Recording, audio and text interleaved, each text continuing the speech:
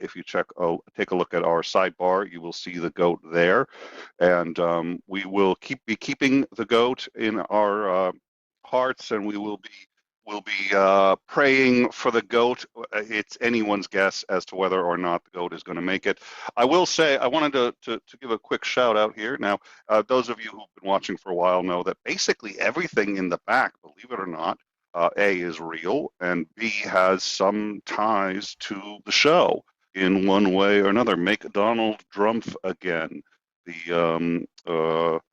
Has some kind of, and we've got this. This is our recent addition here.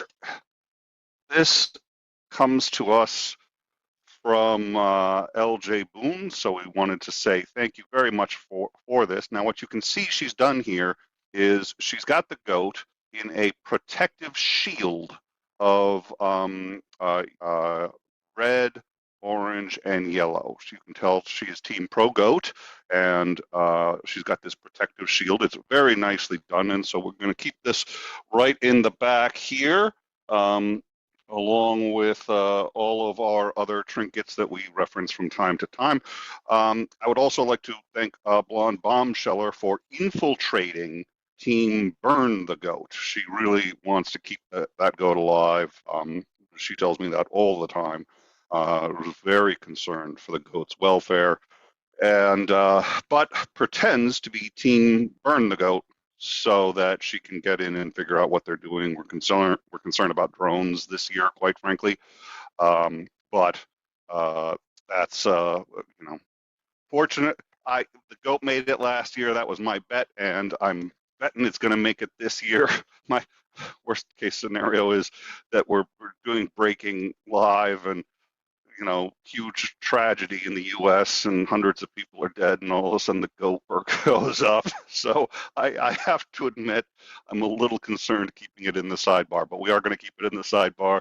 That's a live stream of the goat as it is right now, and as is our tradition on In Time, we're going to be keeping doing that. Now, as for today and today's topic, so I'd like to apologize those of you who were observant, and one of you pointed this out, that the show was scheduled several days ago, and 3 p.m. we had to preempt it. We moved it. We had Greg on later that day, and Greg was helpful as always. It's always a delight having Greg on, but we still wanted to do the show, so we're doing it now, and we are having on someone who is, quite frankly, I have not seen a better a better historian of European European history. I'm still a little under the root canal, still a little sedated. Haven't seen a better European historian and or of Poland. She also spends a good deal of time in Ukraine working to try to reunite families and to spread the word. We're going to talk about that, about what Russia is doing in Ukraine about the genocide, and we are going to talk about the peace deal. The official deadline has already expired, and yet, as predicted, they are still sort of working on it. Where do we see this going, and what can we expect? So, without further ado, let's bring out Lucy Hayes. Lucy, how are you?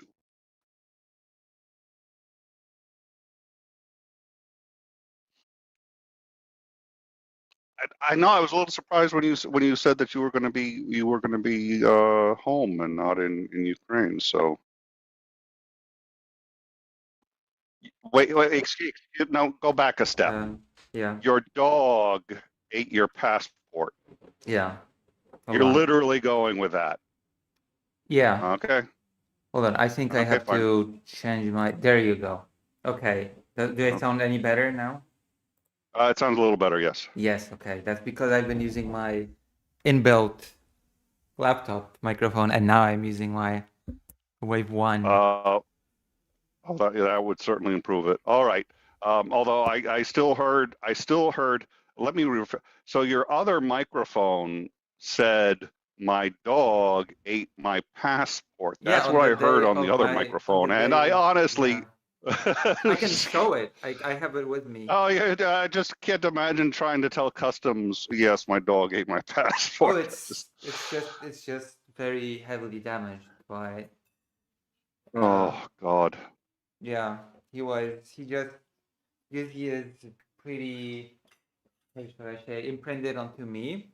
He likes me the most. Mhm. I was the one that took him in, and he usually is pretty sad when I leave. So I guess but that was a subtle way of saying you should not leave just Oh, yet. she figured out that, yeah, oh, nice, nice. Okay. Yeah, All right. So we have a couple of things I think we need to talk about. The resignation of basically Zelensky's chief of staff, the top, yeah, the number two guy, essentially. We need to talk about the quote peace plan, and also I'd like to talk a bit about Witkoff and that release. We have all of, and it's Haze's. I had said Hayes earlier. It's Haze's it's dealer's choice. link. Yeah, which is awfully considerate of you. We have all of Jose's links and the links of some people we're going to be talking about in the description already. Yeah. So, um, uh, where do you want to start of the three major things that I just brought up? Where did you want to start? Maybe the newest thing, the Yermak thing, the thing that many people wanted to happen for a long time, because there are those five people that are the closest people to Zelensky that run things. Yermak was on top of them, and he basically was Zelensky's right-hand man. He was in a very peculiar position because I don't think there's anything in the Constitution or anywhere really that specifies his position. This, I mean, he's not in the government anymore, but there was nothing that specified his position in the government, and yet he had a pretty disproportional amount of power. He was able to do a lot when it come to the war decisions, to come to internal policy, when it came to international relations, when it comes to diplomacy. He apparently was the person that was the main negotiator with Russia before the invasion, and he was a person that very strongly um, asserted that no invasion would take place, which turned out to be not correct. And he is implicated in a lot of corruption that has been rocking the country recently. He's implicated, and he's basically the person that could not have known what has been going on. And this is all of this is happening as Ukraine is in a very delicate position. Then um, the anti-corruption bureaus are actually discovering more and more corruption. One of the more recent ones that were reported on was um, a case of the people that were supposed to build infrastructure for people to get heating and water near the front line, that they were basically deprived of it because of corruption. So Ukraine is in a bit of a tough spot there. The reason there's so much corruption is because they were a former Soviet satellite state, Yeah. and the Soviets were corrupt as all hell. We've had those Mhm. discussions. I mean, corruption was literally a way of life. It, they couldn't even see the corruption. They were swimming in it so Yeah. thick. Poland was in a Um, very similar situation. Poland was in a very ingrained culture of corruption. And so that culture extended not just in the government, it extended to everyday life, to everyday people that thought that they had to so in order depend on it.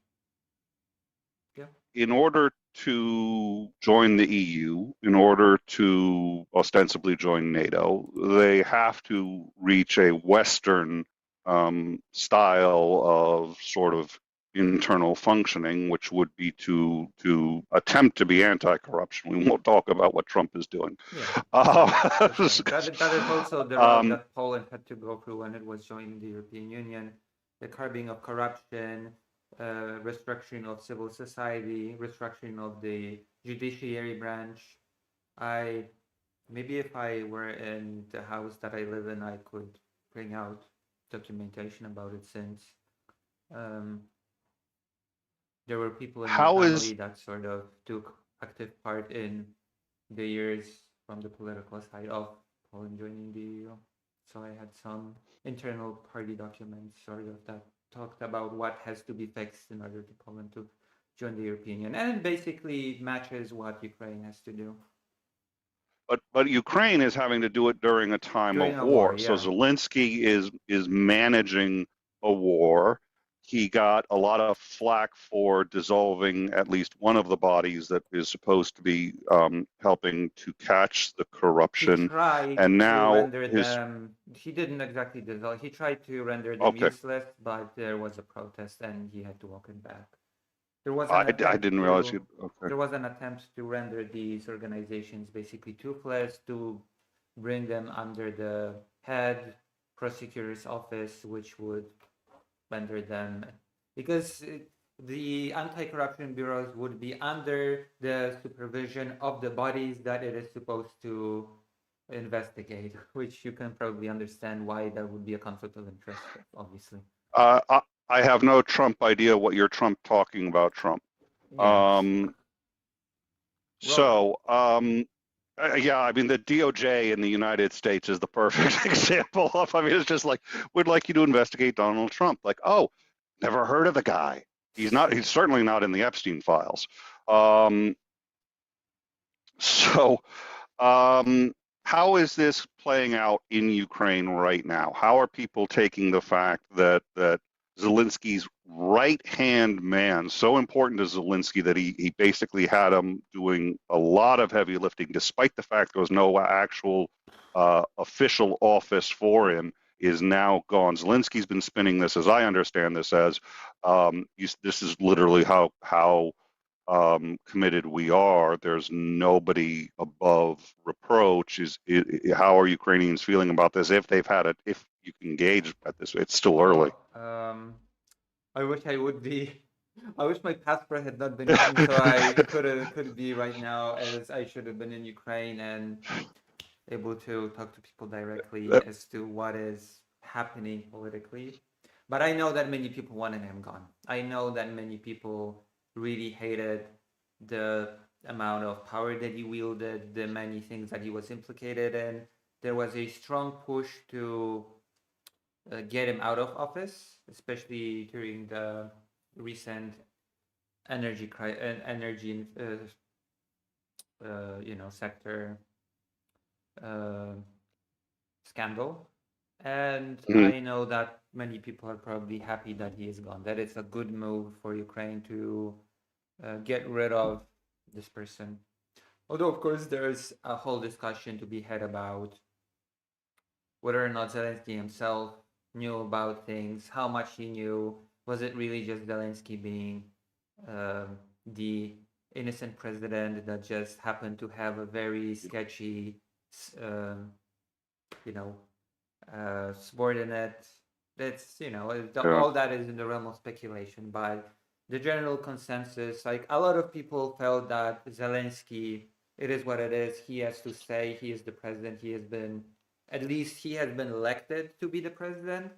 So he should at least Yes. stay in power as long as the war is happening. But Yermak was he just, you know, nobody elected him. There's no real legal basis for him being uh, for him being where he was, or wielding even uh, any of the political power that he has. So I think that many Ukrainians are probably happy about what's happening. I Although all of this is a double-edged sword. Basically very difficult to it's a difficult situation, because on the one hand, obviously, even if there is corruption in the country, it is a good thing that is being combated by those organizations. It is good that people like Yermak are going away. There was actually a fear at some point that the conversation about the peace talk overshadowed the pressure to get rid of Yermak, and that the sudden Mm, awful peace plan actually might have saved his ass, but it seems like it did not, which is a good thing. But on the other hand, every time a corruption scandal comes out, every time, yeah, like this sort of thing happens, that Yermak, in the light of corruption scandals, removes himself, as in uh, puts down his resignation. It will always be weaponized by people, by state bodies, by heads of states that are against Ukraine, to say this country is corrupt, this country is just yes. unworthy of being helped. Russia is very glad that it can use this rhetoric. This is also rhetoric that has been used by Viktor Orban. This will inevitably happen, the weaponization of this to pressure. Actually, there's been a lot of speculation, because it's never 100% factual, thing that the reason why Donald Trump was so aggressive in his push for this plan, oh, you have to accept it, you have to accept it, you have to accept it by Thanksgiving, or else I will cut off help and intelligence, which apparently is something that he walked back on a bit. But that was because of, among other things, because of those corruption scandals. He felt that Ukraine is in a vulnerable enough position that you can just push on Ukraine, whatever it may be, because it's weak. Uh, So point in because time. of the scandal, Zelensky had been weakened enough that he That could, was if the he idea. really made a push, he could force the hand. Yeah. Okay, that's somebody who, in my view, does not understand. Zelensky can be weakened all anybody wants, but because Zelensky can't negotiate the deal, to the best of my understanding, at least the giving up of land, that has to be done by their parliament. And I think even it's a congress. I think it's a constitutional It's just a non-starter. amendment that, yeah, it's a non-starter anyway. So I find it interesting when Trump makes and says those things, because it means he knows absolutely nothing about the sides that he's negotiating with, which apparently is his usual style. He feels like he doesn't need to know that it's almost a burden to know something about them when he goes in. Better to go in with a clean slate. I did want to point out, we did expect you to be in Ukraine. I'm sorry that you're not there. The reason I made so much of a thing in the U.S., there's an old joke when somebody fails to produce something. It starts from school, the idea that a child would go up to their teacher and said, I did all my homework, but I can't give it to you because my dog ate it. My dog ate my homework. Yeah. And so in the US, that is a culturally an excuse for any kind of failure, and nobody believes it. Nobody ever believes it. It's not true. It's not ever true. Even if it is true, nobody's going to believe Oh, you. I So when you have say proof. my dog I ate have my proof. passport, it's hilarious for us as Americans. It's hilarious because it's just sort of like, that's a child's excuse for getting Yes. out of it. It's a very I have funny. a very I spoiled, have. I have a very spoiled long-haired German Shepherd, and he likes eating my stuff. Oh, And when I well, told at the yeah. passport office, when I said, yeah, I have a thing, my dog, I showed it, ate my passport, Hmm. and the ladies just said, yeah, yeah, they do seem to have a taste for it. They do seem to have a taste for them, for the passports. Yeah. Titan, I built a time machine, but my dog ate it. Yeah, I know. That's I got to do something Worst about that case because that could scenario, have been I'll be that could have been going to useful. Ukraine in about 2 or 3 weeks when my passport is handled.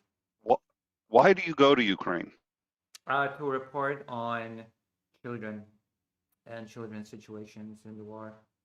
Um, Okay. it's divided into a couple of different sectors. One is kidnapped children, ones that were taken from the war zones and placed in Russia to be adopted, Russified, and basically to prepare them to become Russian soldiers in the future.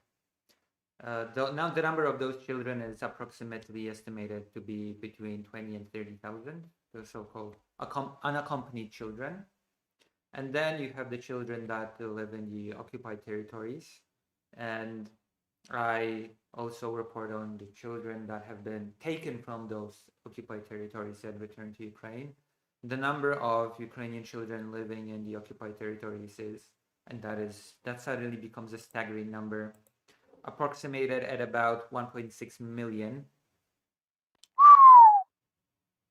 Yeah, those live with families, so it's just people that live in the occupied territories.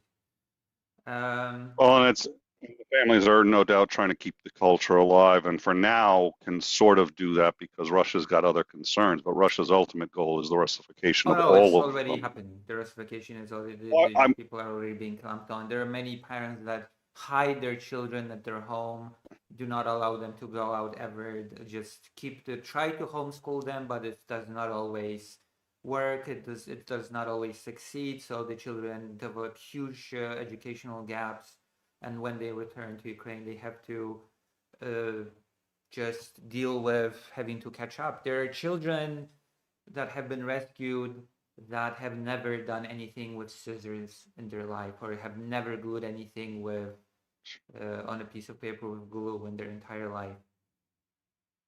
So geez, it's a problem. The educational gap within children. There is also, of course, children that live in Ukraine and suffer from the war, and I report on that as well. And the problem, the educational gap there. A lot of schools have been simply destroyed, bombed, and those that are not sufficiently prepared are closed. Children cannot go to school. Like in the city of Kharkiv, many children just cannot go to school every day. That's just out of their realm of. They just study online, and 2 or 3 days per week, when they are accepted, they go to the so-called bunker schools underground when they study. There are children that have basically never experienced in life education, only online, because there was COVID, and then almost immediately there's been the war. I think I interviewed a family that live in Kharkiv, in the most damaged uh, neighborhood in the city. They've been shelled and bombed from day one of the invasion, and uh, the mom of the boy that I interviewed said that he has only experienced about 2 school years of real life education because of the things that transpired. The education gap is a real problem on many different levels, and it will continue being a problem even when the war ends, should the war end, because there are many developmental issues that stem from the war, and undoing that damage will be very long and a very difficult process. there was a study that came out just as because I'm a teacher, so one of the things just as I was getting my license to teach, a study came out. So this would have been 30 years ago. That because people were concerned about why inner city schools had such a hard time teaching children, and the idea was that in part it was the violence, and in part it absolutely is. And there was also a concern that in part it was because they were mostly black kids or this or that, and that wasn't the issue. What the issue it turned out to be was that our brains have two modes. It has survival mode and it has growth mode. And when you're in survival mode, whether it's deliberate or not, but if you feel threatened, you actually can't learn at the same rate. Your learning rate drops by about 70%. So Mm. you're the kids who and in Massachusetts, we would take kids from inner cities and bring them into schools where there was no violence, there was no metal detectors or anything like that, and they still weren't learning. And it turned out you can't just flip modes just like that You have to because they would work go with the home to children. guns and violence. You have to work Yeah, with the children. It's not that simple. And of course, I could be talking about the U.S. education system at length. Like the problems that I have with it, the fact that schools are I'm being funded by property tax is just a very bizarre and just very. I just think it's very. I just think it's horrible that children that should have access to education because the taxes bring down the value. A school that needs funding and should be, by all logic, receive more funding in order to elevate the children's performance is funded less because of the property tax. It just makes Yeah, absolutely no sense to me.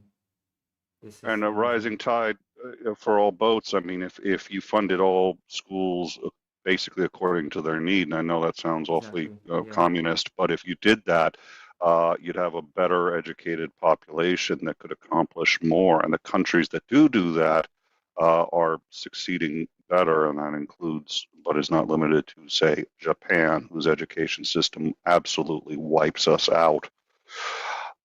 So let me ask you this. You had mentioned Kherson, and you had said that the kids, first of Kharkiv, all, I have Kharkiv, to Kharkiv. believe learning, oh, Kharkiv, thank you.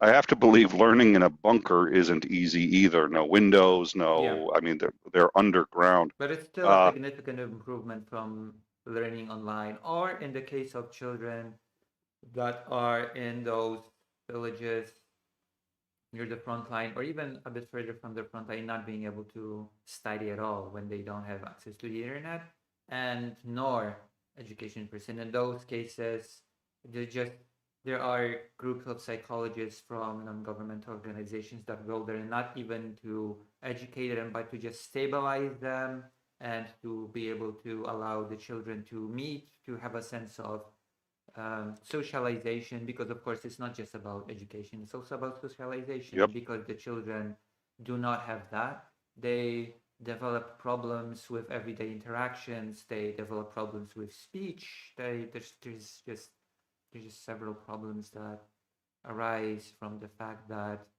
kids just cannot meet every day with one another and just talk, play, exchange ideas, or do whatever, really.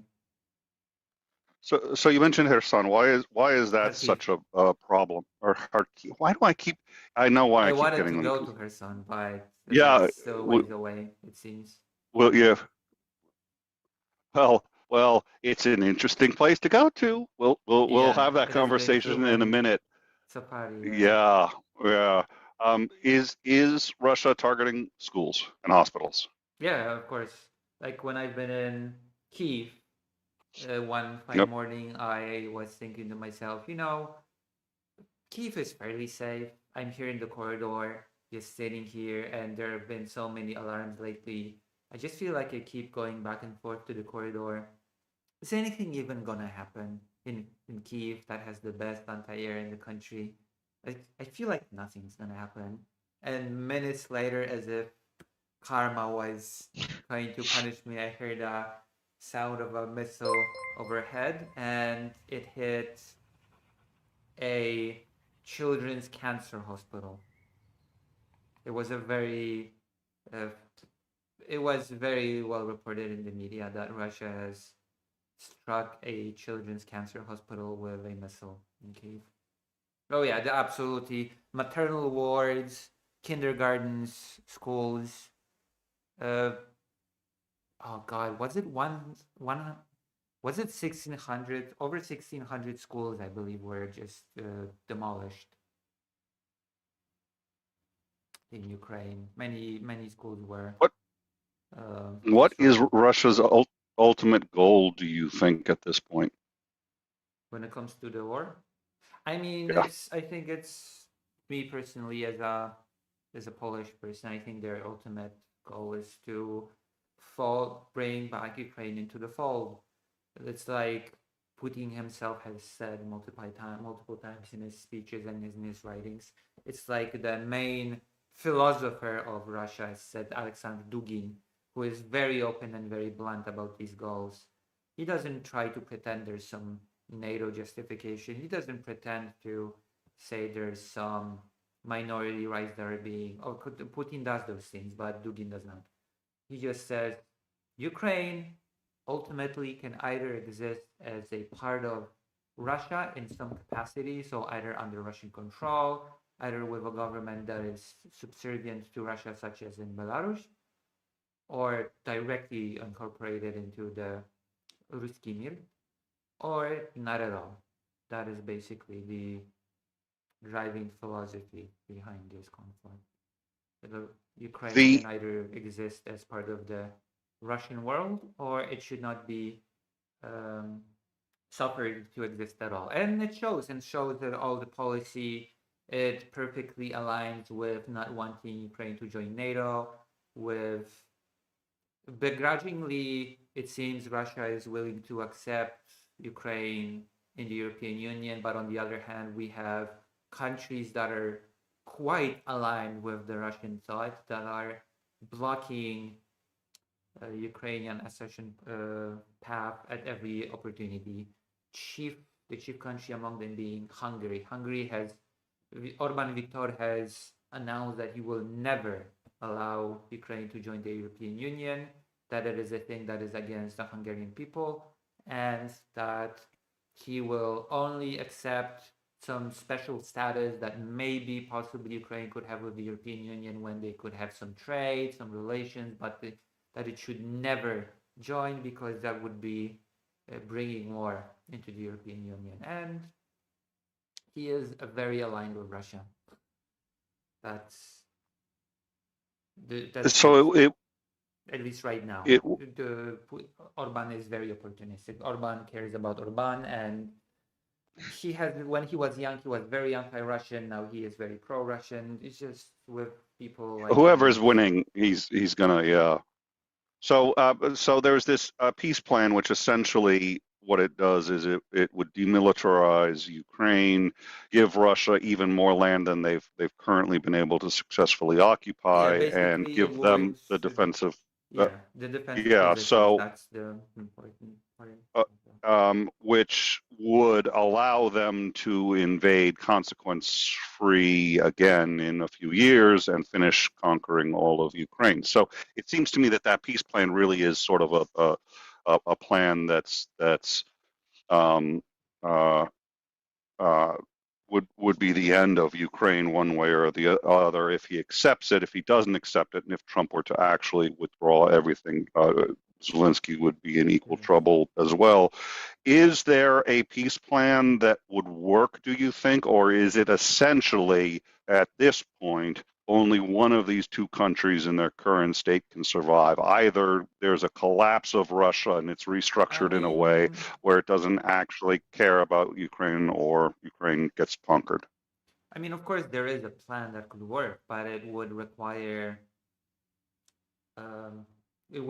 respecting the perspective of Ukraine. Like the biggest, very interestingly enough, this whole peace proposition, this whole peace plan that apparently started with Russia behind closed doors via certain phone calls that have been leaked, basically pushing this plan as their own little framework to be working on. And of course, for some bizarre reason, the special envoy Witkoff has been coaching the Russian side on how it should be dealing with Trump, which is a very interesting way to conduct negotiation and international politics. And the very big mistake that the European side, for sure the European side, because with the United States, the thing is that at some point, you just have to ask yourself if the United States really is on Ukrainian side in any capacity, or if it's just not, quite frankly, on the Russian side with a thin veneer of neutrality and wanting to just be this mediator. But Europe has made a huge mistake of allowing Russia to set the pace for the whole negotiation. Usually, when you do negotiations, two sides start off with their position. You would agree that usually you have one side putting forward their position, the other side putting forward their position. We match those positions and we find something that works for both of us, for both of our positions. But Europe did not do this, or of course the United States. The West, the Ukraine's allies did not do this. The Russian position was taken and it was worked on, which is a big difference between having your own position that was formulated by you from the start, from zero, independent of the other side's position, and not having any of your own and just taking what other side pushes at you and saying, okay, we'll just tweak this, we'll just tweak that, we'll just make this more acceptable, we'll just make that. This is a completely different framework to be working on than having your own position that just pushes against the other and let's see where we can meet. Well, and Ukraine hasn't even been invited to most Yeah, of the yes, negotiations, yes. if I recall. This Russian version has been created completely without Ukraine's involvement, which is, by the way, which could have been a great opportunity for if Europe really wants to be active and participatory in this whole process at all. Europe could have invited Ukraine and said, okay, what is your position? What do you want? What type of peace would you want to have? And create a plan based on that. But that has not been done. But the only plan that has been considered and worked on has been the plan, the 28-point plan that has been given as the starting point, as a framework. This is just that sets the pace for the whole negotiation. This plan should not be the pace setter, the framework creator for the entire negotiation. The Russian perspective. It is said that Russia has a great ability to, at least domestically, to control things, to influence things, and as you can see, this influence reaches quite a lot further if Russia was just able to set the pace um, to the whole peace negotiation by making its wish Yeah. list basically the starting off framework of how the whole thing should be conducted. Given that the U.S. is not a reliable partner in this, what should the EU be doing, and why is it in their interest to be more involved? Europe should make it clear that it will not allow any concessions of territory that the United States is apparently very prepared to do. The United States, as we speak, is apparently preparing to give Witkoff an okay to say that the United States will accept that Yes. the Donbass region is accepted as Russia by the United States, that Crimea is recognized as Russia by the United States, even if Ukraine does not recognize these things at all. And Even if nobody yeah, on the planet except Russia yes, recognizes, yes. I mean, And that nobody, already is a nobody. very bad thing. And um, Europe should, of course, there's the problem of unity in Europe because, again, you have Slovakia, you have Hungary, you have the Czech Republic increasingly that are not exactly united with the rest of Europe on this topic. And even when Trump did his little sanction on Russian energy, he immediately gave an exception, even if it was at the cost of a bad deal to Hungary, which is not discussed as much. That actually Viktor Orban got a pretty bad deal with the United States in order to gain this exception to the sanction from the United States. But also Slovakia received this exception by extension because Slovakia conducts its energy business with Russia via a Hungary company. So since the company receives an exception, Slovakia automatically receives that exception as well. So it's just Europe should be more proactive in trying to set the pace to a counter proposal that is. There's been actually two counter proposals proposed from the European side. One that was 27.5 point and to a 24 point. It was now apparently it's been curbed to 20, but still unacceptable. And of course, Europe is apparently considering pushing against, like, Europe is apparently considering giving Ukraine some sort of edge. No, I wouldn't say edge. Bolstering Ukraine's position in this whole thing by utilizing the frozen Russian assets. There was an idea not so long ago to give Ukraine a loan with those using those assets over 100 billion euro, 150, I believe, something like that. And Belgium blocked it. There is fear of retaliatory action from Russia, of course. There is fear of diminished investment in Europe, all of these sort of things. And now Europe is apparently more aggressively pursuing using those funds, after all, to bolster Ukraine's budget, which is having a huge deficit, and it's coming into the next year and with this huge deficit, which is a problem. Well, well, and if Russia's got a problem with it, you can just tell them, look, don't really seriously, don't worry about it. It'll be deducted from the reparations you have to pay in the future, so it's not a problem. You can Yes, just, the it'll be deducted. Europe is really worried about the argument that Russia might use that this is confiscation of goods and this is just Oh, what happened to European Union being pro international law order, which is just hilarious coming from Russia. But it is what it is. I hadn't even considered that. I was wondering why they had. Okay, that's why. That's why. Yeah. All right. So let's get on to the topic that I keep inadvertently jumping into, which is Kherson. I think I just want to talk about that, which is Kherson, the human safari. in the human safari. What can you tell us about that?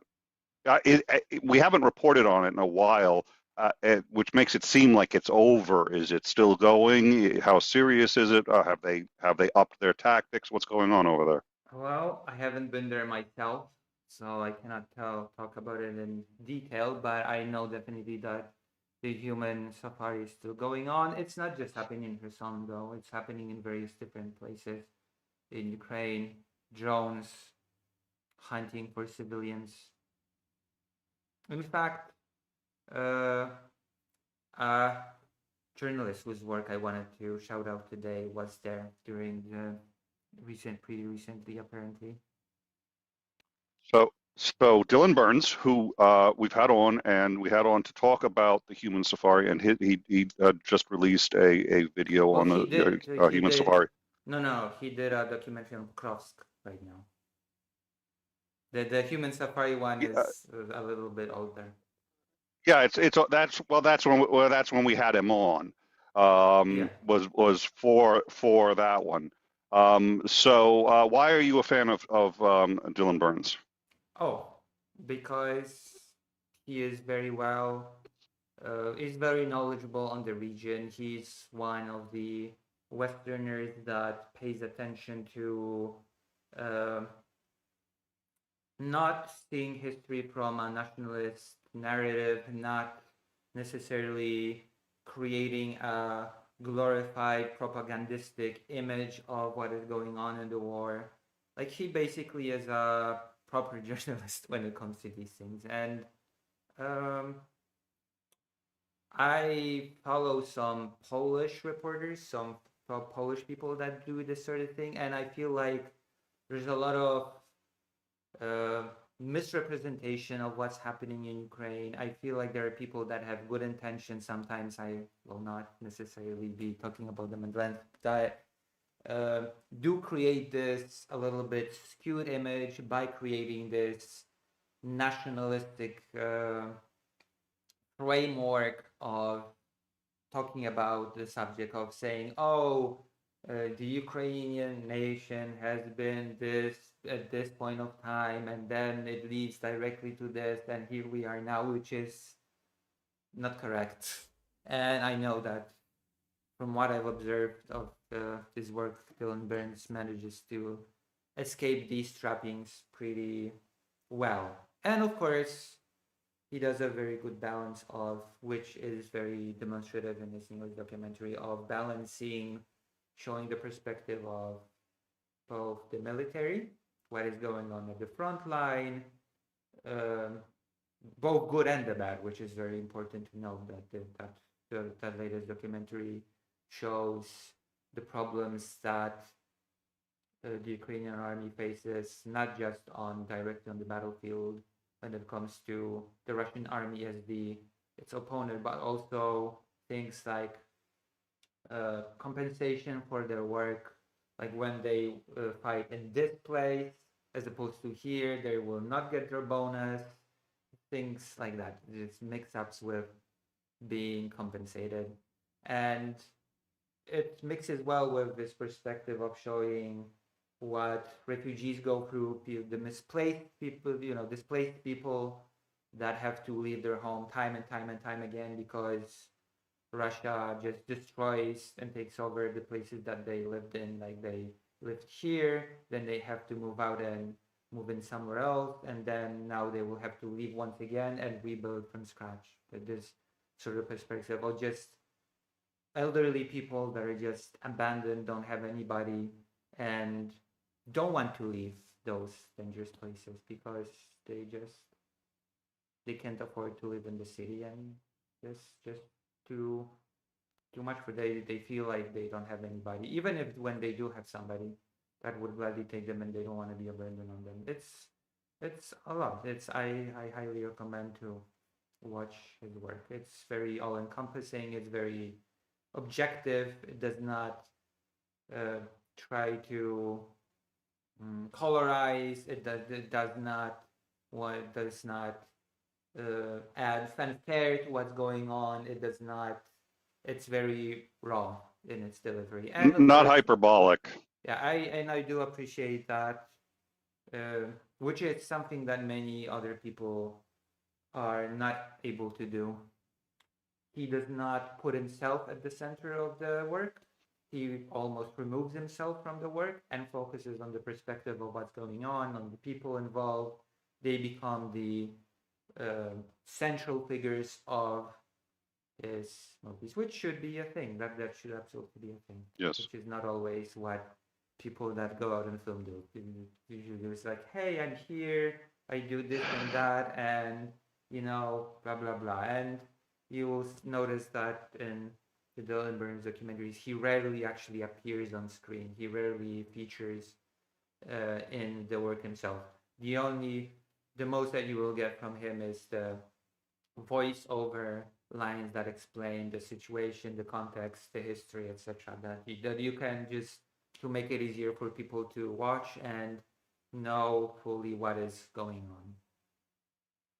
YouTube definitely rewards those that engage in hyperbole or the clickbait and the this, and he does not do that. So we've included a link to his channel. I assume most of you know him because we have had him on a couple of times, and because he's really made a name for himself quite deservedly so. So there's a link to his channel in the description.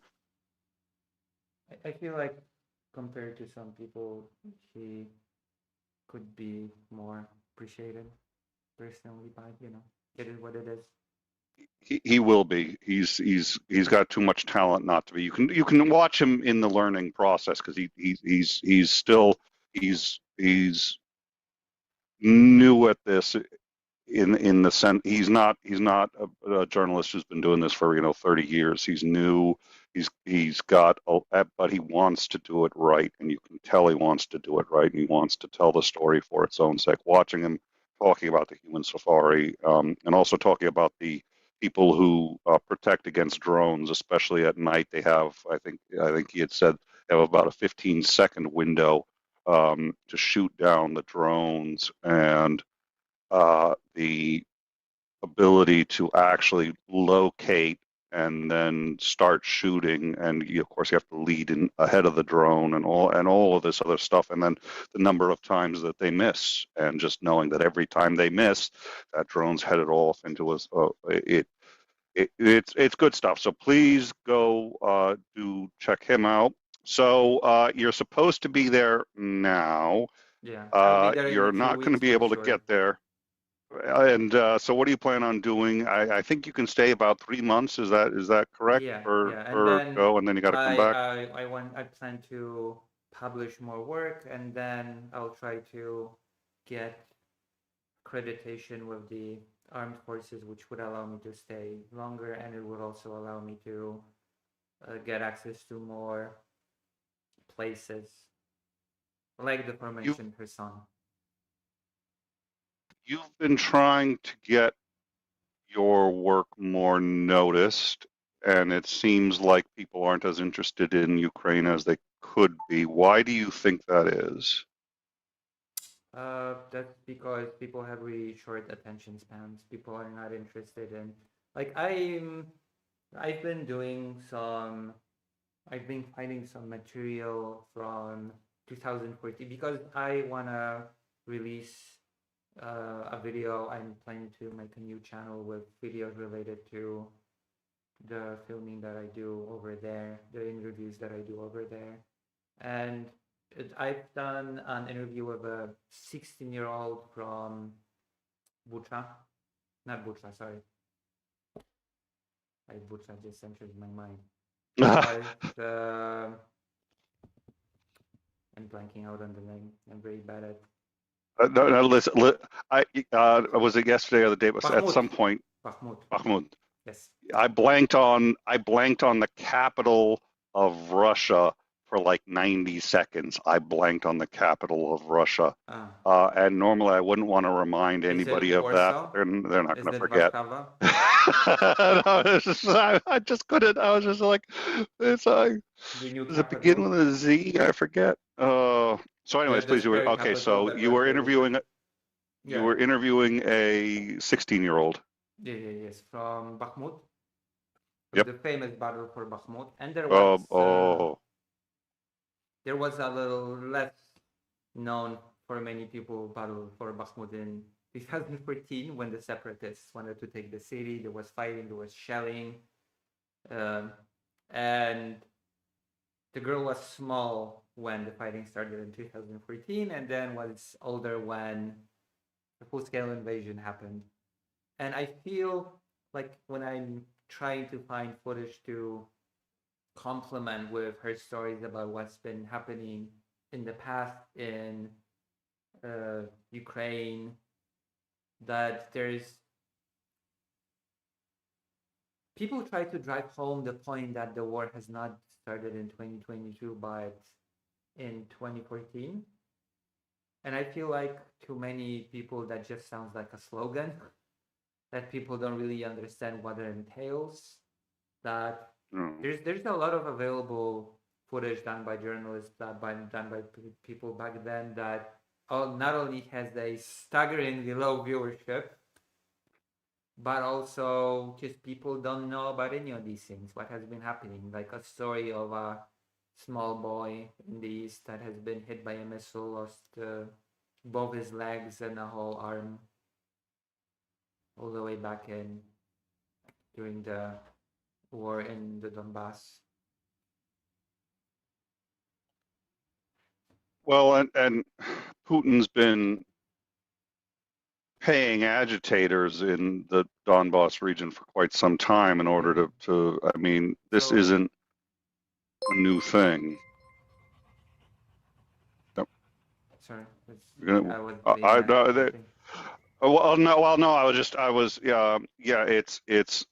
been paying agitators since well before that to try to start a revolution. Ever since the revolution of dignity, and they basically lost the ability to control Ukraine as a satellite state. They have been paying people in Luhansk and Donetsk to cause trouble, so that's part of the reason why it's sort of like there's been a lot of different things. There's the fact that people don't understand either, that children have been kidnapped since 2014. The kidnapping of children started in 2014. That there were children that were kidnapped then, grew up, and as soldiers fought against Ukraine. And some of them are in Ukrainian prisons as we speak.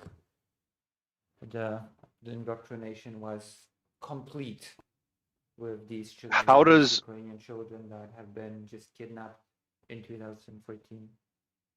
Does Ukraine have an official policy for how to deal with that? Do they officially, if they were originally Ukrainian, try to deconvert them and bring them back, or do they just treat them as Russians? No, because the person that I've been talking to about it, the only thing that she told me is she was the press representative of an organization called Save Ukraine.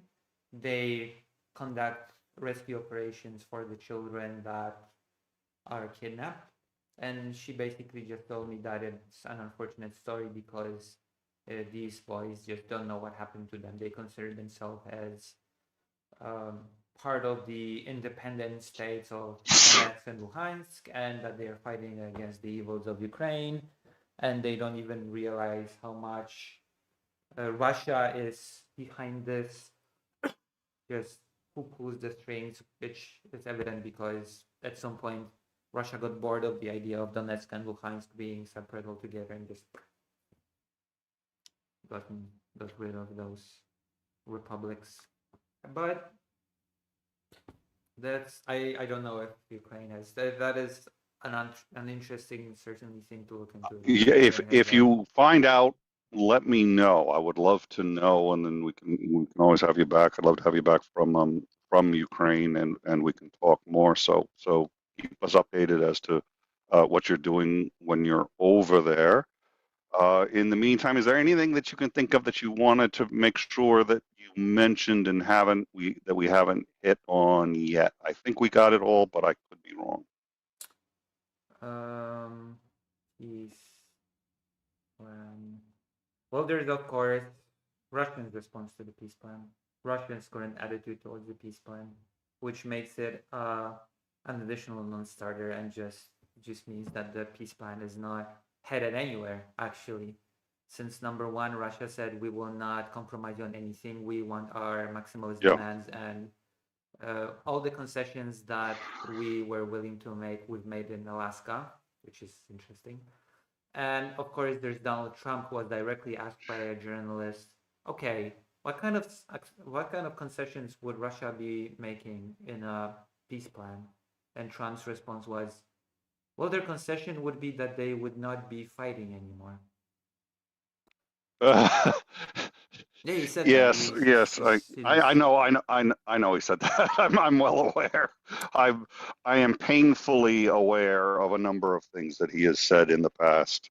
Oh, he said that I am, recently. yeah, yeah. And then there is Putin's statement that also Ukraine does not have a legitimate government. Zelensky is not an elected president. He is. So Zelensky cannot sign anything. Yeah, they don't recognize the Revolution of Dignity. So technically, I've forgotten what's his name. The who was ousted and is now living in exile in Yanukovych? Russia. Yes, Yanukovych. He won't recognize any president other than Yanukovych. So, and there's a reason for that. Yeah. Or Trump. I suppose they could install Trump in Ukraine. I would never do that to Ukraine. To all my Ukrainian friends, I would never do that to you. Definitely a figure. Trump definitely Yeah, he's a little active domestically and abroad. He's a little covfefe. All right. Well, I think we've about covered it. I want to thank you again for coming on. I want to remind people that we've included Lucy Hazaz's information in the description. Hazez? Yeah. Haz's information. The Lucy Hazez. So Hazes, no? Hazes. Yeah, that's how you make it in English. Plural. Okay. Hazes information in the. We've been dropping it throughout the show in the live chat. I did want to point out we seem to have an error in the live chat. Somebody called LJL, I don't know, Uno, dropped so many emojis that it just completely screwed up the message, and I don't understand. But thank you for your support anyway. So please do go check Lucy out. Lucy, we wish you the best of luck in Ukraine. Please stay safe. And we also have Dylan Burns listed in the description as well. It would be nice to link the new documentary, 1 Year in Pokrovsk, on the frontline. Yep. So thank you all for joining us. The GOAT is back. The goat shall remain safe thanks to the support of all of the goat lovers on In Time, which I know is basically 95 to 99% of you. And we look forward to seeing you all. Our next scheduled show is Tuesday, 9 p.m. Eastern. We missed downtime yesterday, and but I've been talking with Lance, and there are a few things he'd like to chat about. So we'll either make that one up or we'll see. It's a week. Lance? Have a Commander Lance McMillan. So thank you all for joining us, and my guess is we'll have breaking news like within 5 minutes of closing the show because it's Trump. And the Washington Post article that we just covered on the assassination, really, of two people, two survivors from the first Oh, I boat heard strike that it was on done by all November. those evil Afghani people that were unvetted and just came in planes. And when the journalist said, "Well, I heard they were very vetted and that they came out clean," and Trump said, "Are you stupid? You stupid person? Are you a stupid person?" That's just The insane. Yes, that one was yeah, that was crazy, and we almost went with that one. We didn't. The Washington Post came out with an article earlier today, however, saying that the boat strikes in the Caribbean, it turns out in the Yeah. first one there were 11 people and two survived, and they were clinging to the boat. The boat was burnt out. The smoke had cleared. That's why they could see them. The smoke had cleared. The fire was out, but they couldn't get back on the boat. It was unusable. They were just clinging to it, and they ordered a second strike to kill the two men. So, which I mean, we were already in war crime territory. So why am I so? But it's just Yeah. like real. There are two men, and the argument that they have since used is that those two men could have radioed for backup. It's like, this is the U.S. military on two fishing They boats. would have used their Um, illegally bought Starlinks to do it. yeah, yeah. So it's an issue, and we're going to keep covering that. Thank you again for joining us. Oh, we did get Ninjester $5. We prefer you on the ground to in the sky with diamonds. Lots of hearts. Thank you very Thank you. much for your super chat and for your We support. see in the And sky. that you see that did take me a second.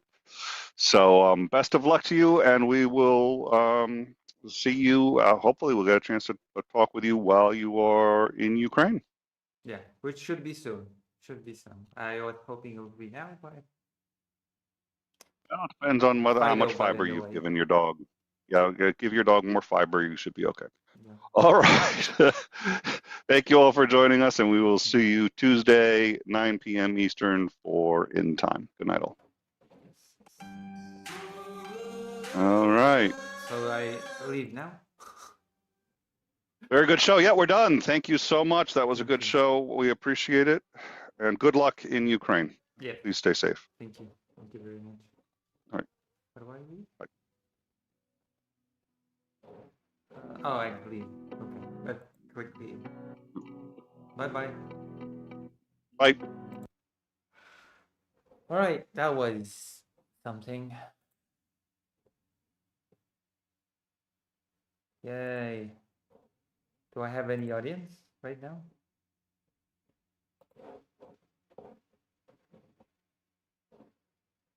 Well, nobody chats, so I guess nobody's here. Hello, Dr. Johns. How did it go? How did that go?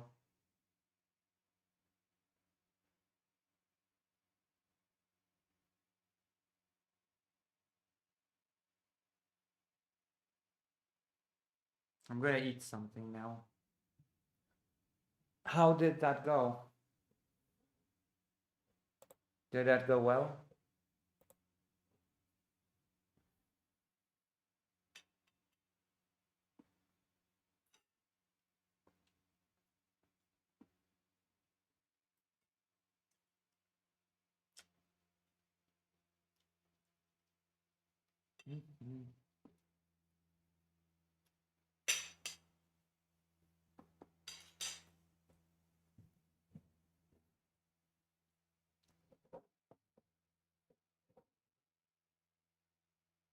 Informative? That is good. I like being informative, even if a little.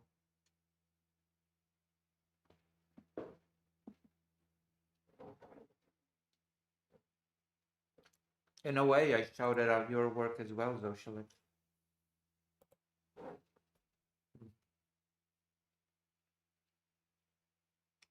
Let's see.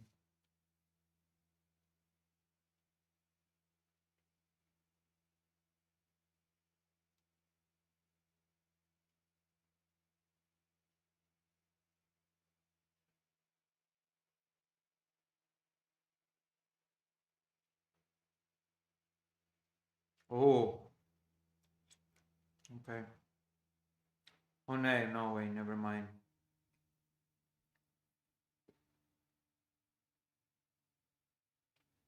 Not really in my country.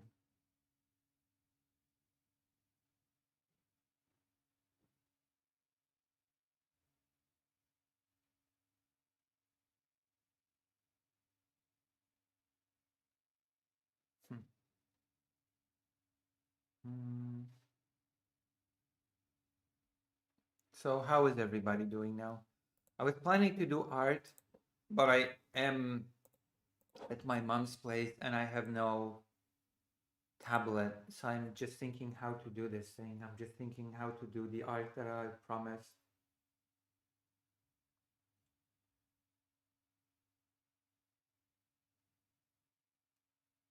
Wow, okay, cool. I want to watch a documentary, but I cannot. Boy, what a life.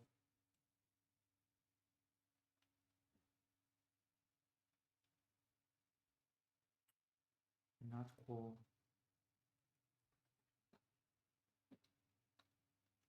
GPU has ray tracing. Oh, so how's that?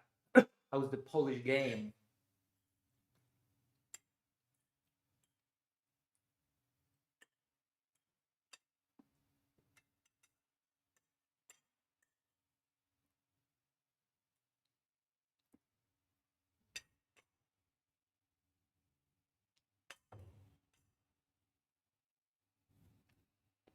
Not very good.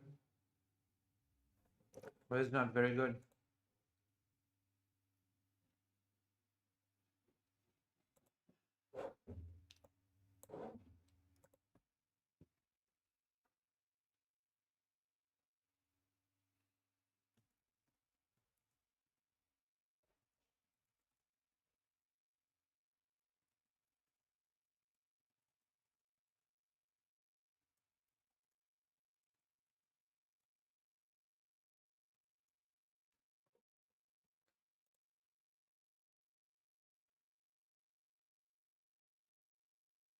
It makes every individual light source reflect very. Oh yeah.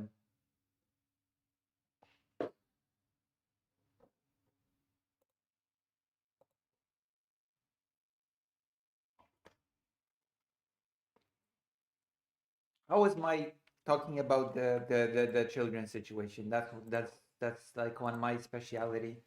Do you feel like I did well explaining the education gap? I wrote a whole article about it actually. I finished writing a whole article about the education gap in. Dziękuję. I got I got cake. I got cake. Chcesz się przywitać?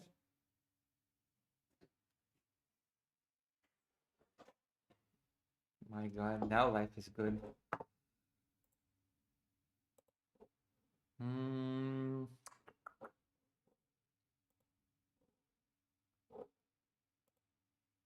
yeah, nice. I don't know. I always feel like I could say more, but I didn't say enough stuff about things. Hmm. One moment, I have to.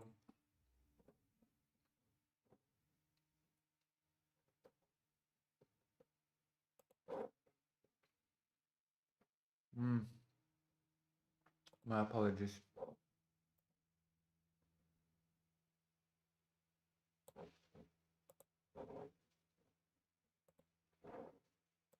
So I think we should be doing some. Oh yeah. Remember the thing I mentioned in the talk? Where is it? Not TLDR news. Like this. This video from. This is from 2 years ago, so this is not that, you know. But there are videos from like more elderly times. 8 years ago, the gray zone. Right? It's about the gray zone and here, look here. There are shuttle buses who go through Mariinka to Selidove. Selidove is actually once again now endangered by the Russians, and this video shows people from Selidove being part of the gray zone and cut off from communication, having like a bus. Wishing there was a bus that would come to their little village like 2 times per month so that the elderly could collect their pensions. Very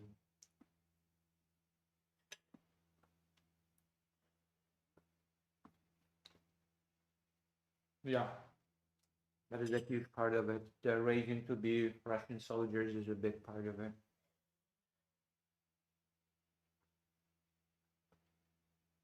Unfortunately, there's a lot of pressure on the children for them to join children's paramilitary organizations. The biggest one of them is UNARMIA. UNARMIA is this paramilitary organization for children. Very successful in Russia. It is endorsed by actors, celebrities, singers who come to the paramilitary camps and make it sound cool, make it sound great, make it so like hype up all these events related to military training so that kids feel that joining those organizations is linked to some form of prestige, you know? It's prestigious to join these organizations. It is there's hype built around it. There's hype built around preparing kids to basically sacrifice themselves for the ambitions of the state. There's no other way to put it. When young teens are being visited during class by soldiers, by Russian soldiers who tell them that actually dying might feel scary, but it's not that scary. If it's for the glory of the state, then, you know, who cares really? It's all good. If the state profits from it, then who cares? There's a story of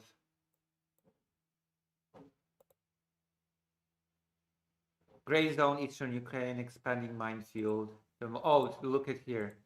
This is like the story of a young boy that was. We have this somewhere around here. I feel like there's a story of a young boy that was hit by a missile. I want to show it to you. This video only has 244 views from 7 years ago. I don't know, it feels kind of sad that people just did not give a crap about the conflict before the full-scale invasion.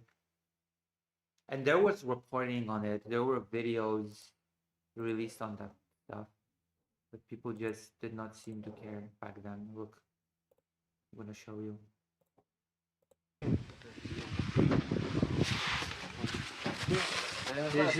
Тут буде серйозно побачити. Ні, це нормально. Be Якщо що, mining можна more. казати, що це воєнні?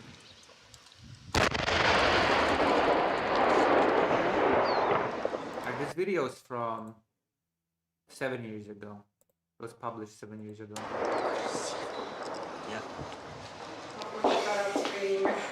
Он хочет, чтобы был Ибн Хаттаб Ибрагимович. Харина категорию. Какую категорию? He can participate in the Paralympic Games. He will train. он попадает на Паралимпийские игры. Ух ты. И будут его тренировать. Everything is okay. Все хорошо. Колі Kolia had an operation on his eye, and after a couple of days, прооперували око і за кілька днів the stitches will be taken out. знімуть шви. Влітку He 2015 was injured by a missile in the Volodorske village near Mariupol. 15-го хлопець підірвався на снаряді у селище In Володарське. the summer of 2015. So as you can see, this is what I mean when I say that people don't really grasp what it means that the war had started in 2014, not in 2022. This is what people mean when they say that. Біля Маріуполя. Він переніс He 18 has had 18 operations and underwent rehabilitation in Canada, операцій та пройшов реабілітацію в Канаді, де вчився ходити where he learned how to walk with prosthetics. на протезах. Я My friend and I went to the military range. пішов на полігон з другом. There we found 4 missiles. Шли 4 снаряда, я взял один, I мой took друг one, my friend 3. 3. I took it apart. We spilled the central part of it. Я его разобрал, вот эта внутренность, там такая розовенькая штука, A pink powdery substance and burnt it. порошок. Мы его рассыпали и подпалили. Я ударил по Hit the missile with my leg. снаряду ногой, и он взорвался. Там что, на полигон Is it so easy to get to the range? просто вот так зайти можно? Там Ну, The военные military come there in the morning. с утра приезжают, как бы до They shot and do whatever they want until noon. обеда, стреляют, там все, что хотят, делают Then they usually leave it. и уезжают. Не They don't честь, clean it. ты подходи, бери You can take whatever you want. все, что хочешь. Від початку конфлікту на Донбасі 1205 1,205 people have been injured by missiles since the conflict began. людей підірвалися на боєприпаси. In Donbass began in 2014. So you know, you can see what I mean, right?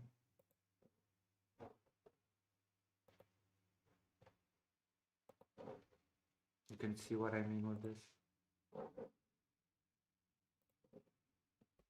Yes, yes.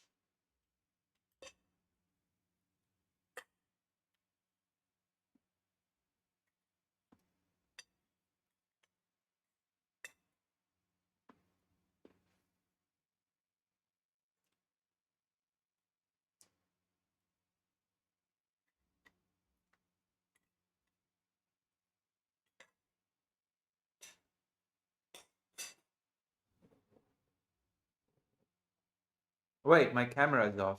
Hold on. Oh my gosh.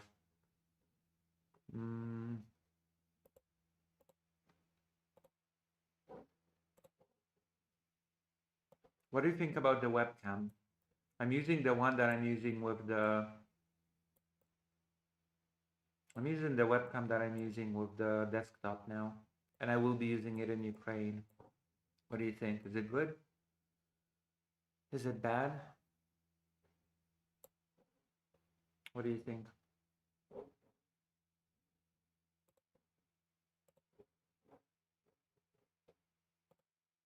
Wow, the chat became so quiet. Everybody left. Then again, I mainly wanted to do this stream for the, you know, the in time.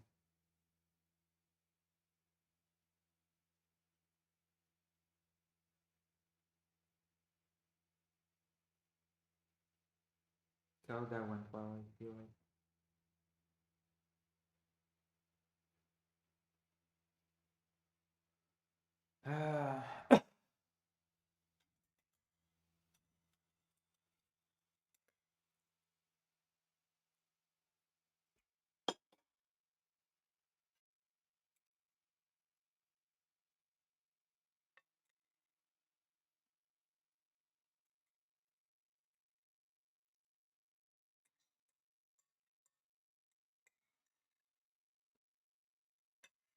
I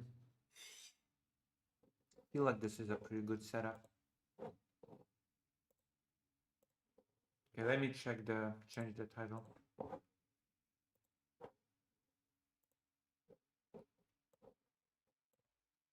Boom.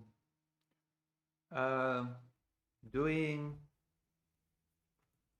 art content.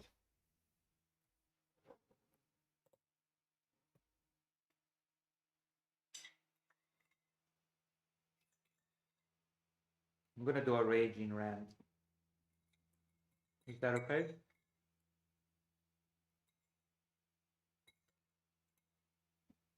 Hmm.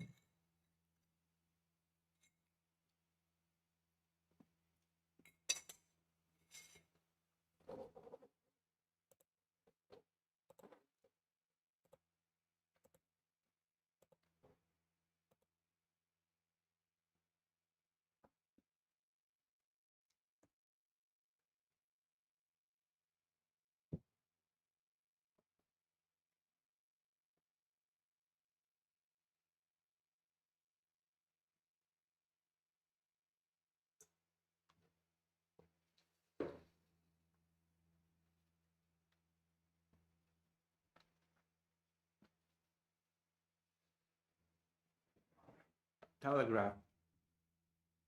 Exclusive. Trump hands Putin's occupied territories to Ukraine. They don't care. Aye, that's true. They don't care. It's true that they do not care.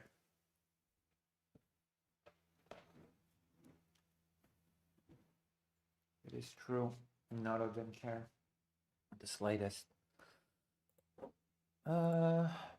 Paste. Boom.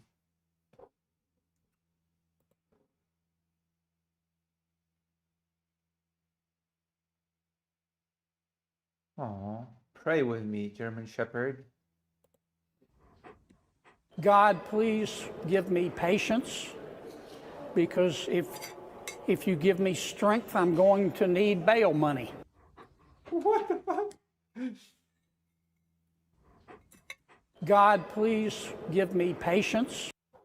That was a perfect German Shepherd content. Anybody still here? Should I come back later? Okay, let me do some content for you. Because it feels like he's so close to unleashing his transphobia. 24 minutes. Let's watch a debate. Hey, did you know Hey. I'm doing a toy drive I did not know that. for the kids? No way. That's right. If you want to support underprivileged children this holiday season, click the link below or in my bio, Aw. and you'll be able to access our link to our toy drive. Oh We're my going God. through Amazon, so all you need to do is buy toys. You can see we've already got a ton of them. The more the merrier. We are looking for gifts still for the very young kids, as well as gifts for the older kids. Thank you to all who've already bought toys and donated. Seriously, from the bottom of my heart, thank you so much. And enjoy the video.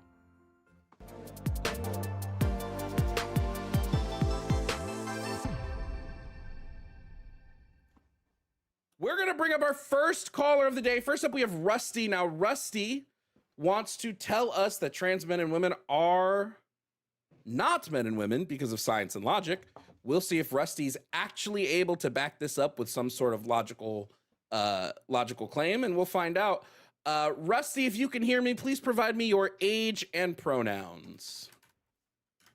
He, him. I am 26. Whoa. 26 and he, him. Now, Oh, Rusty, boy. you don't believe trans men and women are men and women. You said that's because of science and logic. So I'd love to know what scientific evidence you have to show me that trans men and women are not men and women. Well, I'm not making the claim that trans women are women. I'm not making the claim that trans men are men. Sure, but you are making like, a claim that science and logic disagrees with it. So what is that? What is your evidence that science and logic do disagree with that claim? let's just start with let's get a ground. Let's get a basis. What is a woman, right? And what is a man, right? If you can tell A me, miserable little pile of secrets. A man is a miserable little pile of secrets. I got the answer to that. What is a man? A miserable little pile of secrets. Exactly. That's what it is. It is what it is. Have I got it right?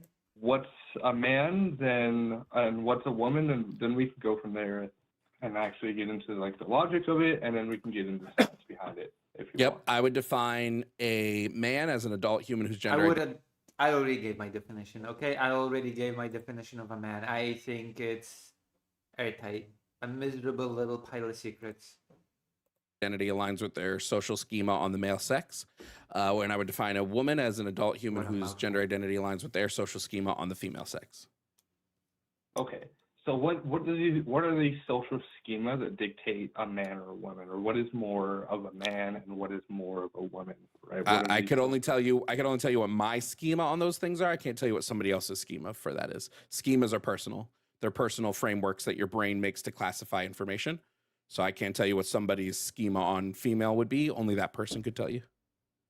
Is there like a societal schema that we can kind of like base this on? or Societies is can it- create schemas collectively, but they don't tend to hold because every person's going to be categorizing stuff differently. But no, there wouldn't be the societal thing that we would hold to is having that gender identity and schema alignment. That would be the society thing we hold to. But schemas are mostly personal. They're how your brain subconsciously classifies information. Right.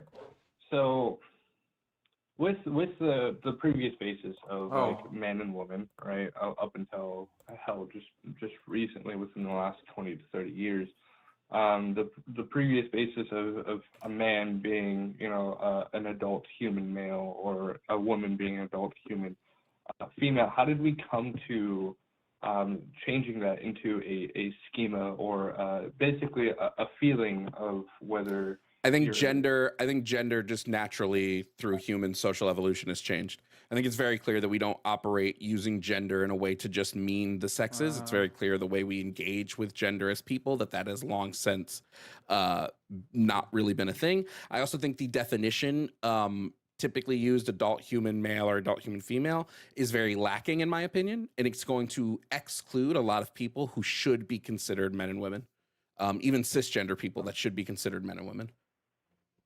How would that exclude people? Because there are going to be people that would not meet the definition of female that most people give under that definition, and so it would exclude them. So like an adult human female. Yeah, how would you Right. define female? The opposite of male. And how would I define male? The opposite of female.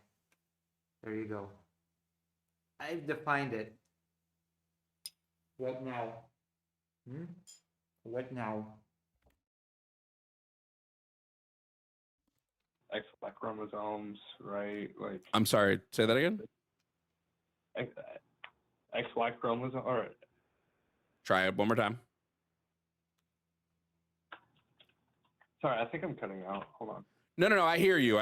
You're not saying it. You're not saying the correct chromosome pairing for female. XX chromosome. There Yeah. you go. Sorry, my bad. Yeah.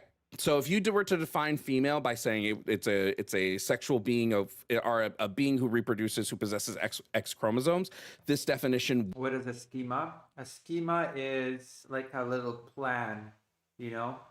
You know you know how I have my definition of what is a man? A miserable little pile of secrets. So the schema is a pile that has secrets in it. That's basically a schema. A schema is basically just, to answer seriously, a schema is like a blueprint that you look to, basically. A blueprint, I guess.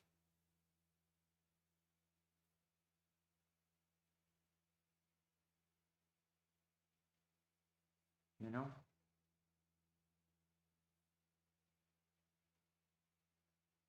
That is a schema.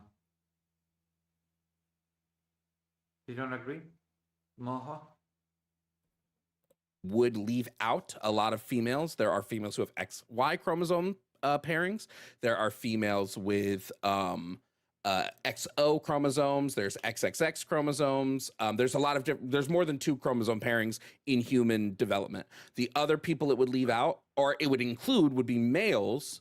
There's a thing called XX male syndrome, which is where the SRY gene expresses itself on the second X chromosome, thus creating people who would develop male sexual features. And a lot of those there are people who have that, they go, I'm a male, or identify as a man, and it would include those into that category. So I think chromosomes are just an incomplete way to use that. Chromosomes are an incomplete way to categorize people by gender, whereas my categorization of gender in the definition I provided you is a more complete way to categorize that people and wouldn't exclude anybody. I mean, so here's the thing though, is like, do we change the way our society works and how we use our language to basically cater to a small group of people? Yes, we do this right? all the Or time. do we- Yes. Yeah, we literally do this Okay. constantly. Yeah. How so? We have wheelchair Like, ramps. besides- We have well, like, that's buildings not are changing buildings the are entire way no, yes society it yes it works. is. Buildings are legally required. Public facing buildings are legally required to meet ADA compliance. And so That is they catering to a should. small minority of people because we recognize that by benefiting them, it benefits the rest of us. We do this all the time. Like there's like it helps It us is as a actually society. considered really, really bad when the majority does not actually support minorities in certain, if the state does not protect the rights of the minorities. There's a specific word for it too. What is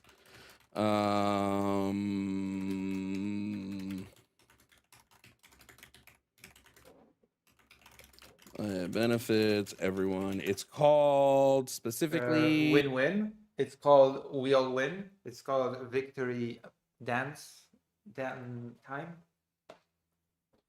the curb cut effect. Oh, So the curb I cut was- effect okay. specifically talks about how when you do something that benefits a small group, you're going to see a ripple effect that's going to benefit everybody else in turn. Like it benefits the entire society by Zoshalik said it better than I could have said it because I'm a Polish person and an illiterate Pole. I was a bit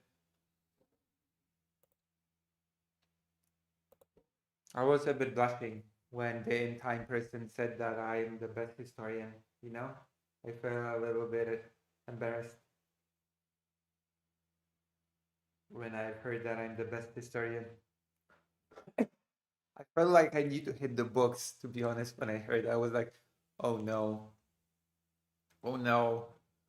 People will start actually saying that that's the case, and then I'm actually going to have to demonstrate it somehow. I better hit the books. It's okay. I enjoy reading. Yes. God damn. I feel like I need to hit those books. helping out even just a small minority of society. All right. Yeah. You know, I don't have a whole lot to argue on that. Well, do you agree well- with my definition of woman? And do you agree that trans women are women and trans men are men? No. No. See, I don't mind, like, I'm on the fence about it. I'm really on the fence about it. Okay, what's stopping you? Because remember, what you told the screener was that there was science and logic to back up to go against my side. So what is I would love to get in if you have something that like if you have the defeater in the argument, would love to know. So I'm just looking at this like mainly logically, not really like much around science. Because like I just What? That's stupid. I'm just using my logic, not sense. Okay, go. can't wrap my head around like, so I'm a man, right? Uh-huh. I'm assuming you're also a man, right? Yep. I'm not a woman. I can't imagine what it would be like to be a woman. I can't either. right? Were knights still a thing in the Polish-Lithuanian Commonwealth? Kind of. They became the nobility. Technically speaking, the Wind Hussars were knights. But yeah, like, I don't think anybody was called a knight in the Polish-Lithuanian Commonwealth time. They were just called nobles.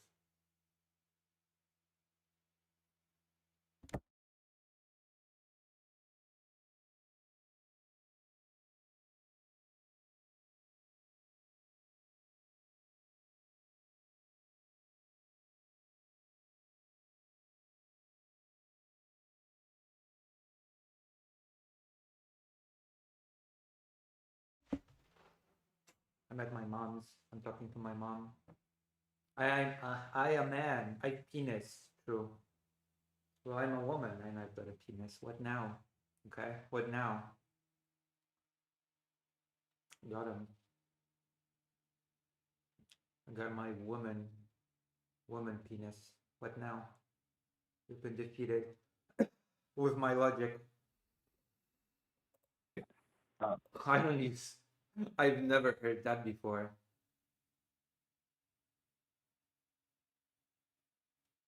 Don't worry, Lucy. Still got your stream on. Ah, thank you.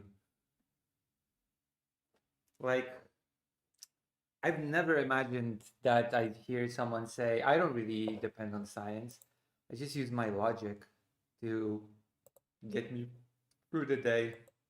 Yeah, because there's just no way. Now like- think about like- think about this though. Think about this though, right? You just know you're a man, and you can't even for a second imagine what being a woman would feel like. Same with me. Now take a trans. I guess you just had the nobility. You didn't really have. You didn't really have knights separately. You just had nobles in Poland.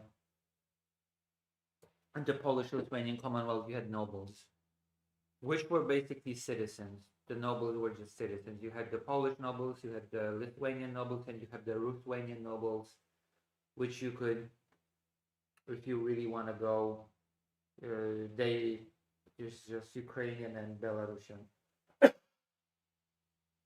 If you want to go into what sort of nations they became a part of.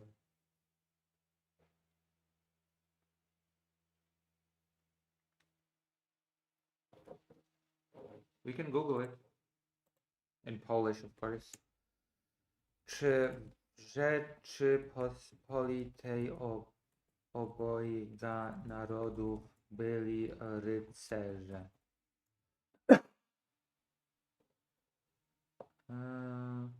Yes, knights existed in the Polish-Lithuanian Commonwealth, although their role and character changed in comparison to the feudal era. They were part of the nobility. So just basically what I said. They were just part of the nobility. The nobility came from the knight class, and they were vital to the military sphere of the Polish-Lithuanian Commonwealth. Yes, that's the answer.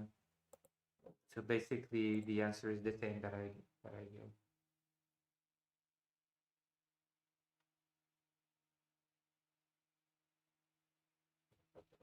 Trans man who just knows they're a man and can't imagine what being a woman is like, even if they may happen to be female, they would have that same feeling that you have. That same feeling you have and I have, where we just know we're men, and like we know that like there are some things that like if somebody were to call me she, her every day of my life for 32 years, that would probably eat at me, because like I know that that's not who I am. Or if somebody was forcing me to wear clothes that I don't feel comfortable in because they want me to be a woman, that would make me feel bad. I would feel like shit. They've got a delusion, if you were, right. So like no. So a delusion would mean that no. A delusion would mean that they have a belief that's not based in reality. No, if I knew. Hold on, Rusty. You're losing the good faith you came in here with. You're Rusty. You are Rusty.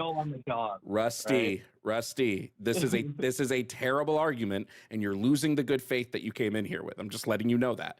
This is not a logical argument you're presenting in the slightest. In order for something to be a delusion, it would have to have no basis in reality. But I've already talked to you about not only the psychological reason for us feeling the way we do, which is based around our schemas, which is brain classification, which would be a psychological and scientific basis for the gender beliefs that people have. But we've also gone over how you don't have any scientific way to prove them wrong. So in order for it to not be based in reality, you'd have to have some scientific argument against trans people. So you're just making this claim that they might be experiencing a delusion with nothing to back that up. So we don't do that. We don't make claims with no evidence, Rusty. Well, here, let's get into gender dysphoria, right? Okay, can you tell me what gender dysphoria is before we talk about it? So, gender dysphoria is this delusion. Let me just get a definition. Let me pull up a definition so we can both be on. Is the distress a person feels when their gender identity does not match the sex they are assigned at birth. Correct. It is Right. just gender dysphoria, quite literally, is just I feel a trans person would feel stressed out because their phenotypic representation of their sex does not align with their gender identity. That's it. It's just stress. Now, it's an extreme amount of stress, especially the diagnosis of gender dysphoria, but cisgender men and cisgender women, they also feel gender dysphoria. Happens all the time. Gender dysphoria is not specific to trans people. Anytime some phenotypic expression of your sex doesn't align with your gender identity, you're going to experience some level of gender dysphoria. Right. So gender dysphoria is a form of body dysmorphia, right? No, it is not. Body dysmorphia is vastly different from dysphoria. Dysphoria is stress. Dysmorphia is literally your brain telling you things about your body that are untrue. A really great way to separate is people with body dysmorphia will oftentimes see themselves in the mirror differently than how they actually appear. That doesn't happen with trans people. So, like, People if with I gender look in the dysphoria. mirror and I see I myself wish as I a saw man when myself I'm a Incorrect. woman, or So if I wait, see stop, myself as a stop. woman, Because see, I'm now a you're. man. This is what you're doing, Rusty. God, I wish I saw myself different in the mirror. Then I would be less upset with myself. You know what? Sometimes I don't mind myself in the mirror. Sometimes I feel like we're pretty cool. You know?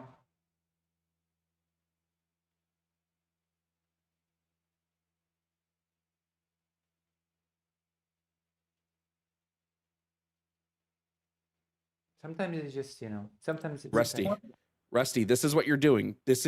You're waiting to argue this script that you have instead of listening to the points. You're almost there, and I want you to listen to the points here, okay? When a trans person looks in the mirror, they're not looking in the mirror and then thinking, I'm a man, right? You and me don't have to look in a mirror to think we're men. We just feel like men. It's a feeling. It's not about how you see yourself. It's an innate sense of self. It's just your brain knows what you are. It's an identity. Your brain has this innate sense of self. And for us, me and you, it's man. Same for a trans man. Now, when they look in the mirror, they see their body exactly the way it is, but they have stress because they don't like what they see, Exactly. right? Oftentimes they won't like it. A person with body dysmorphia sees, they literally will sometimes see something different. So that's why you have some people who lose all of this weight, but when they look in the mirror, they still see fat. They still see themselves as fat. I hate to use it as an example, but watch the American Dad episode where Stan gets literally gets body dysmorphia and anorexia. I think it's like an actual really good representation of that disease. That's vastly different from gender dysphoria. Gender dysphoria is just a stress because a great example. I'm an actor. I've acted in numerous productions on stage. One of my roles was playing a woman. And I did it. I'm an actor, so I did it. It was not that big a deal. But when I had on the full beat of makeup, the dress, the wig, and whatever, I felt uncomfortable. I felt stressed about it. I did it because it was my job. I'm not a real professional actor. A professional actor would not be uncomfortable. Okay? Is that right, everybody? A real pro would not be upset. A real pro would be like, I do it because I'm a pro. I'm a real pro.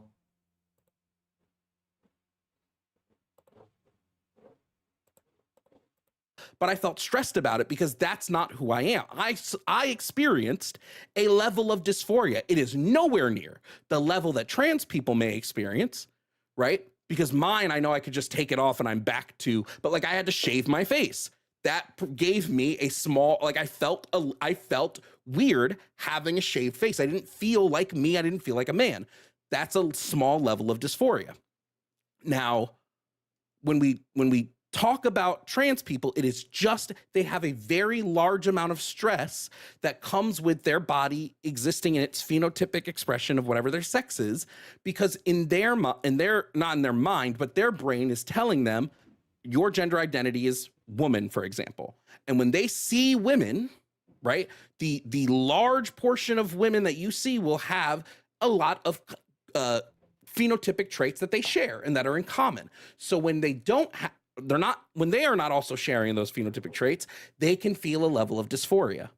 That's why when trans people go through gender affirming medical care, oftentimes they will report levels of gender euphoria, and they will not be able to be diagnosed with dysphoria anymore. I'm a big fan of Jovan. Instead, he needed Chatter's seal of approval. Thank you, Glitchmaster. I did need approval.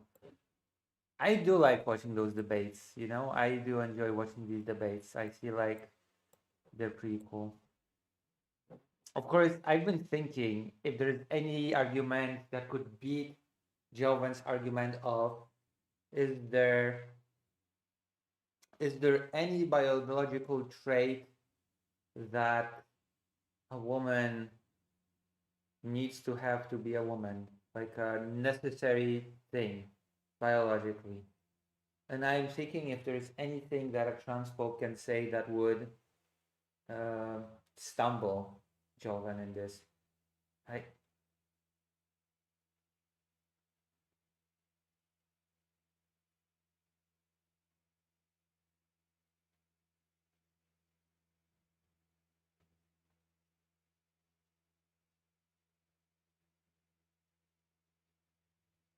heard Fido, but that's impossible because Fido's at home and I'm not. But what I wanted to say is that let's say a transphobe would say, okay, a woman needs a collection of traits. Okay? It needs to be a combination of traits. And some might be missing, but needs to have at least a few of these traits to be a woman. Having a few of these traits is necessary. But of course, then Jovan's response would be, okay, but a trans woman gains these traits via hormones, etc. So has some of these traits and does not have others. So a trans woman fits the woman category by that logic. So I've just defeated my own imaginary transphobic argument in real time. Yes.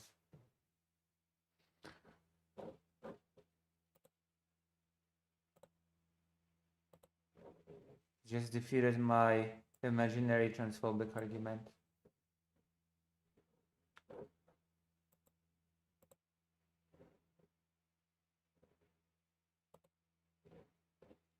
What is it, Dr. Jones? Why the Why the Because now they don't have that stress between their phenotypic representation of their sex and their gender identity. Okay. I'm actually getting something from this, so I actually kind of appreciate it. So I was under the impression that gender dysphoria was a lot like a body dysmorphia, right? No, otherwise it would be called gender dysmorphia. Dysmorphia and dysphoria are the classifications. So I'm kind of seeing where it's at, but I still like. So here, just to make sure you get off of this, like, right? You know how like you're like body dysmorphia is not the only dysmorphia. There's muscle dysmorphia, skin dysmorphia, facial dysmorphia. Same with dysphorias. There's other types of dysphoria.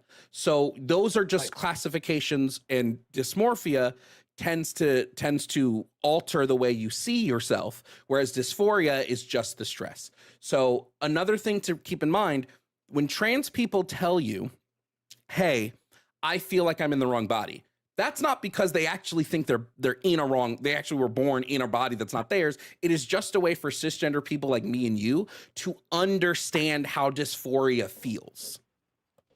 Right. That's it. It's just a phrase to make us understand these things. Okay. So, all right. Can we get a common consensus though? Right. I want to see how you feel about this one. Should we be transitioning children? What do you mean by transitioning? Because transitioning is a broad umbrella term that relates to hundreds upon hundreds of different things a person can do. So I'm just saying like medical interventions as far as like puberty blockers and surgeries, right? Well, puberty blockers can only work on people who are or just starting puberty. So yes, if puberty blockers need to, like, they can't be used on anybody else unless you're using it to stop like somebody whose hormones are going crazy. But sorry, go ahead. Like in cases like transitioning, like if we have a child with gender dysphoria, right? Should we go through medical interventions to either halt their puberty and transition them, or should we let them grow up a bit, right? See if it's just a phase, see if it's something that So that all is of temporary. the evidence we have in academia tells us, one, most likely not going to be a phase, because the regret rate Right. is astronomically low. When we look at studies on the regret rate, and I can pull up some specific ones for you if you want, but they sit anywhere between like 1% on the low end and 3% on the high end, if we're being conservative about it, right? Maybe 3%, but even that is like, so no, I think most of these people are not and I'll pull up actual studies for you so you can reference them. Most of the people who are going through these, even on a most of these people go through this even at a young age. They're not detransitioning, and they're not regretting their transition. Now, when I look at medical intervention for children when it comes to gender dysphoria, I look at a few things. One, I look at what the consensus in academia is telling me, and that's going to be from doctors, psychologists, endocrinologists, counselors, things like that. And the evidence that they're telling me is yes, this is a beneficial way for us to combat gender dysphoria. I then look at, okay, now let's look at the safety and efficacy of the treatment. And when I look at the safety and efficacy of the treatment, I show that it is a safe and ethical way to do this. And then I look at, okay, now let me think about if I was a parent of a child who had this. If I was a parent of a child who was gender dysphoric, and to an extreme degree to where they were getting comorbidities like depression, anxiety, and other mental health issues, or if they were had suicide thoughts or were experiencing suicidality, and if they were experiencing self-harm or contemplating self-harm. Well, I would say, okay, I now have to make a decision. Here's something I'm always curious about, right? What would these people think if puberty was like 100% reversible? They would just say that you shouldn't do it. Yes, they would. Yes, they would. They would, because they would say that it's just not the natural way. God does not like it. They just move the goalpost. They would say that it's unnatural because a real biological woman has a soul of a female, and a real biological man has a soul of a man. That is just given by Jesus or something, by God. They will just endlessly move the goalpost, endlessly. It doesn't matter. It doesn't matter. I think they would still be against it, to be quite honest. It's like with this guy who just said, I don't really go by science, I just go by logic. I have to make a risk-benefit decision. I have to look at my child, I have to look at the treatment, and I have to say, does the risk of this treatment outweigh the benefit of this treatment? And I would probably come to the conclusion every time that the benefit of my living child outweighs whatever the risks are, 100% of the time. Now, that's not to say every single trans kid who goes through gender-affirming care is suicidal. Some parents are very accepting, and their kids don't have much of a hurdle to getting the care, except for like insurance hurdles that all people have because insurance sucks. But I know from looking at the research that it helps. And some of that research that I can give you here now when we're looking at studies is going to be Cornell. Cornell did a massive meta-analysis. They took 55 studies. Weird theological beliefs. I mean, a lot of that stuff is based in that, a lot of that bigotry. Like I've been arguing with people in Poland about gay marriage, which seems like the most, I don't know how to put it, vanilla thing ever. Okay, gay marriage feels like this vanilla thing now, like this baseline thing that it should be just obvious to everybody. Like I came to see it as such. Okay, gay marriage, gay rights feel like such a baseline thing right now.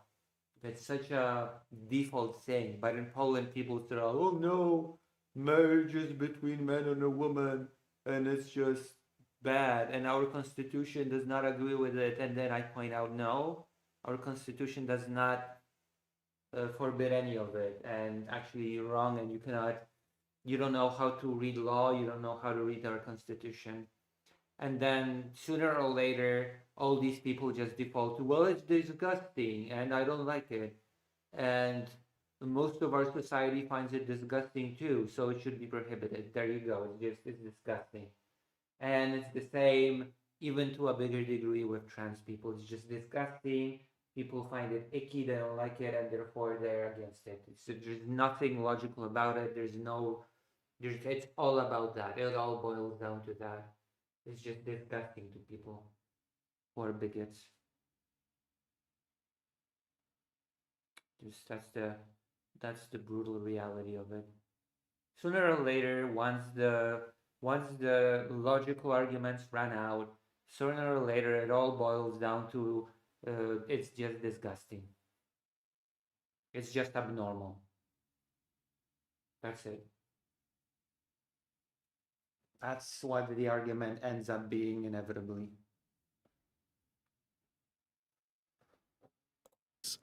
Right? They looked at all of these studies, and 51% of them showed that transitioning had a positive effect on mental health. 4 studies show that there were mixed to no results. So they were like, we see a mixed bag here, or it's just washing out.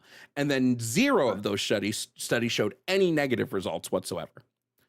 This is just one of many. And this one you can look up. It's called, it's from Cornell. It's called What Does the Scholarly Research Say About the Well-Being of Transgender People? Again, 55 studies in that meta-analysis that they link to. You can look at all of them. We have peer-reviewed. Oh, go ahead. I just looked at 3 different studies. It's showing about a 1% regret rate for give or take 1%. Exactly. Now, knowing that there are people that do regret their transition, they do exist. My way to combat this is to make education on gender, on transitioning more easily available. Yeah. Make it so that people are not just getting their information from online sources. Make sure they This is, have. by the way, a thing that the right wing is fighting tooth and nail to prevent people from getting that education, because again, it's abnormal. I've already talked to people that told me that this is basically an abnormality, and children should not be exposed to it. Children should not be taught about this because it's abnormal. I've heard this argument about trans people, and I assume that in reality they also think like that about LGBT in general, not just about trans people. Access to mental health counseling, to gender counseling, to all of these things, so that they know, they're not just going, well, I'm trans because all my friends said I must be trans. Some people who feel like they are trans may end up not needing gender affirming care medically. Social transition may be enough for them. There's a litany of factors, but the way that we don't combat it is by just removing gender affirming care for these people. Yeah. That's not an effective way to combat it. And all we're going to see from that is a rise in those comorbidities that I talked about earlier.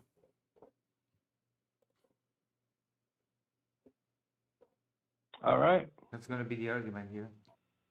So, You know Rusty, what? do you agree now that trans men and women are men and women? No.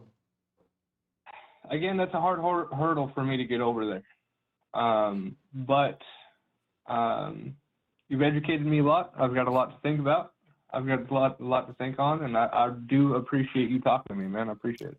All right. Well, Rusty, when I post this video, I say go back and watch it. And hopefully when you go back and watch it, you can, break out of that last little hurdle that you have and move forward on gender acceptance. All righty, man. You have a good day. You too.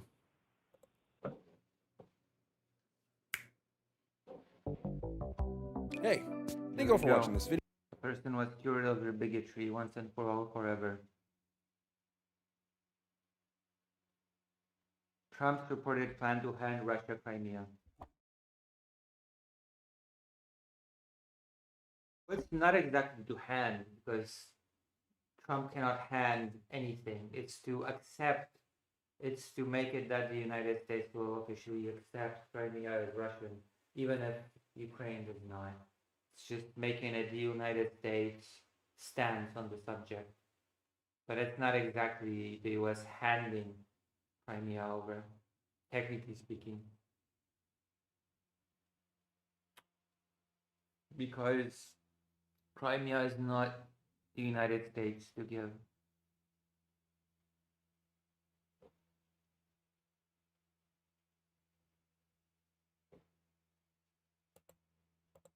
This is a wild video.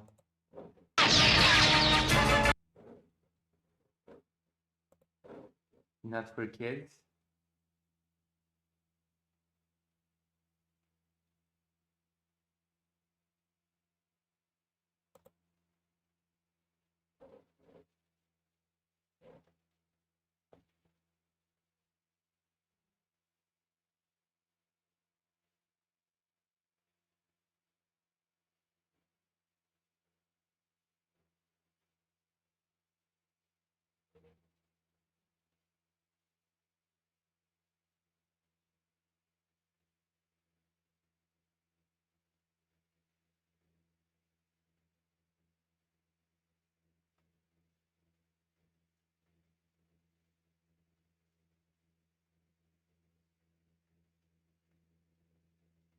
There you go.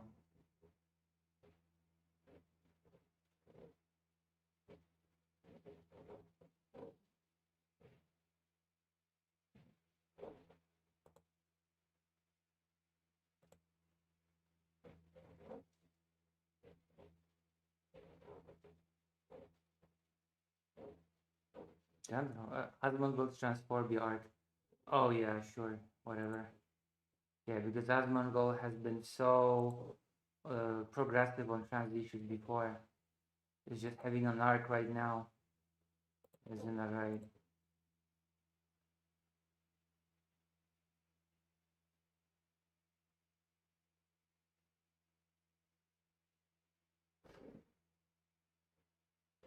Jesus.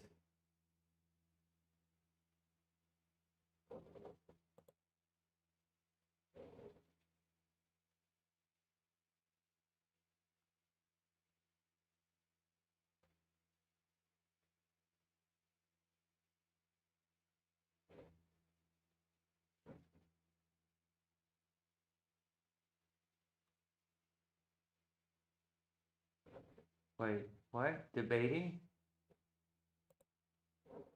I want to see a debate by President Sunday. President dates. President dates debates are also always somewhat entertaining, so I'm gonna watch this a bit. Politics offer. Where's the debate? This is Who is I There you go. it's on a cardigan. I got very warm. Debate. I want to see the debate. Oh, Curious people calling it, but fair enough. Okay. debate. Is that better? It is Better. wonderful. Okay. Okay, debate. Let me just very quickly pop my virtual camera on. What is this strand of hair? Go back here and then and just. Oh. Is that going to show? Come on, you can do it. You can do it, Discord. Come on. Come on.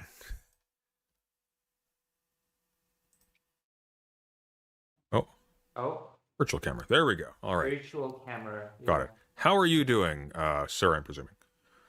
Yes, I'm doing fine. I feel like I have to keep white knighting people in your chat. I don't like doing it, but You have to white knight people. Who are you white knighting in my chat?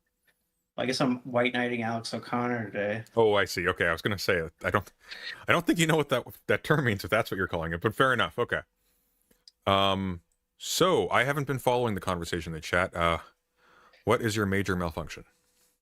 I think your entire perspective on this is heavily colored by your specific upbringing. Okay. And you project it onto everyone, including him, who I believe was raised in a largely irreligious household. Can you elaborate? So a lot of people like you, I think you said that basically everyone's connection with religion's emotional, whether they stay in it or they leave. Yeah. I don't think that's true at all, especially if you were, I think there's a large amount of people who were basically raised as atheists, but not committed atheists. They were just kind of raised in like a religious household, and they have no opinion on religion really. And they start developing one as they interact with the rest of the world. Okay. And he's one of those people. I know many of those people. And even like someone in the chat even said, and I agree with this, that even Catholics have a very different experience with why they would leave Catholicism, for example. And like in my case, and I think this person said the same thing, where it's like there was no disgust or emotion. It was just really just a deflation. I just found it to be very, like, it just didn't work. It was just empty. Didn't work how logical. so? When you say it didn't work or it wasn't empty, what are you specifically referring to? Well, so particularly there was an argument that. By the way, kind if I may very quickly, so are you describing your experience as like a lapsed Catholic, or? I'm an atheist, I would say, but I guess I, like Alex O'Connor, I had a more militant phase, and now it's much less militant. Okay. And I think part of his context too, because I listen to his podcast, so that's why I'm right-nighting him. Mm-hmm.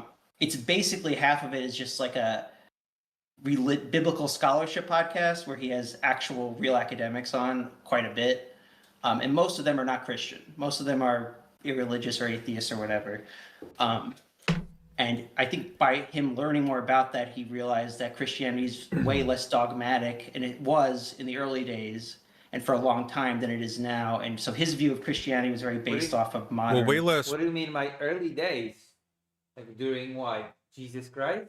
Way less dogmatic is a very different sentence from more plausible, right? You can have a completely implausible set of belief structures that have no like authoritarian slant to them whatsoever. That's not a contradiction in terms.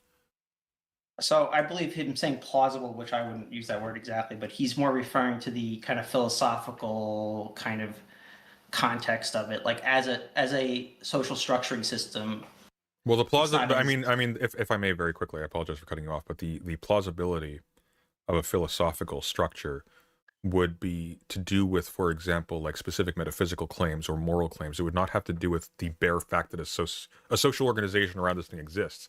That's a fact. That's not a thing that's really open to, that's not a thing that's sort of in the purview of philosophy. Well, again, maybe not now, but things were very different in the past, especially at that time. These ideas of factuality and philosophy, these things were very blurred 2,000, 3,000 years ago. And that's what, like, you know, a lot of atheists... If Jesus is not the Christ, let us eat and drink, for tomorrow we die. I think I've got that quote mostly correct. Well, the Christ is just like the Messiah. So, I mean... Right. People thought he was going to free the Jews. You know, if that was the case, like, obviously that didn't happen, but... No, but the point I'm getting at here, though, is, like, he does not clarify. Like, Alex O'Connor does not go out of his way to say, hey, I think there is more respectability to the attitudes, for example, of biblical authors and the cynicism I attributed to them maybe at some distant time in the past. He says plausible. He's talking to Bear Grylls. He's talking to Bear Grylls' audience. I think Christianity, blanketly, not a particular aspect of Christianity, just Christianity, creeds, doctrine, like, is it a good thing for the world? I think that's more plausible. He does not say, I think there is more merit to these particular practices or these particular, like, pieces of art or literature or these particular, like, social structures than before. He just says Christianity. Well, I think that, you know, as someone who watches the podcast, I feel like I might have a better idea of his intentionality than you, but, you know, I don't know it either. It doesn't matter. I think that's what he's trying to say, what you just said. I think he made a worded it poorly. Again, I would have probably used a different wording, like Christianity is more respectable. I mean, he's done it now twice in like videos that are viewed far more than anything that he's talking to these biblical scholars will have been. And that's kind of important because he can do, like, the nuanced stuff in the background to keep you guys reined in. Destiny's top orbiter is food shops? Really? Is food shops really Destiny's top orbiter? Oh my god. What a sad state of what a sad state of affairs if Destiny's top orbiter is food shops of all people. In while simultaneously grifting off of but throwing again, you're a saying bone to he's theists, grifting, right? Because you're seeing maybe bad wording or whatever. And again, also everything you're seeing is colored through theists who are insisting he's Christian, who he was very hostile toward in that video, and atheists who, you know, got very hostile as well. So he made that video kind of emotionally because in his mind, he's saying, well, look at all the nuance I put on my podcast. I have hours of me publicly saying all this stuff. And then I say this one thing and I'm nice to Bear Grylls, who's a Christian, which is the other criticism he got. No, from it's a not lot of because he's people. nice to Bear Grylls. Being nice to Bear Grylls is fine. I think that's actually a wise decision. The issue I have is being nice to Bear Grylls and then saying, actually, indeed, I think on top of all these other things, Christianity is more plausible. Because he adds But he plausible. immediately said after that that he still doesn't believe it. He still doesn't find anything convincing. Who cares? Right? It's like a sound. But again, like one word in a soundbite. No, like, but I think, with all due respect, I think you're missing my point. My point is not that I think that Alex O'Connor thinks that Christianity is plausible. My point is that Alex O'Connor is, as an atheist, posturing and saying, hey, look, while Christian nationalists are rising around the globe and persecuting minorities and getting actual institutional strength, I am telling them, hey, I respect you more than those other anti-theists, and I think there's more to it than what they are saying. And by not specifying what is more plausible, he's allowing them essentially a blank check to go, oh, all these people who criticize my religion, they're just stupid, closed-minded fools. And look, this young person who's actually he's actually engaging in the tussle. He actually thinks there's maybe something to this.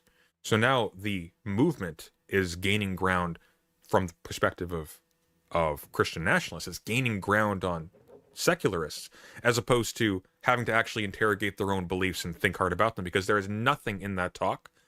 There's nothing in that talk whatsoever that. Oh, chat has become in a world filled with genocide. DoorDash girl is the worst. Not hyperbolic at all. But why? Why is DoorDash the worst? Inflates confidence in Christianity. Only what inflates confidence, and that's the move he's making. That's what I'm criticizing, because he knows. That's true of the whole talk. That's true of the clip that. That's true of the. That's true of the whole. That's true of the whole talk.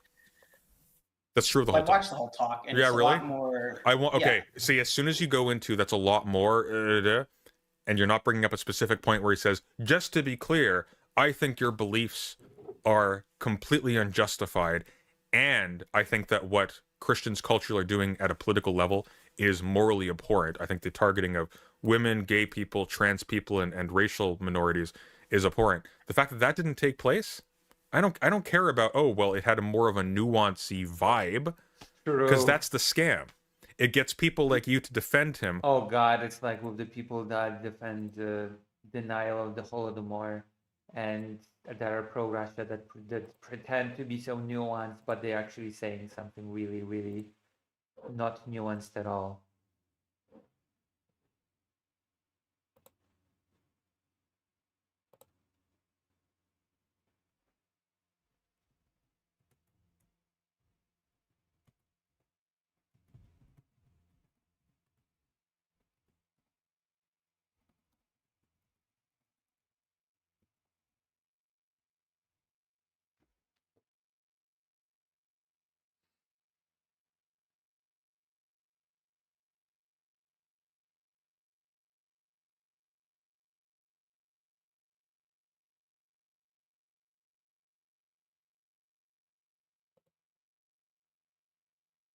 Okay.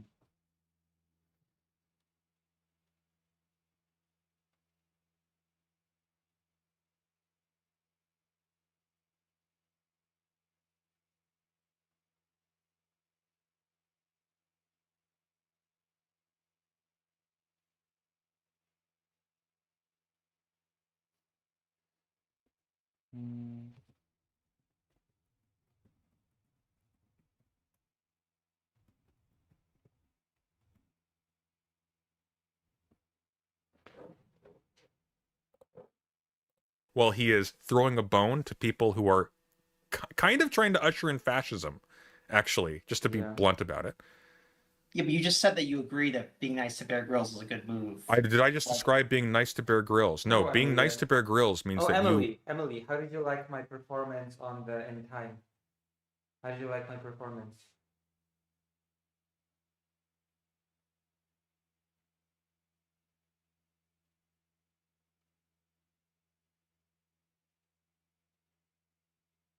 Did you like it?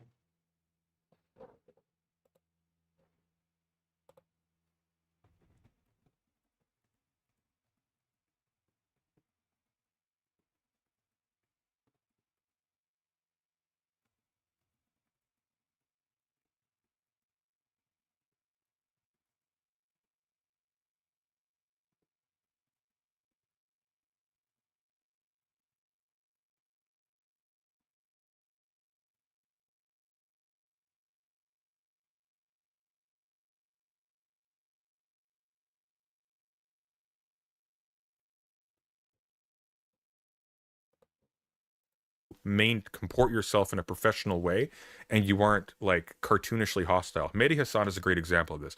Mehdi Hassan will talk to Piers Morgan, who has essentially defended the mass murder of children for the better part of the last 2 years, and he will talk to him as a friend.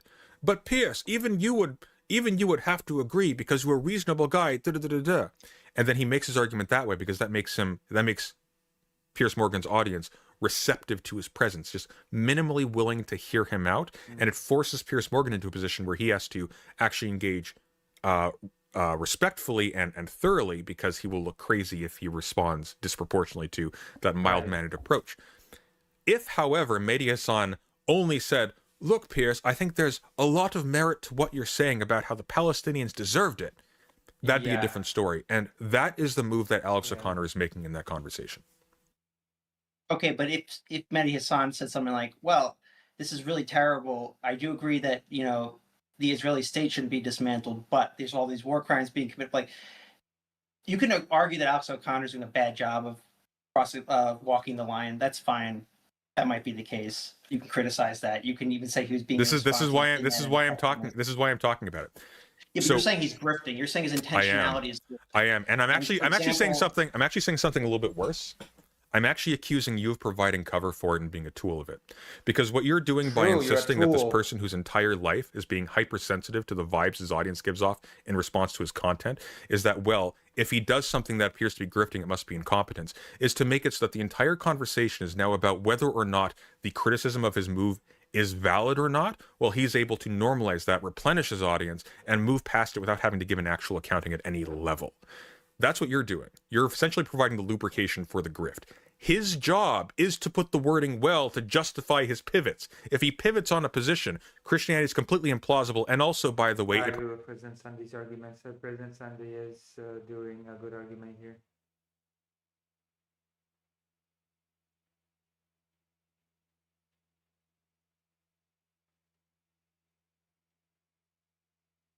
Yeah.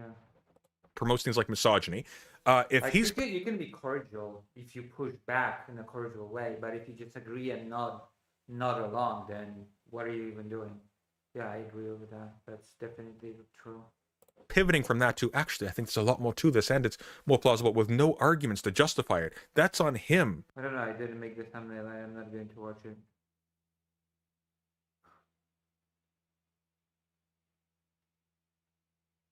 Wait, what video? What's the video? Wait, where?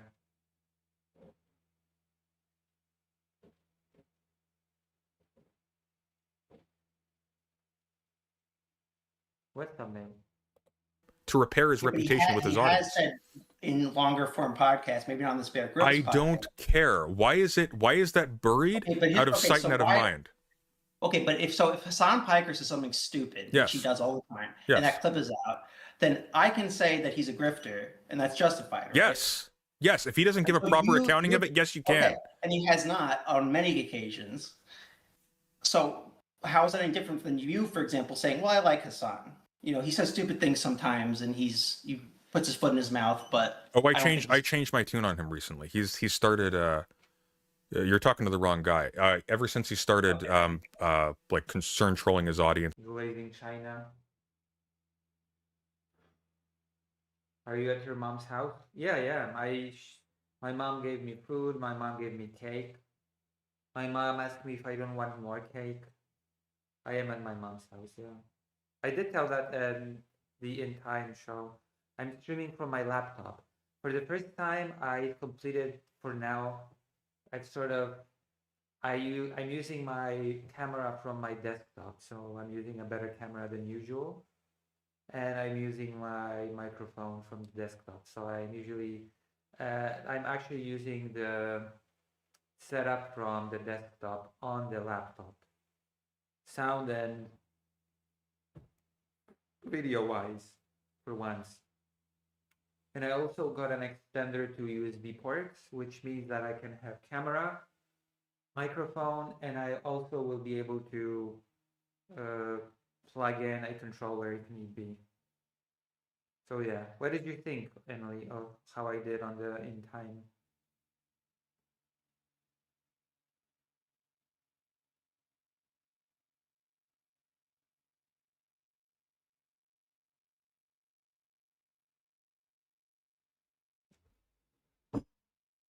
What do you think? What did you think?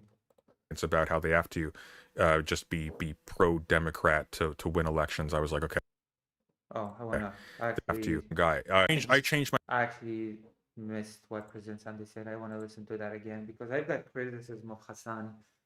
The only aspect of China I defend is the fact that the majority of its people own their house, and it's arguably the country that's closest towards energy infrastructure.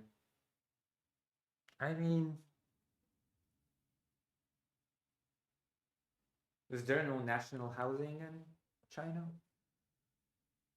I didn't see all of it in time to bear, just the last 10 minutes. Oh, so did you not see me in it at all? Did you not see my talk on it at all?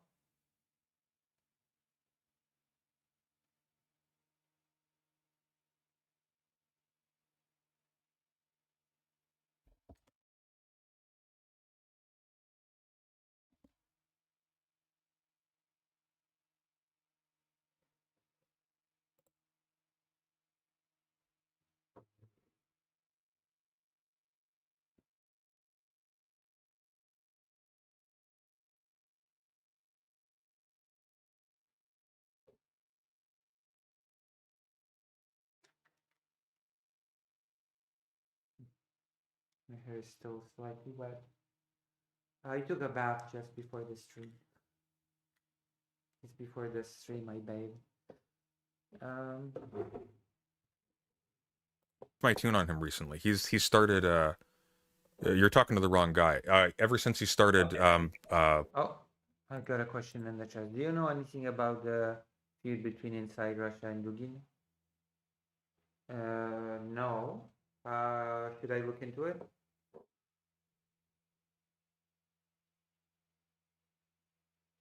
I said no. Should I look into it?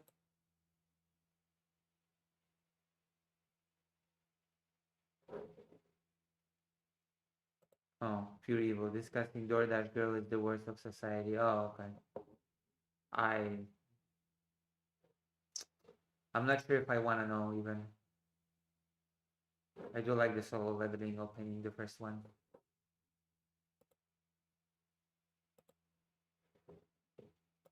Like concern trolling his audience about how they have to just be pro-Democrat to win elections. I was like, okay, this is completely contrary to how you were posturing yourself before. I don't believe you now. Wrong. Okay, I Yes. If he doesn't give a proper accounting of it. How is that? I blanked out again on what he said about Hassan. Puts his foot in his. You're talking to the wrong guy. Ever since he started like concern trolling his audience about how they have to just be pro-Democrat to win elections, I was like, okay, this is completely contrary to how you were posturing yourself before. I don't believe you now. Wrong. Or are you thinking of Mehdi Hassan or Hassan Piker? You're thinking of Hassan Piker, right? Well, I think you had that position a while ago. I don't know when you changed that. No, I think you were saying. Sorry, I need to be clear. I was thinking Hassan Piker. Yeah, I thought you were assuming. I thought you were saying Hassan. He was saying Hassan Piker. Sorry, people in chat were saying they thought that you meant Mehdi Hassan. I had to double. No, I don't think he's a grifter.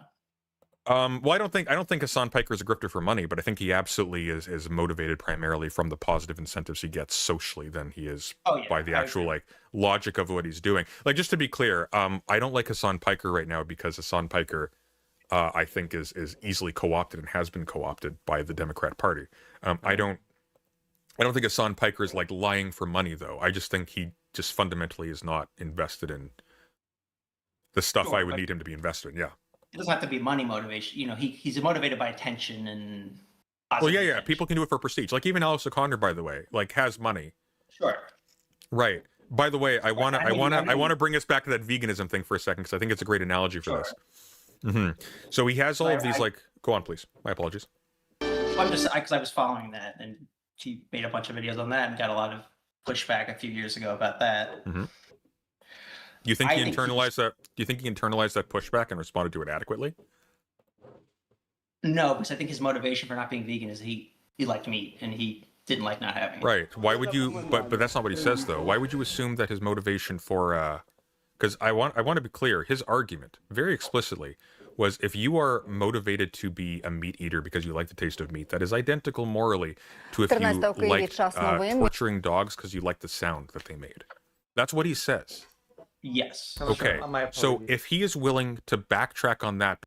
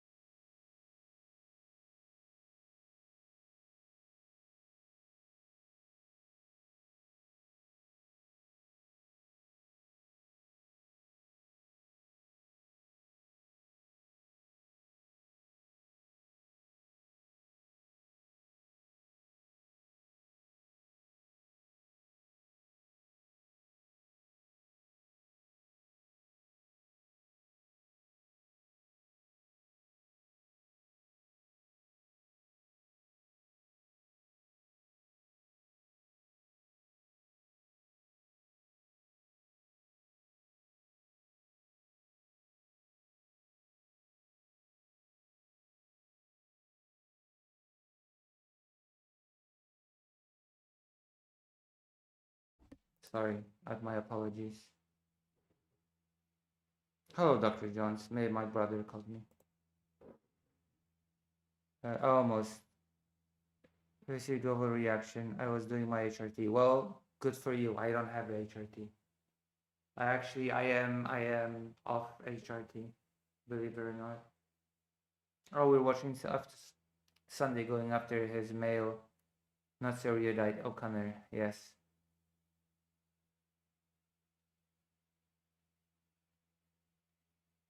Alexander Kodurin called me a cover. He's my answer. Oh, I have to watch that, I guess.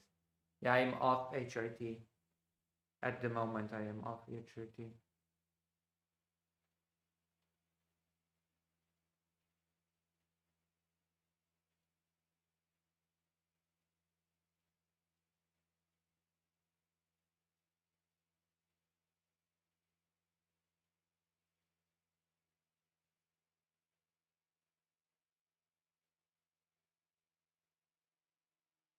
Mm.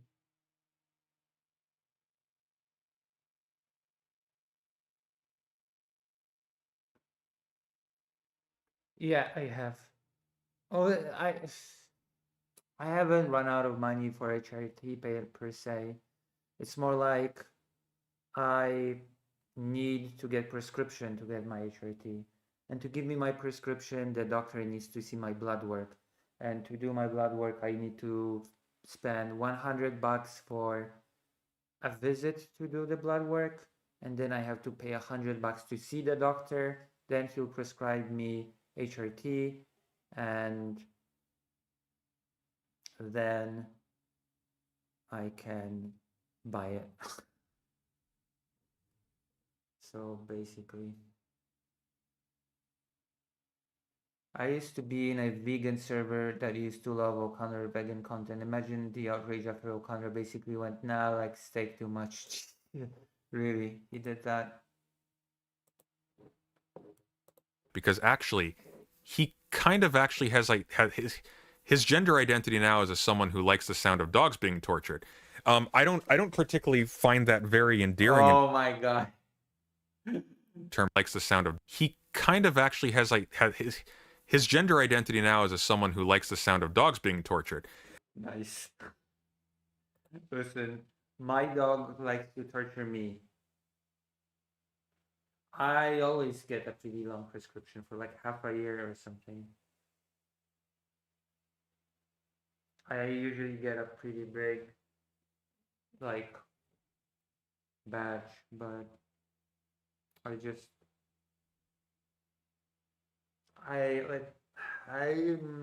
having a bit of a rough time right now, I guess. That's it.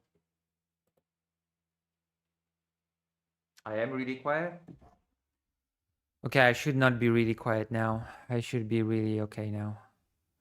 Should be fine now. I'm holding my mic. I was too lazy to hold it before, but you know what? Whatever. I have to be a real professional streamer. A real pro. A real pro holds it like this. I don't particularly find that very endearing in terms of Hassan Piker's gender identity is that of a person that likes to torture dogs. That's funny. Well, as you know, my dog tortures me. My dog ate my passport, and what did I do when my dog ate my passport? I bought him a treat. I bought him a bone, a bag of treats, and meat, because I guess I rewarded him. I rewarded him for eating my passport, technically speaking.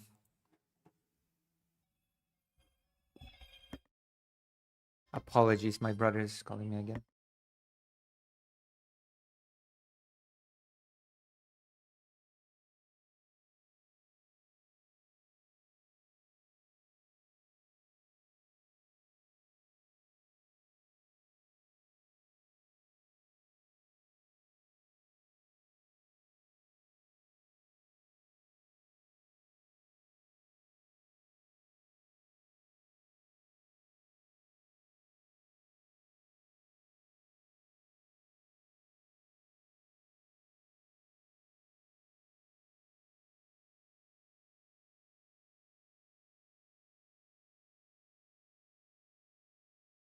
Okay, he's doing it. He's doing it. Am I still quiet? Am I okay now?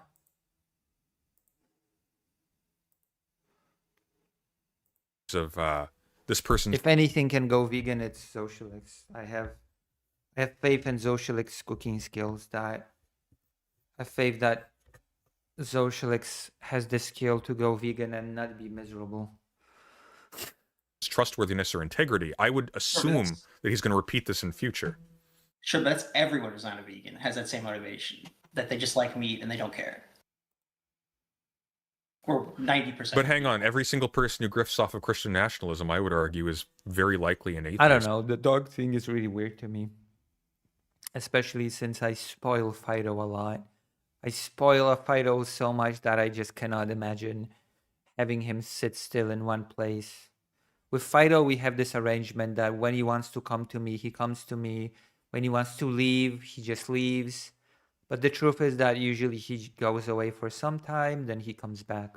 He always comes back because he wants to be around me. And I guess Hassan's dog just has to be electrocuted to be around him.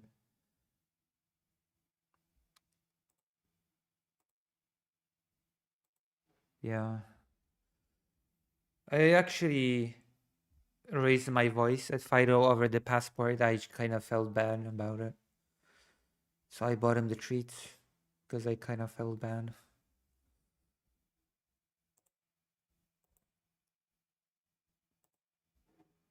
He just doesn't care. They want money and attention.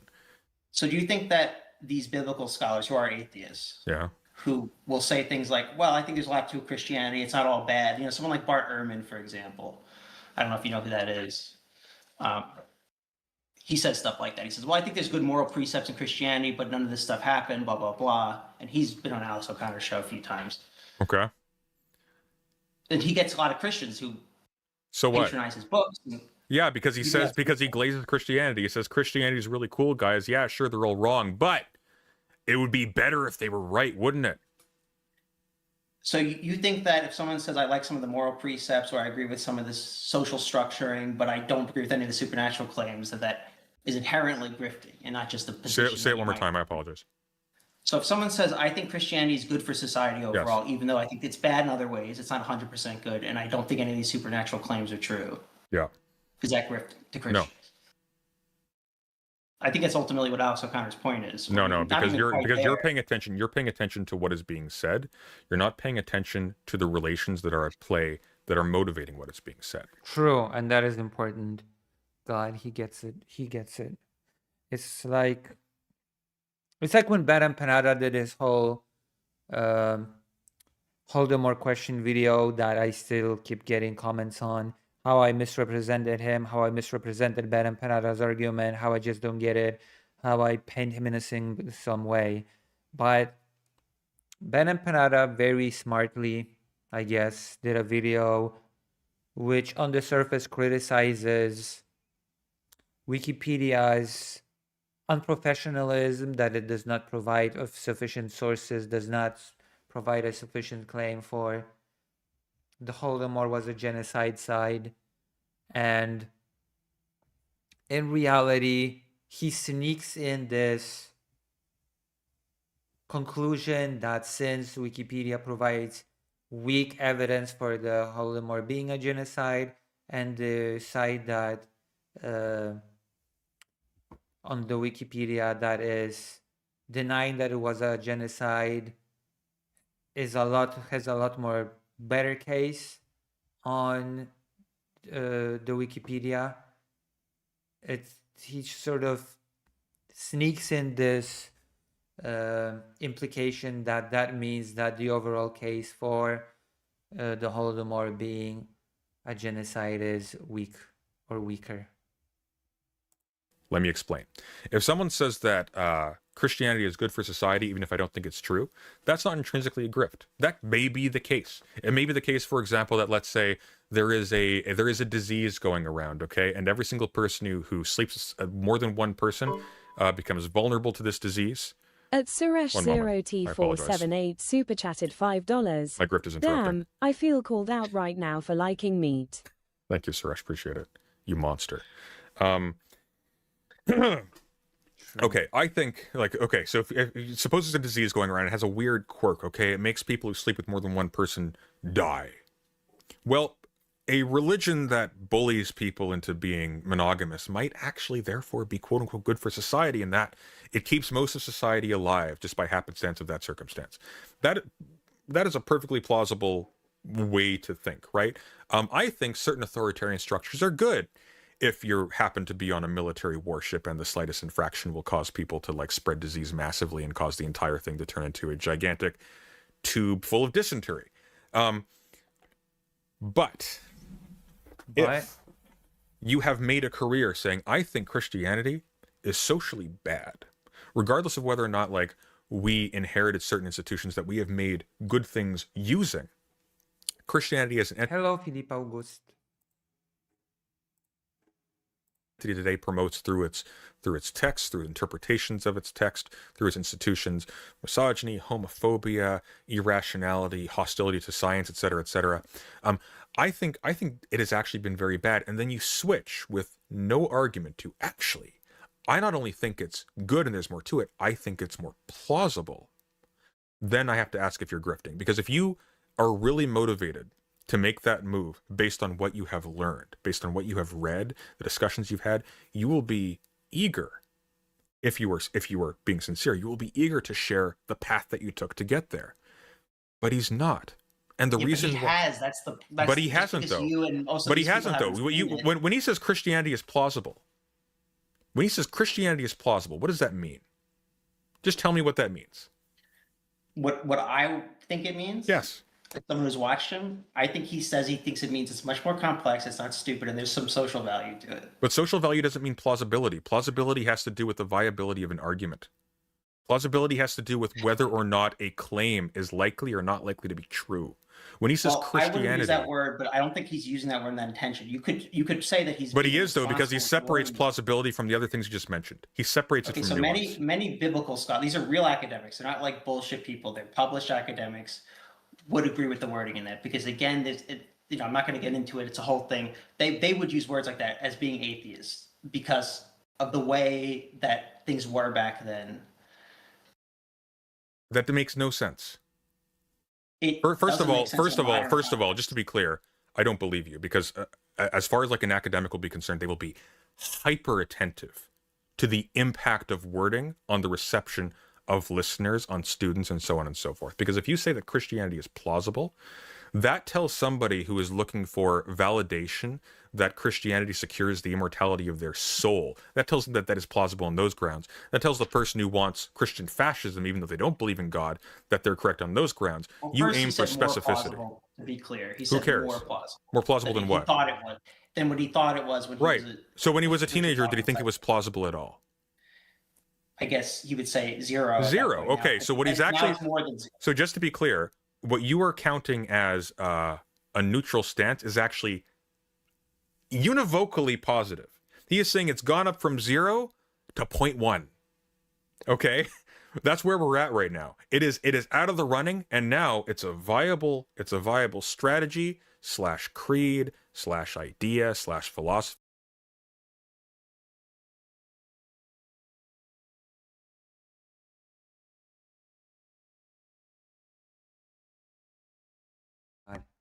I was muted. I just said that I'm installing Valheim on the laptop. After we do the politics crap, we can play some Valheim. I got my controller in the bag, I think. Yeah, I do have my controller in the bag. And all that stuff, so, you know.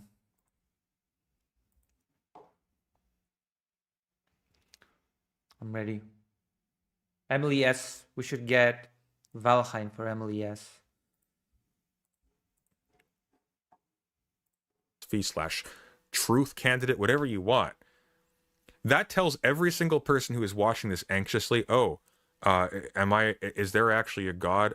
Is my immortality secured? Is my self-repression and my complicity in the repression of my neighbors, is that valid? Or is that just based on me not questioning like a cultural inheritance? I don't need to think about that because even the atheists are turning in my direction. So that's where the winds are blowing right now. Yeah, I am safe. I agree. They aren't providing a challenge. I can see because of what Alex O'Connor is saying that they are losing the internal battle against those ideas themselves. I agree with what's being said by President Sunday. I'll wait for a sale. Someone should buy it for you. You should organize somebody buying it for you so you can play with us. On their own. So again, maybe I'll get it for you. There's a lot of context to all of this. But there's not though, which is the issue. Because here's the thing: what you say. He did a bad job at expressing his opinions. I think we could talk about that, but I think he did a very good job. I think he did an exceptional job. I think he did a terrible job. I think he did. He did a perfect job making his case and furthering his agenda. An exceptional job, and I'll tell you why. Because what he did, very strategically, very cleverly, was he couched the question in terms of whether or not he is a Christian. And so everybody's attention now is on, obviously he's not a Christian. He's just being nuanced. Oh, I hate that. God, I hate that. I've heard this in so many different contexts, this being nuanced crap, which is actually not nuanced at all. The unnuanced nuance, as I call it. But what's fascinating about his nuance is that it has so much less nuance than his strident atheism. Exactly. Just I hate this unnuanced nuance that people try to push. It's just so shitty, and a lot of people just eat it up. I hate that. I hate it so much. He gives no arguments. To the one person, the one community, he needs to provide those arguments to. You say, oh, in the background, he's talking to all these biblical scholars that nobody watches. Okay, it's sure, why just not? That. Okay, he's Go also on. been on podcasts of Christians. There's a bunch of Christian apologists that he's been on, and he's argued for atheism on all of them. Yeah. And then all of a He's sudden going it's right plausible. to them and saying, I don't think this is true. He's used those words. But I don't care if he says, I don't think this is true, if on the side of that, he's also saying, I don't think this is true, but also all those other atheists who are saying it's implausible and stupid and toxic, I don't agree with them. I think there's more nuance here. What he is doing, because once again, his role is meaningless if he's a Christian. His role is meaningless if he folds. The reason why he profits is because he appears to be the narrow end of the wedge. He appears to be the crack in the door through which they can get in. If he like just goes out and says, you know what, I think it's true now, the game is up. If he says, I think it's stupid and toxic and you should stop, the game is up. If he keeps that tension, maybe there's room there. There's a thing we can grab onto. Maybe it just keeps slipping, but just a little. It's like a claw machine. Just another quarter, another try. Maybe we'll get it. That's a lot of attention. That's a lot of money. That's a lot of publicity and social another power. word, if he, instead of saying plausible, if he said, I think Christianity, I used to think it was not respectable. Now I think it's much more respectable than I thought it was. And we need to treat it seriously and respectfully. It's not stupid. I think respectable has the same valence. I would be fine with if he said, I think Christians are less unsophisticated than I thought they were. Saying Christianity is more respectable or Christianity is more plausible, that is not referring to human beings or to particular. That's also putting a certain system in a hierarchy against all others. Christianity is more plausible, therefore the other ones are less plausible. It's so... particular cultures. That is an empty term that anybody can wear as a costume. My beliefs, regardless of what they are, I could be a liberal Christian living in New York who just happens to just claim I'm a Methodist and then do nothing else with that, or I can be like a Westboro Baptist, like homophobe to a crazy extent.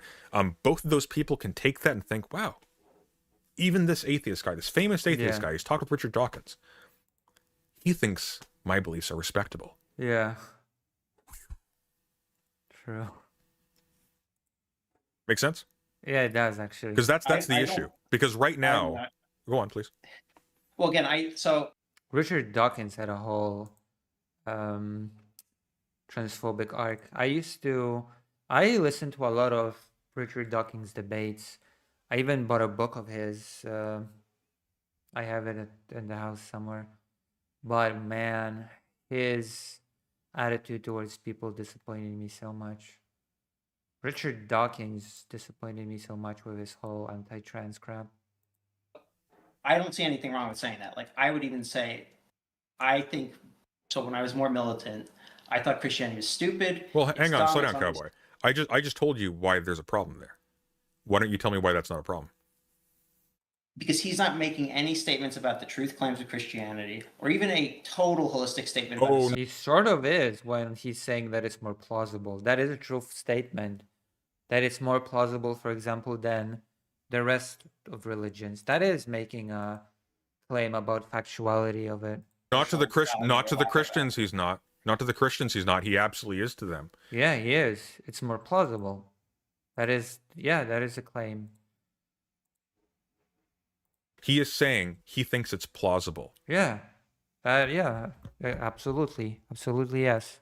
The idea that a Richard Dawkins say, if Richard Dawkins came out and said, actually, I think that Christianity is plausible in comparison to other religions.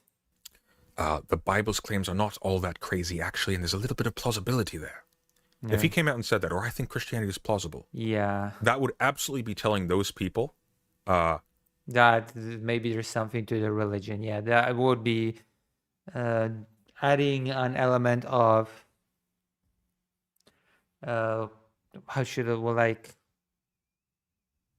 Of giving credibility. Who were anxiously waiting for someone to debunk Richard Dawkins. All those people who were super excited for a William Lane Craig Richard Dawkins debate. That is telling them, oh, we won. Mm-hmm. We Yeah. won. They're not advancing anymore. They're retreating. We're advancing. We're in their heads. We're clawing up real estate. Yep. They are considering whether or not their entire worldview is wrong, and they are considering whether our entire worldview might be right. This is a win. Yeah, it is. And they're talking about us. That's a win. I agree. For them, 100%. And the point is not that there is a fundamental issue I have with a debate, an honest debate, like pushing in one direction or the other at any given time. The issue I have is that this is feeding them the illusion of that debate being won, which bolsters them culturally. Right now, that culture is specifically trying to erase a whole lot of people from society. Yeah. And they're doing a good Christian nationals. job of it, actually. Okay, here's a related question for Go you. for it. If I asked you, do you think that Islam Mhm. is good? And is Islam right? What would you say about that? Is Islam good? Is a separate question from is Islam right? Okay, would you I say- would actually Islam immediately. My immediate question would be, what do you mean by Islam? But I also would ask by what do you mean by good? I guess, but leaving that aside, if I were asked either of those questions, here's how I would answer. Do you think Islam is good? Well, good is a relative term. I think it happens to be the thing that is plugged in and happens to be the structure for certain like moral institutions and so on and so forth that probably do some things that I would appreciate. Charity and the like, maybe providing like a sense of community and so on and so forth, despite a whole bunch of things that I think are very bad. Institutionalized misogyny being a major one, for example, although Christianity is not distinct in that regard. If you were to say, is it plausible? he meant to say Islam, right? I would probably say, well, on the face of it, no, because it sounds like you're asking me about its metaphysical or mythological claims, and I don't think those are plausible at all. If you were to ask me a specific question, if you asked me if a specific claim about Islam as a thing was plausible, that would be a different question. So, for example, if Alice O'Connor said, I think the idea that Christianity can be a positive force in certain societies is more plausible. I think the statement that it is more plausible. I would have no problem with that statement because obviously it's true because everything can be, we can imagine positive cases for virtually anything in a provisional way. Mm-hmm. But if you just ask me like, is Islam plausible? If you're talking about like the claims of Islamic religionists, say, or of Islamic texts, I'm going to say probably blanketly no. I would just bluntly say no. Yeah. Because as someone who's interested, He's making a good put all case that here, I nuance in, 'cause think. you feel it would be irresponsible not to, right? Yeah. Express all of that. So Yeah. you wouldn't like to say just, yeah, it's not plausible and it's bad because that's too reductionist, right? And you would never do that. Yeah, correct. But by the flip This is side, how- though, no, slow down, cowboy. Because by the flip side, I would never, ever say yes, it's plausible, ever, without those caveats. Because if I'm doing so, then I'm feeding other people a line and support for things that I think are actually quite toxic. So that's an interesting question because that's a tricky one because it's like people will often use arguments about the ethical status of Islam, quote unquote. Again, very very often with like little to no nuance about what specifically, or specificity, I should say, specificity about what they're referring to, beliefs, social institutions, cultures, where they're talking about in particular, and who where in particular. And that's often used to like justify, for example, like colonial violence against Muslims. By the way, I also used to be quite more of a aggressive atheist type. I used to be a lot more aggressively atheist. Oh my gosh. When the actual argument should be, hey, do you think that somebody having beliefs that you think are negative licenses you to engage in apartheid style institutional prejudice and mass murder? And the answer, of course, is no. Apartheid is bad, period, full stop. The problem with what Alex is doing is he's doing the opposite. He's essentially doing the same as if I had simply said, yes, Islam is bad. But he's just saying, yes, Christianity is good. And you can replace good with any number of terms. Because he hasn't added any of that specificity, that now can be taken up by anyone who is just looking for an excuse to not have to think about it. And now I would agree with you that that clip was very irresponsible to put out. His wordings, you could argue about the effectiveness of what he did. You could say he was really stupid doing it this way. He shouldn't have said that word. I don't know why. I think he did it deliberately, so I don't think the argument of he should have, could have, would have, he was very stupid holds. Why you would ever assume he's even capable of being stupid in this way? Why would you assume that? Why would you assume that? Or do you by any chance, do you have like a channel, or are you like, do you have any like profilicity, as some would say? Nothing like public. I mean, okay. So here's something that you don't experience that Alex does experience, that I experience at a much smaller scale, but it's still intense. When you say something that rubs people the wrong way, they immediately make it known, and they make it known in mass. It is immediately reflected in your income. You will immediately see patrons drop, and they will explain why. Your life at every single conceivable... I've only lost patrons when they said that their situation has changed and they just couldn't afford the thing anymore. Level is impacted. As someone who is a pundit, or is someone who engages philosophically or intellectually in public, every single one of those things you are sensitive to constantly because you are given immediate feedback all of the time. The one thing that people in our position are not sensitive to, and I can say this in common with Alex, that we are not insensitive to, is the sensitivity and opinions of our audiences, because they fuck us really hard when we're not careful about that. So we self-censor in advance. We are very careful. I mean, I'm small enough. That is, I guess that is a plus of me being very small, that I basically can just say whatever I want, because it's not like I have a billion people that could just leave if I say. Then again, what I'm basically saying that if I were to be bigger, then I'd suddenly start to self-censor, which I don't even know. I don't know.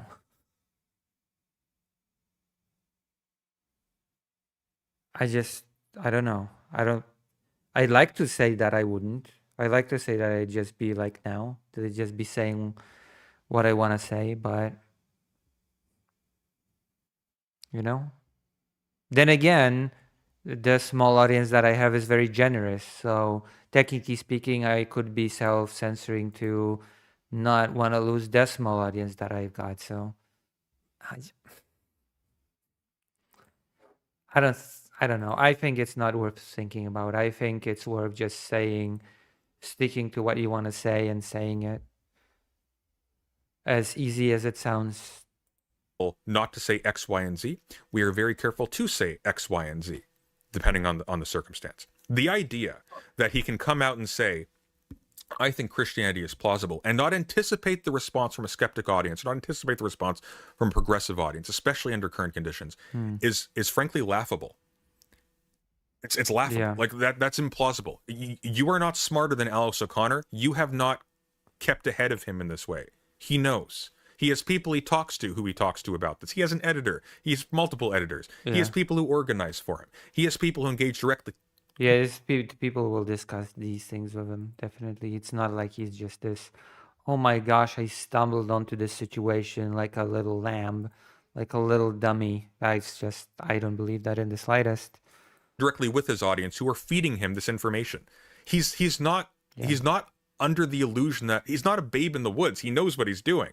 It's exactly. The dumbest. Good, well said. He's not a babe in the woods. True. People on this platform know what they're doing because they are trained by the audience from very early on to be receptive to that. The stuff with the veganism thing, he was immediately punished for that. Yes, he was. He was immediately punished for that. And did he go back to being a vegan? No. And you saw that video which he made about talking about it. Did he not seem surprised about the backlash? Do you think his audience at that point was primarily vegan? He traded up. That vegan audience had no impact on his viewership. He was continuing to grow. Mm-hmm. But here's the thing, he wasn't a vegan, then he became a vegan, then he stopped being a vegan. No, he was never a vegan. Yes. No, what he did was he recognized that there was a lot of purchase to be made. No, what he recognized, there was a lot of purchase to be made, a lot of stake that you could get in the public sphere by pretending to be a vegan and saying vegan-y things during this time period. Then when that changed, he stopped. And it's fascinating how it's like clockwork. Every single time there's a shift in the public discourse, nobody talks about veganism anymore. All of the big vegan channels have kind of just disappeared, or like Dr. Abby, they've become genocide supporters. And all of a sudden, he's not. Yeah, he betrayed its supposed principles. Or as President Sunday said, he never had them to begin with, so he didn't really betray anything. He just you know. No, sorry, it's not no way to do it nutritionally. I just can't. It's just impracticable. Sorry, guys. I'm going to be on my merry way. I've got another community that's actually being talked about now in the news. I'm going to go talk about them. That's what happened. The vegan. Yeah, it's basically not having any principles. I think that if you self-censor, I don't know. I feel like if you self-censor because of what audience temperature is, that's also kind of betraying your principles in a way, isn't it?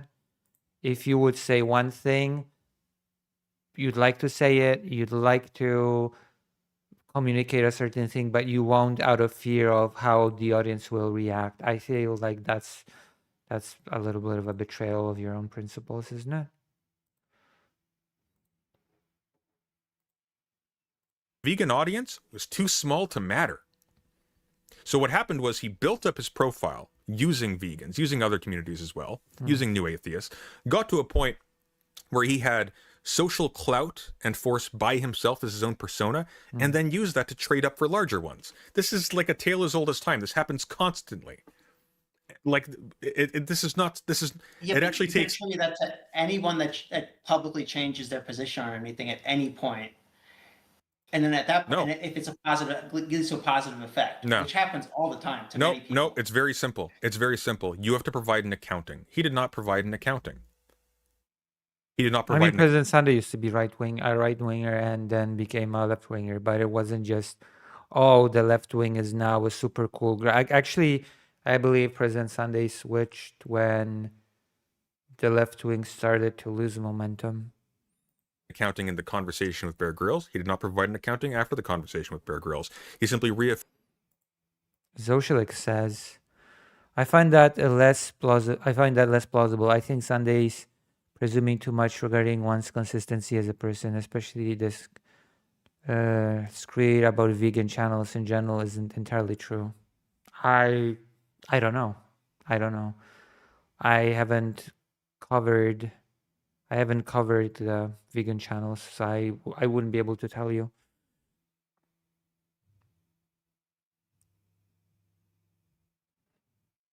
I think it started losing momentum about 2020, 2021, coming up to 2022.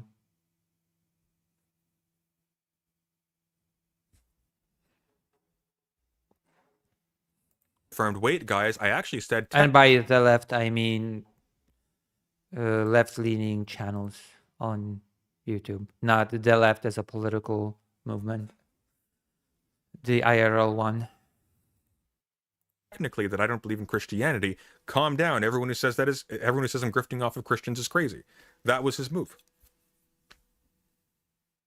I mean, I don't agree with you that he didn't provide accounting as someone who watches his podcast. Yeah, but that's because as someone who watches his podcast, you're a mark. You're a mark. I'm sorry. Like you're one of the people who he's able to take advantage of. I mean, like again, that logic could be applied to any. People apply that logic to Nietzsche, by the way. What? There was a growing movement in Germany at the time. There was a growing movement. Well, I guess it was always there of nationalism.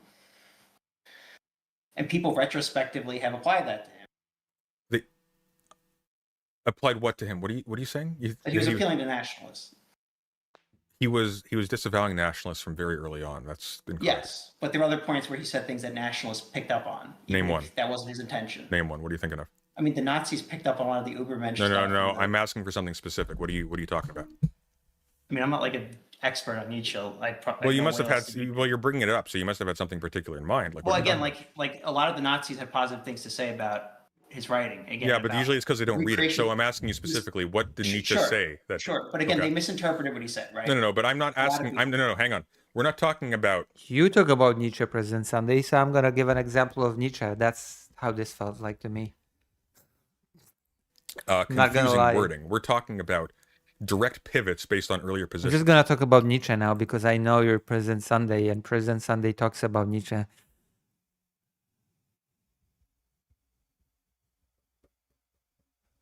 Well, maybe I'm Nietzsche. I'm anti-nationalist in a big way. I think nation states are a mistake. And I'm getting increasingly tired of labels. All sorts of labels. So maybe I am just a reincarnation of Nietzsche. Nietzsche was reincarnated in Poland. I want an example. But you're applying that as a pivot based off of your experiences and what you believe is happening. No, I'm not. I'm actually not implying. What's the Sun?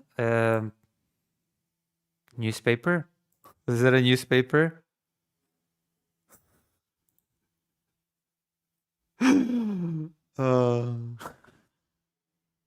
It's a pivot at all. The Sun is a newspaper, right? Actually directly showing him saying it's absolutely implausible, and now him saying actually it's more plausible, and not giving an accounting for why it's more plausible. Well, he happens to be talking to someone whose audience is very emotionally invested in it being more plausible than other people are saying it is, and also giving no argument for it. While there is a tremendous amount of capital to be gained by appealing to that audience. So you don't think it's possible for somebody to... You're asking if a showman is not after ratings. That is the level of naivete you're engaging with this. Pardon me, not to be like too on the nose about it, but like you are literally saying, I gotta say, if I'm a show person that's after the ratings, then I'm gonna be a bit harsh on myself and say I suck at it. I suck at being a show person and getting ratings. I suck at... Oh, one moment.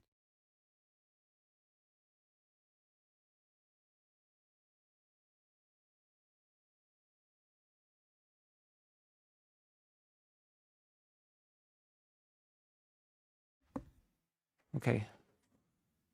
Did you hear my mom speak? Me too, Lucy. You too? You're also tired of labels? You're getting better, to be honest. Well, I try my best. Moho says, I struggle to imagine a world without nation states, to be honest. You just have to study history.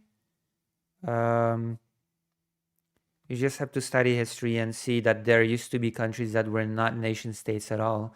You only cannot imagine the world without nation states because you were born within this paradigm, because it's been drilled into your head that is the be-all and end-all of organization. But just study countries that were not nation states and you'll see that it's perfectly plausible to imagine.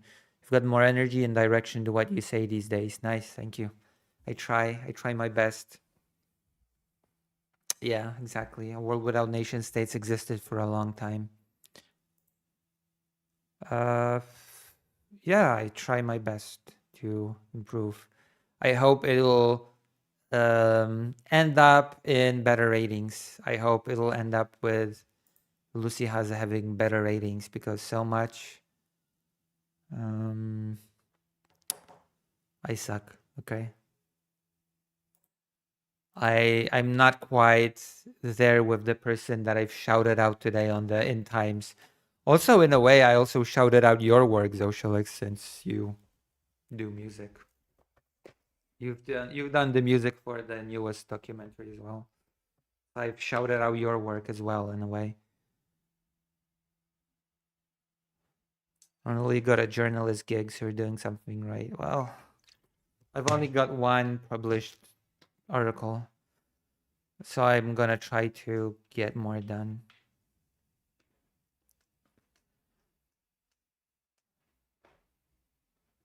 But yes, I am happy that I am able to do the journalisms. My newest article did not make it to the new issue, but it's been accepted basically. It's my boss said that she liked it. I've written an article on the education gap of children, which, as you can see, I basically promoted my new article without saying that I promoted my new article by doing the whole 9 yards at End Times about the education gap.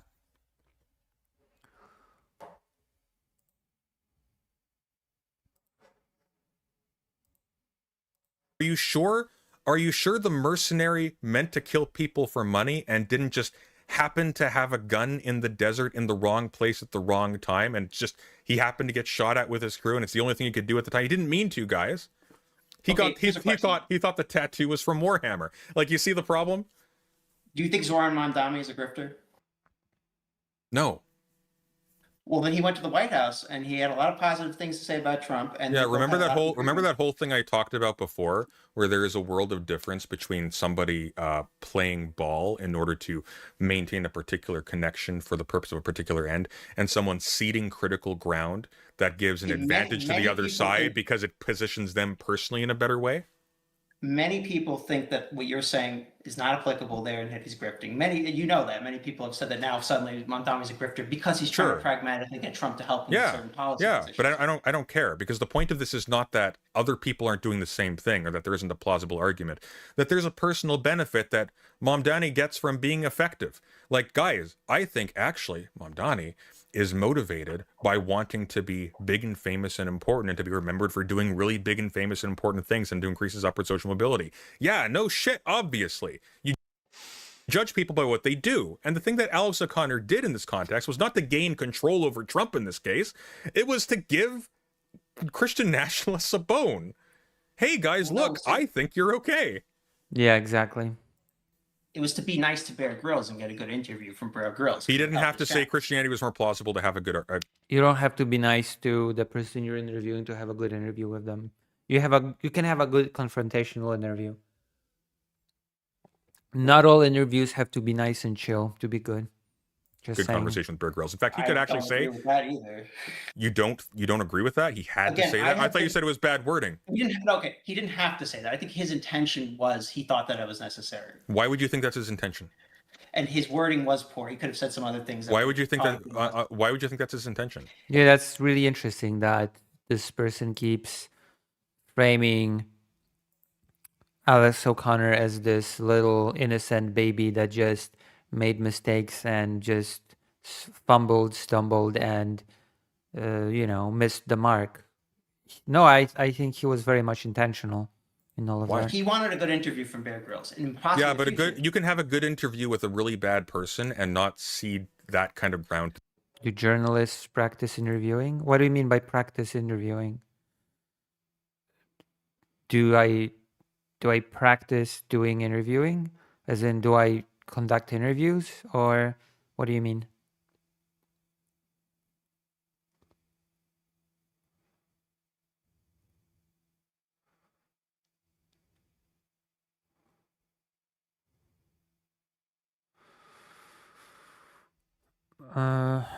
What do you mean? I'm not sure what you mean. You have to specify your question.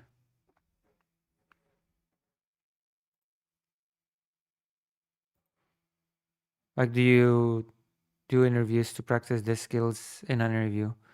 No, the practice is me doing the actual thing. And then if I feel like it went bad, then that's in my case. I just go and do the thing. And if I feel like I haven't done it well enough, I try to do it better the next time. I don't do mock interviews that are not real. I just do my practice is doing the actual thing.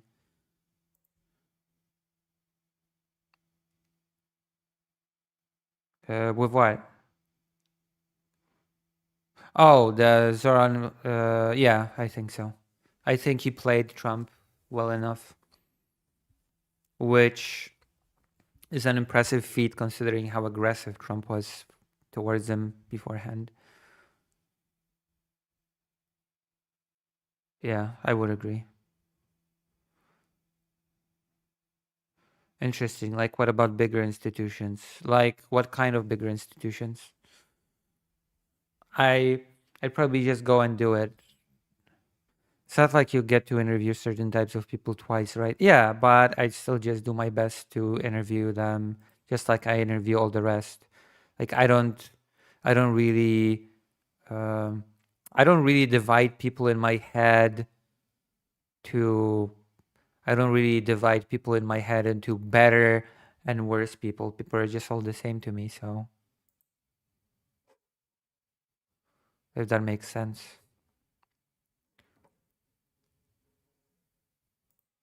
Does that make sense? Like CNN. I don't think the CNN is going to interview me.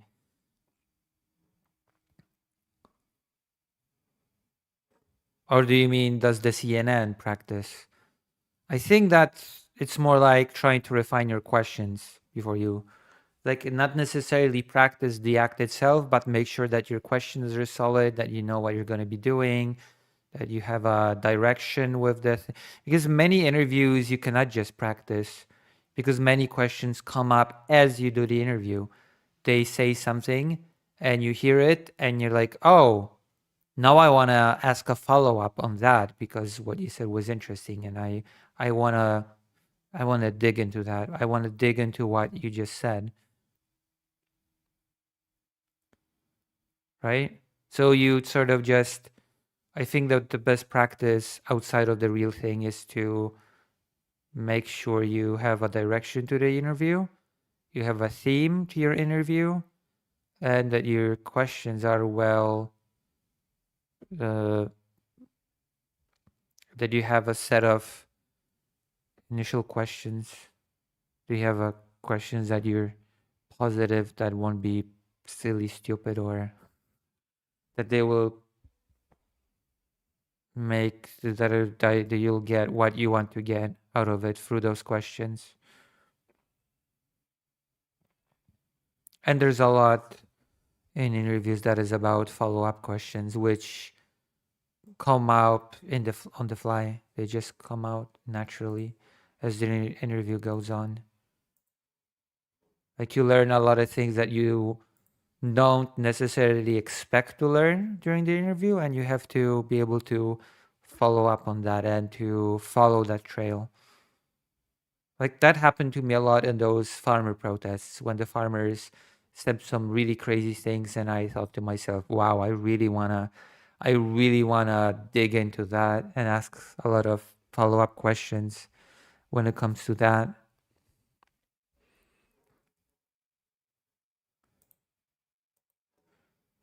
It's just, it's just interesting. And yeah. Does that answer your question at all? Does that answer it at all?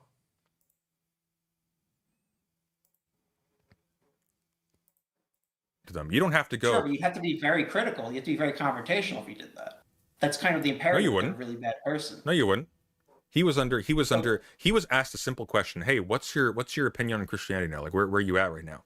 And he could have flat out said, well, just to be clear, I don't think any of these like religious claims are plausible.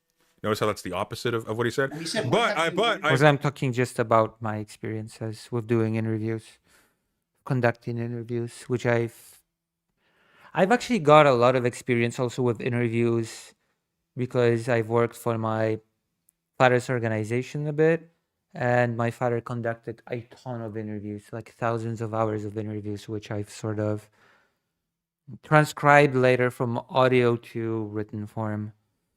So that was the thing. It's just, I just remember that, and I tend to underestimate certain things that are not related to what I do now directly, but it also constitutes experience with what I do right now in a way.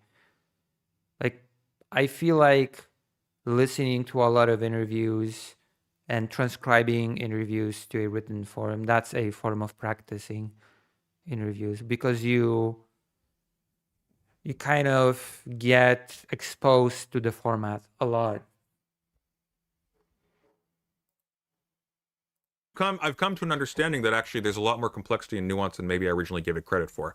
And I've taken a renewed interest in the culture and in the philosophy. But just to be clear, I am not saying that I think any of these religious or moral claims are correct. And also, by the way, I actually have some moral issues with them. Maybe we could have an interesting conversation about, for example, why institutionalized misogyny is a bad thing to Bear Grylls, because maybe having a positive conversation about that and opening that door to his audience would have actually done some social good instead of simply positioning him in a better place.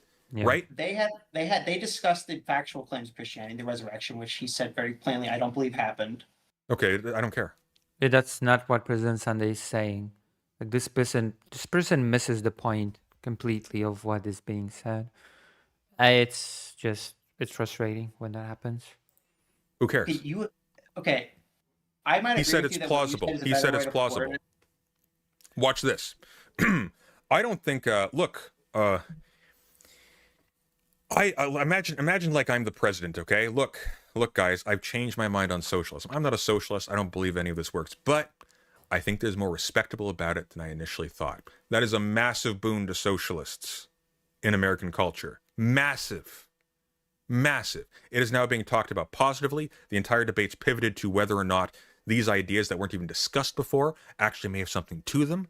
And this has given an entire cultural movement the ability to creep along and grab more and more ideological territory, more Right. and more political territory in where it's been just overwhelmingly like dogpiled before in the past. So you think Donald Trump just grifted this last week by saying, well, I like Mamdani and I think a lot of his policies will be really good for New York, in the same way that he basically just ceded ground to socialism partially by saying that. And that now Trump's grifting to the left. Yeah. I think he just liked Mamdani because he likes people that are nice to him. Yeah. He wants to build more buildings. It's almost like, if you will, people pivot based on effective reasons, not based on effective reasons. People. Yeah. Well, I mean, you gotta do what you gotta do. You gotta do what you gotta do to make money for your HRT, and I desperately need money for my HRT. Okay, please donate, Dr. Johns. I am off HRT. Pivot. Sometimes people will change their wording based off of like appealing to people around them to try to. But we keep aren't things talking smooth about changing. socially. But we aren't talking about changing wording. We are talking about a radical pivot, and he explicitly defines it as a radical pivot. His opinion has He did not changed say since he it's was a radical. He teenager. said- he said Oh, it's mama, I'm gonna go to the toilet. I desperately need to go to the toilet. I'm gonna toilet, and you think about what you've done, and you write me what you think. Okay? Think about what you've done. Think about all of your sins, and write me a big, juicy apology or something. Be right back.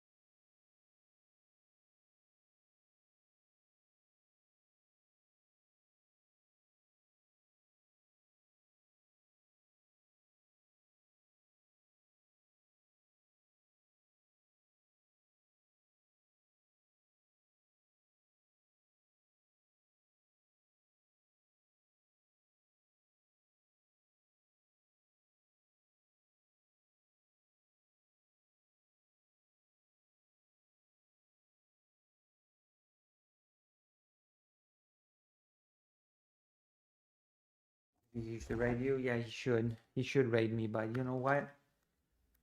It is what it is. It is what it is. Okay, people should be raiding me. I agree. People should be raiding me like I'm the Lost Ark. It's been a slow change over many years to the current point he's at. It's I still cannot believe that. I still cannot believe that Food Shops is Destiny's top orbiter. That is, I don't know why, but that is such a sad state of affairs for Mr. Bonelli, that Food Shops is his top orbiter. Whatever. It's been a gradual pivot. Yeah, because he didn't talk about it. He didn't talk about He's it for talked years. about it for years. He has been, though. If you But look he at his didn't. podcast, when But he he started didn't though. talking to these scholars He didn't earlier though. on, He was a didn't lot though. more As soon as he hostile. started getting regular conversations with people like Jordan Peterson, he immediately started softballing them. Every single one of these things he doesn't let come into that sphere where it can possibly upset a member of Jordan Peterson's audience. In fact, he specifically goes out of his way to make sure that they feel like he's on their side and he has their back. In that conversation between Peterson and Dawkins, he was softballing Peterson against Dawkins. He was insisting, well, Richard, aren't you being a little bit unfair? I remember I watched that through. It was a horrendous thing to watch. So someone can't earnestly have those opinions. You think? I'm sorry, someone can't earnestly have those opinions, I think? That he thinks that Christianity is more culturally. Do you think you're smarter than Alex O'Connor? Do you think he's Yeah. a dum-dum? Do you think he doesn't? No, I don't think he's a Do you dumb. think he's like he makes socially mistakes. inept? Do you think he's socially inept? Like he doesn't understand what the consequences of his words are? I think he could easily have. Wait, what checks out at this point, Dr. Johns? What checks out? Tell me.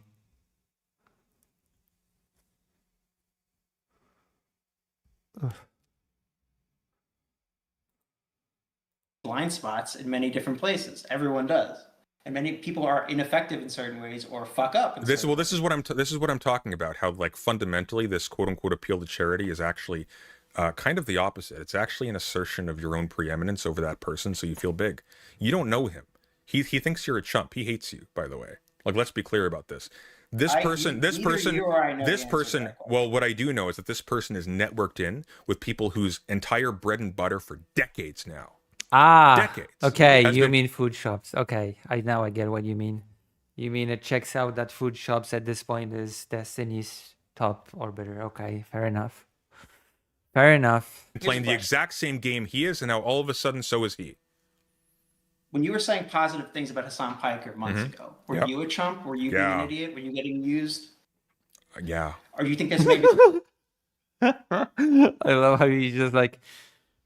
Yeah, I was a chump. I was being used. There's people now that you say positive things about that you're getting grifted by right now. Yeah. Yeah. I don't know anybody. It's possible, right? Because you got grifted by Hassan in the past, right? Yeah, I'm struggling to think of who you're talking about though. Well, we don't know yet, right? But you didn't think Hassan was a grifter until you did. Well, when they show me signs, for example, that they are pivoting their ideas without an adequate accounting for how they made that move, yeah, I drop them immediately. Yeah. And do you think there's people who might? I am very generous to people until they show who they are. I think that you have a very cynical view of people's motivations. I don't know. Maybe he does.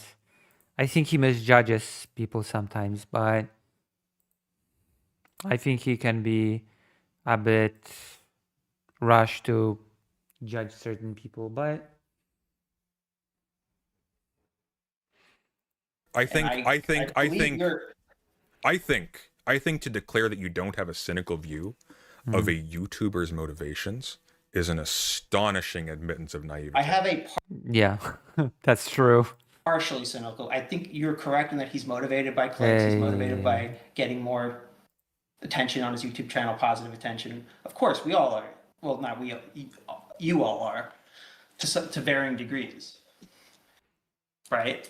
And then he made a clickbait video. He took a clip out of his own context, and he made that video because he knew it would get a lot of clicks.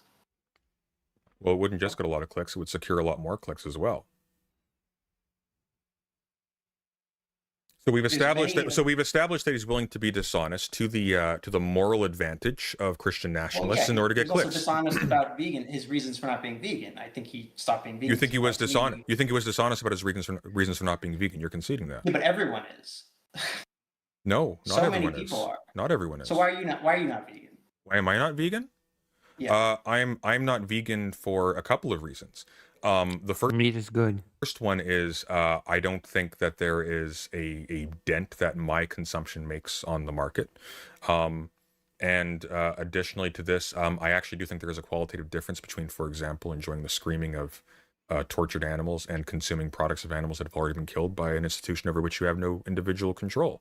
I also probably think that, all that aside, I probably shouldn't consume that anyways, but I just don't think effectively it really matters.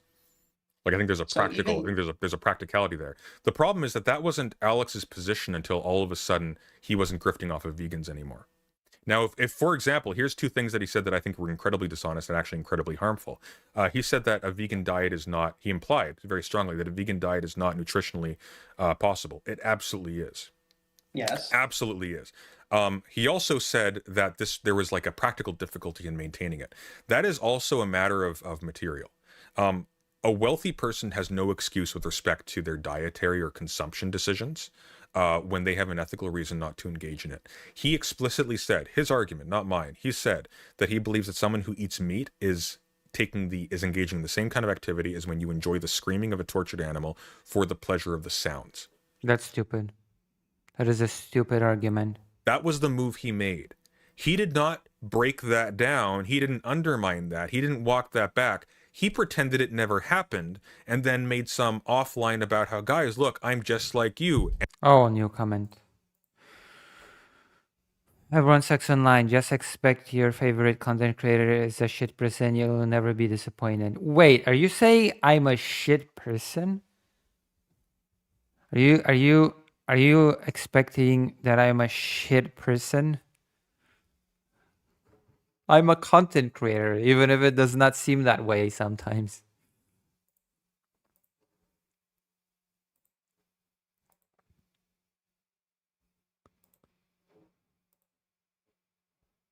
Anti-vegans. I'm just like you. Gosh, I'm sleepy. Part of me wants to lie down here and... You know, my friend's mom used to have medical practice in this apartment, and her diplomas are still on the wall, and it's kind of nostalgic to look at. I used to live in this apartment alone. My mom lived somewhere else, and my friend's mom, I let her use most of this apartment to have a medical practice here.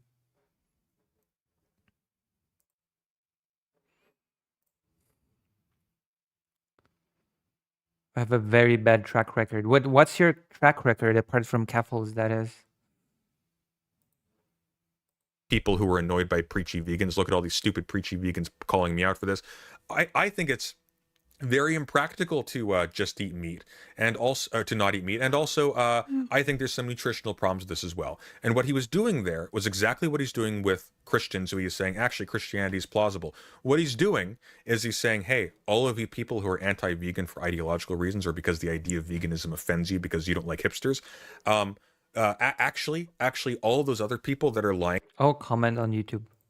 I have to read. Lucy actually eats babies and baby ducks at her vampire estate when the camera goes off. No, I actually just electrocute my dog 5 times per day.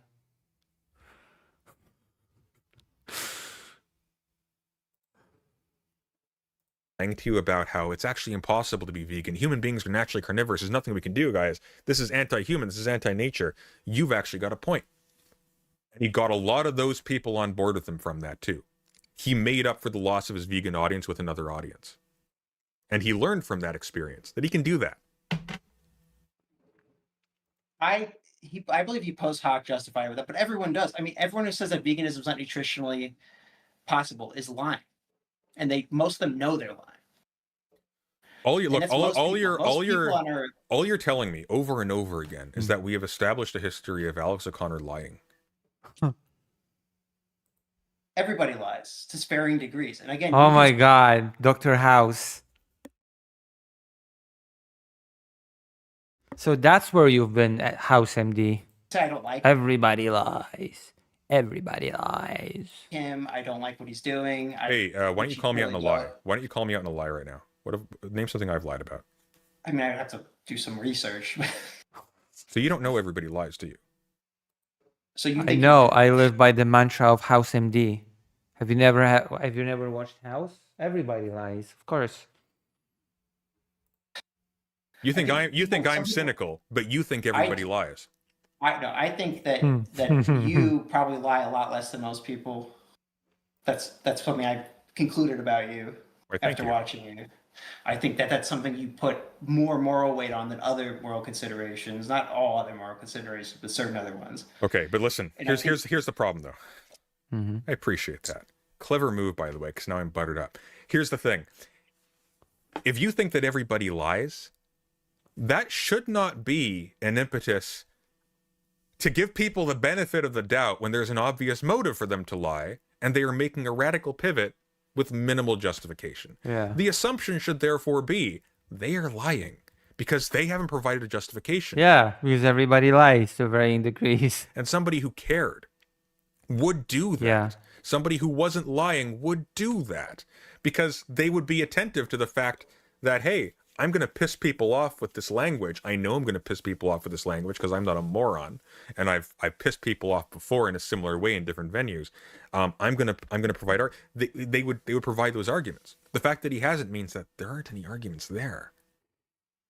He didn't make that move based on his reading. He did his reading before years ago when he prepped for those debates against theists, and now that he's getting money from theists, he doesn't want to go that angle. So I think he baited this response because he had been getting comments like this for years, and I think he also wanted a lot of clicks on. But why was he getting comments like that for years? Because people were believing he was grifting, and they weren't watching all his podcasts. And at first, he was ignoring it, which some people will tell you to do. Just ignore the next. Kaffel, Slosh, Xander Hall, Demon Mama, Illuminati. Illuminati? Oh, interesting. There's probably a couple more that I can't remember on the top of my head. Illuminati, I think I've watched maybe a bit of Illuminati. Have you seen my talk with Kaffels? Xander Hall. Negative comments, just pretend they don't exist. And then he did that, and he got triggered by it, and he's like, I'm going to bait this response so I can make a big video about it because I'm pissed off. Jordan Peterson. You ever argued with a Jordan Peterson fan before? Right. Yeah. Yeah. They'll tell you this all the time. Look, you got to watch all of his talks. Okay? You got to read all of his books. You're not getting it. They'll do that all the time. Because here's what happened. I have watched a lot of them, and that's why I can feel like I can safely disagree with a bunch of his positions. Yeah, but that's impractical. But also, it sows confusion because now, actually, I've said this back here. Actually, I've said this back here. And now someone like Jordan Peterson, for example, or more accurately, his defenders, because, you know, free speech Jordan Peterson doesn't actually engage with any of his critics outside of a highly controlled environment. They're now free to just like reconfigure their views based on contradictory things they've said in the past at will. It's a constantly evolving thing, not their actual ideas, their statement on what their ideas actually are, and they can curate that for whoever they're talking to now, whoever they're grifting off of right now. Yeah. This is the Jordan Peterson grift. He's doing the same thing. Jordan Peterson had the same relationship with his audience. I should perfect my grift. Because my grift is not very good. I suck at this. Again. I remember years and years ago, he went onto stream. I was very embarrassed when I heard that. When today I heard that I'm the best historian.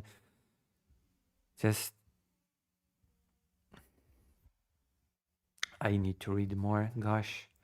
As usual. And he was reading questions from his audience. Do you think Jesus is the Son of God? And he looked at the camera. I don't know. Lucy, have you watched all of the Jordan Peterson lectures? God, no.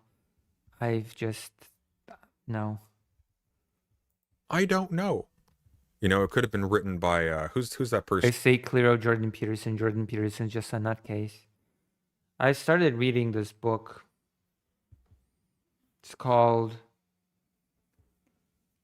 It's a very nice title. Paris 1919. It's about the Versailles Treaty.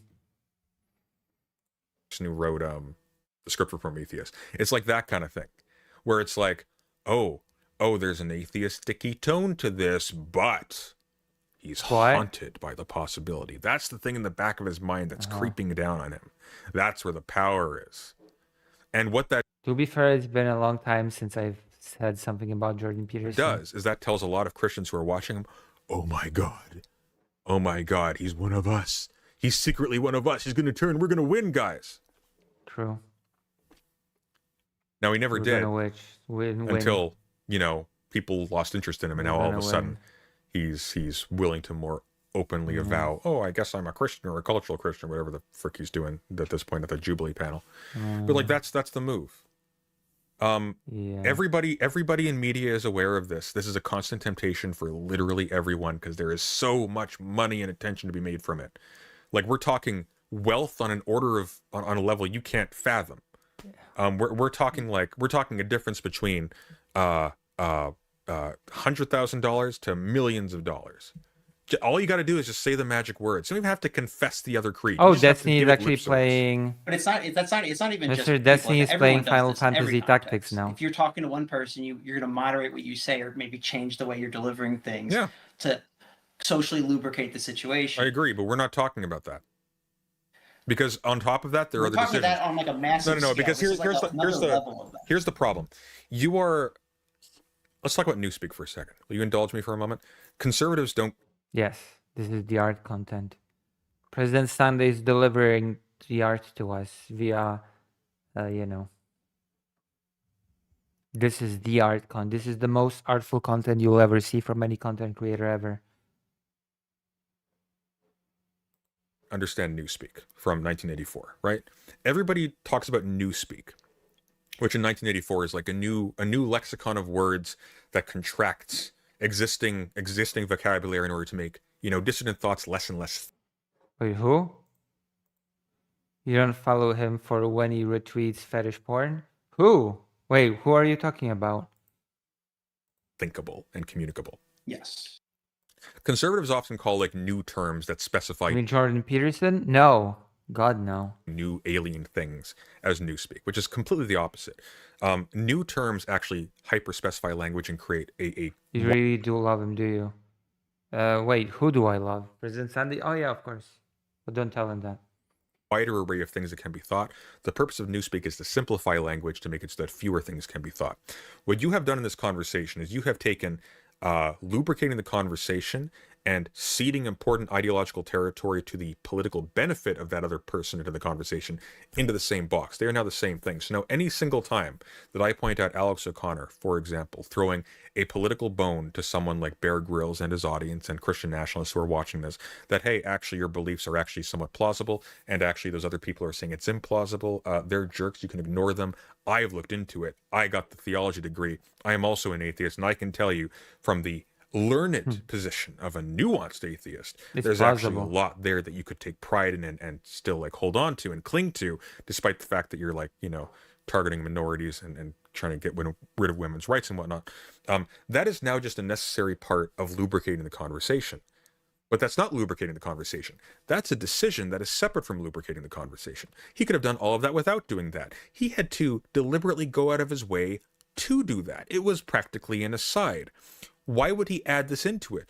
As someone who is seasoned in debating theists, especially in today's climate, and not just theists, but also people who are also grifting off theists like Jordan B. Peterson, I would expect a heightened level of sensitivity to the impact of those terms, because that is specifically what people are using to fight against skeptics and atheists and secularists. That's what they're doing. Yep. What he is doing in that conversation is using this reaching across the aisle framing in order to justify setting up a bridge for him to migrate over. And not in the sense of having to actually buy into beliefs, but in the sense of, for example, being widely seen as being on the pro-Western culture side of things. Because that's what this is doing. That's what those people then take the clout they get from Alex O'Connor to do. Am I getting through to you? I understand. No. I understand what you're saying. Okay. So the Newspeak concept is the weaponization of ambiguity, right? It's both things are true at once, so I can say whatever one is true at whatever time to confuse everyone. No, the point is that by conflating these two together, we can no longer talk about them as separate things, and they are. Because Mehdi Hassan, he lubricates the conversation by being nice. He does not cede any ground, ever. He doesn't have to say, actually, I think the Zionists have a point. Actually, I think the IDF has to be sympathized with. He doesn't do that. Ever. He doesn't allow room for that, because that rhetorical move is specifically used to pivot the momentum of the conversation, so it's going against the people who are against genocide as opposed to against the people who are for the genocide. The move he would be making by giving that kind of credence, I'll just finish this very quickly, I apologize, no, I'm talking a lot. The move he would be making by giving that level of credence, actually, I think, the weepy, teary-eyed, poor me, kidnapped from the tank side, is actually kind of viable. I actually think there's something to that, okay? For him to say that would be to throw everybody else under the bus and would be to give a massive boon to the pro-genocide side of that argument. Which is why he doesn't do that. What Alex did in his conversation with Bear Grylls is as if he did. It's the same thing. It's also, by the way, being purposed in the same direction in its own way as well, by the way. Go on. I apologize. I've talked a lot. You can continue. Well, no, it's your show. Yeah, it's I have to like, you know how in Nietzsche you have to like build up that tension before you can like unwind and Oh my god. you know, that's a bad metaphor and visualization. But I have to earn my punches, so I'm going to need you to wind that up again for me. You're a performer at heart. I get it. It's so in the case of like Mehdi Hassan, I'm not 100. I've watched a bunch of his debates and stuff, but I don't remember offhand.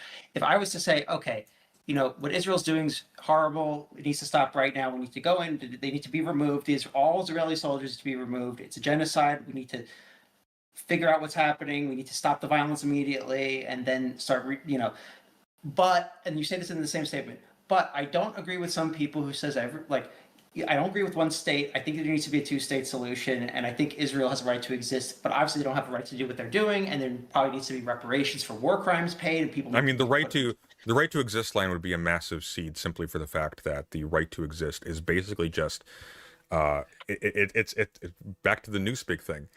Right to exist equals right to proactively engage in military adventurism to protect its prospective security in the fantastical future. Because let's be clear, no state has a right to exist except by dint of the ability to exist. That's how sovereignty works. Yeah. Failed states are states that don't have the ability to defend themselves. So to say that Israel has a right to exist, first of all, it's moot. Israel does exist. It's able to defend itself. That's not a question. Okay, when people talk about Israel having the right to exist, what that actually is referring to is, do you think that Israel should be normatively allowed to engage in acts of aggression against people who have not attacked it first, or against people who it has been brutalizing for decades and decades and decades and decades, because it has some ideological notion that its security will be advanced by doing so? Like, obviously not. No sane person would agree to that. If you say Israel has a right to exist, though, it gives the impression, while simultaneously allowing for basically endless war by Israel, as long as it can imagine a security reason for it, it gives the impression that what's actually being asked is, do you think it's okay for all these innocent people living in Israel to be like harmed? And it's like, obviously not. But that wasn't the argument. Yeah. So for him to cede that point would be really gross, because what he should do, and what he does, and I love him for this, what Mehdi Hassan does is he breaks it down. And he says, like, well, actually, what is it you're actually asking when you say this? What is it you're actually doing when you ask me this? Yeah. You see, you always do this. Da, da, da. And he's very good at that. But that's I like that. What you have to do. Ta-Nehisi Coates, I was talking about an interview he did, where he very expertly, in a conversation where he was actually being aggressed upon by the interviewer, he kept it very polite and kept it lubricated and kept it very, very positive by simply saying, well, look, my ancestors, my parents actually grew up under situations of apartheid. And I think apartheid is bad, period. And the question is apartheid ever okay? And the answer is no. I'm paraphrasing very badly, but that was generally the move. And he kept the conversation cordial with someone who is very, very clearly attempting to escalate, ambush him with accusations of anti-Semitism. Kept it very cordial, and he managed to push back. He pushed back not by saying, hey, look, I'm actually one of the good ones. I think you're 100% right. I think those guys are jerks. Listen, like me, I'm nice, okay? I'm gonna throw you a bone. No, what he did was he pointed out, actually, what you're asking me is what you're actually proposing is that there is a case where apartheid is okay. And I think that's bad. Let's have a conversation about that. Right. Very, very good performance. That's how you do it. If he were to say, you know what, you're totally right.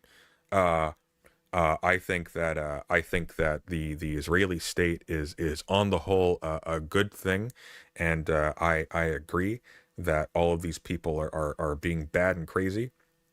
And I think there's more to the Zionist position than people give it credit for, that I used to give it credit for. And then he just stopped it there. That would be what Alex O'Connor did. Yeah, but he didn't stop it there in the interview. He stopped it there in the clip. And again, And he stopped it there in the what you're interview. s- what you're he came back to a lot of these topics. Yeah, And so, again, you could so I'm say gonna. he was bad. You could say he did a bad job, and that No, I wouldn't I'm do not saying he that. did a think he's bad job. I think he did. How's everyone doing? I'm gonna start a poll, by the way, on the YouTube side. I'm gonna see how you feel. Greater ain't. You're probably not here anymore, but I'm just gonna Valheim versus FF4, which is Final Fantasy 4.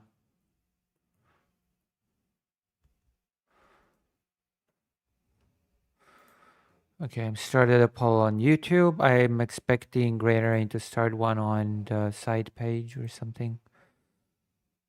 Valheim versus Final Fantasy 4. All right, let's continue with this. Did a good job. I think his job is not what you think it is.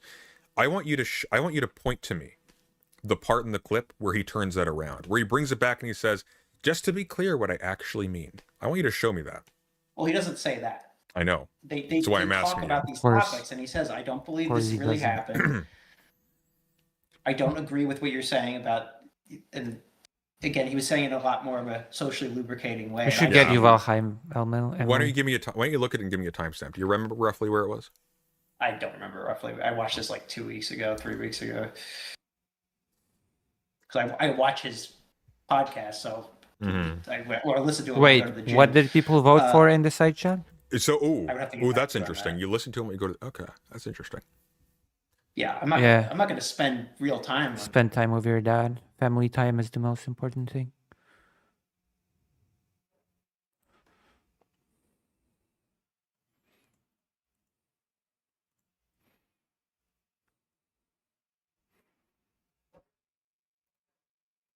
listening to a podcast. I'm Do doing you something else, so you like Alex's show? Clearly, it gives you a good vibe. You're listening to it while you're doing stuff that's strenuous. It's motivating. it's just occupying. my Cyberpunk. attention, I should 'cause, play you know, you're kind Cyberpunk of on on autopilot. stream. But it's a part of your routine, right? Honestly. Yeah, Like if Alex O'Connor's channel one were of to them. It's disappear in my tomorrow. rotation. Yeah, so if I Alex wouldn't, O'Connor, it wouldn't be. It wouldn't it would change my routine a bit, but I wouldn't like be caught up about it, right? Because it's like one of like a number of things that I have. oh in no, yeah, rotation. sure. Hmm. But like, here's the thing, though. You don't find the sound of his voice offensive. Presumably, you find the. Oh, I do because he's English, but I can move past. Oh, God. That's cheating. Everyone says that the English accent is bad. His accent's actually pretty good. I just hate English people, but see, neither here nor there.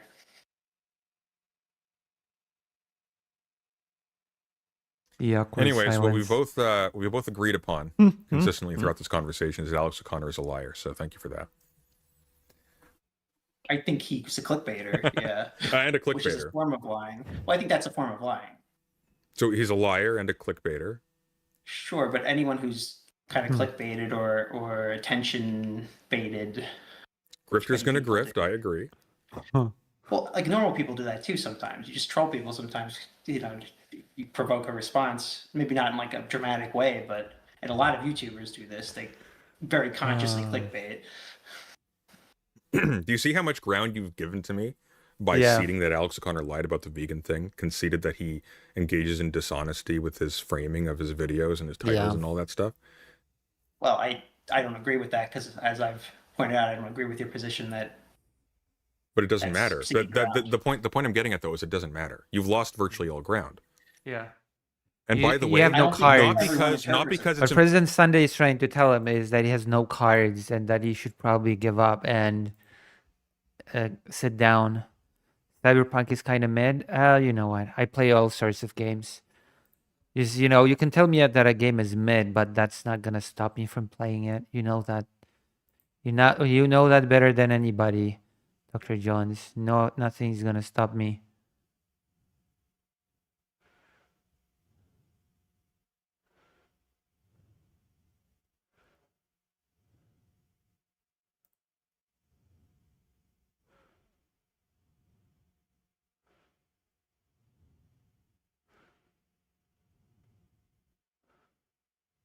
You know? Impossible that you're right. You lost all ground because basically what happened in this conversation is I claimed that Alex Connor was a grifter, and then you ceded all the terms I need to push the audience into agreeing that he's probably a grifter, which means that everybody else is going to go, yeah, he's probably a grifter.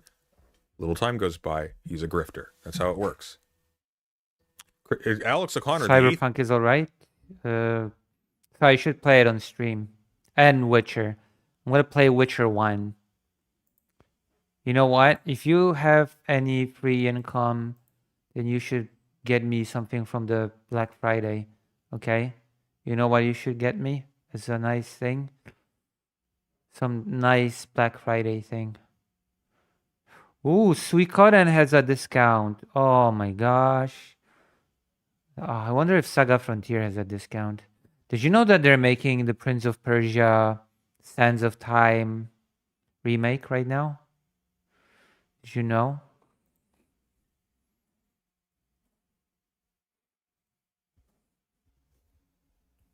It has a discount. Saga Frontier 2 has a discount. That's a great game.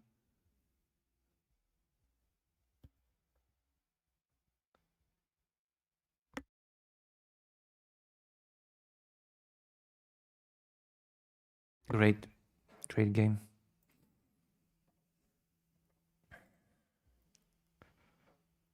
Cyberpunk was fun to me, but it wasn't perfect. There is no such thing as a perfect game. Atheist. Talks friendly with Richard Dawkins and so on and so forth. He thinks Christianity is more plausible than he thought before, huh? Alex O'Connor thinks Christianity is plausible. Even atheists think Christianity is plausible. Somebody else goes... YouTube comment. Socialix says, there's mid aspects about it, sure, but Night City is amazing to explore so much. Versatility is amazing, like structures with hidden pocket alleys. Also, the mid mind behind it is based. I mean, there's also, I gotta admit that I kind of like VR. I really enjoyed Resident Evil 7 in VR.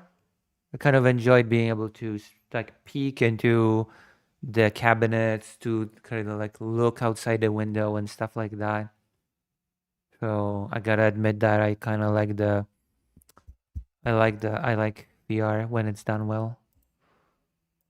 Goes up to them, hey, you guys are like voting for somebody who is like misogynistic and wants to like persecute minorities and so on and so forth because he wants to give special protections to your religion, and you only care about those things because of your religion, but your religion is based on nonsense. Oh, actually, you should watch Alex O'Connor. Even he thinks it's plausible. Boom. So do you see how much damage that can do? Like I could, if I had any clout, I could destroy someone's reputation by making this argument in the way that I've been doing with Alex O'Connor. I don't, so I can't. He's also a public figure, so you can't sue me. But leaving that aside, Louis in the UK. Ugh. So, like, it's really dangerous, actually. Like, because this sounds like nothing when you're talking about one-to-one people. Because it's like with the Hanlon's razor thing. Nobody gives a shit when it's some random person because there's no stakes involved. There's no consequences for anybody if people don't believe him or whatever. But you take someone with Alex O'Connor's scale, if it's 1 million views in 2 days, that now replicates 1,000 times over. You've now got thousands and thousands and thousands of people who are now modifying their rhetoric and how they interact with people based on that conversation. At least. It's huge. I feel like they're just repeating the same thing over and over and over again because that person's not getting what is being said.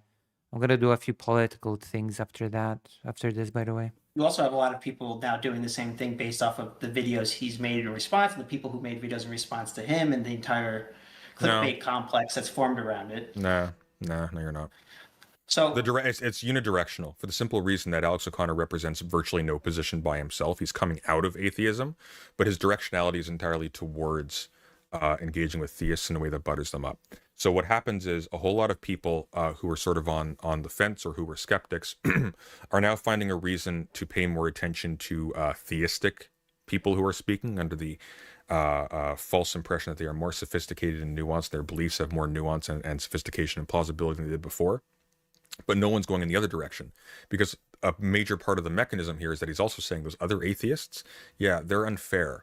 They aren't as nuanced as he is when it comes to identifying the obvious complexity and nuance of Christianity when you actually bother to look at it. And so what's happening is those people are getting a massive purchase on undecided communities, or communities of people that were sort of soft atheists and were just fans of Alex O'Connor, especially a lot of young people. But the reverse is not taking place. Yeah. People are not going to Alex O'Connor through Bear Grylls, say, and suddenly going, oh, actually, I think maybe my religious beliefs were problematic and maybe weren't actually well informed, because they're being told the opposite by both sides. I have Maya Mayor is playing Takaluk Ogre. Anecdotally seen people. I don't know what the numbers are. You might be right that it's a very one-sided, even if there might be a couple of people that have went the other way.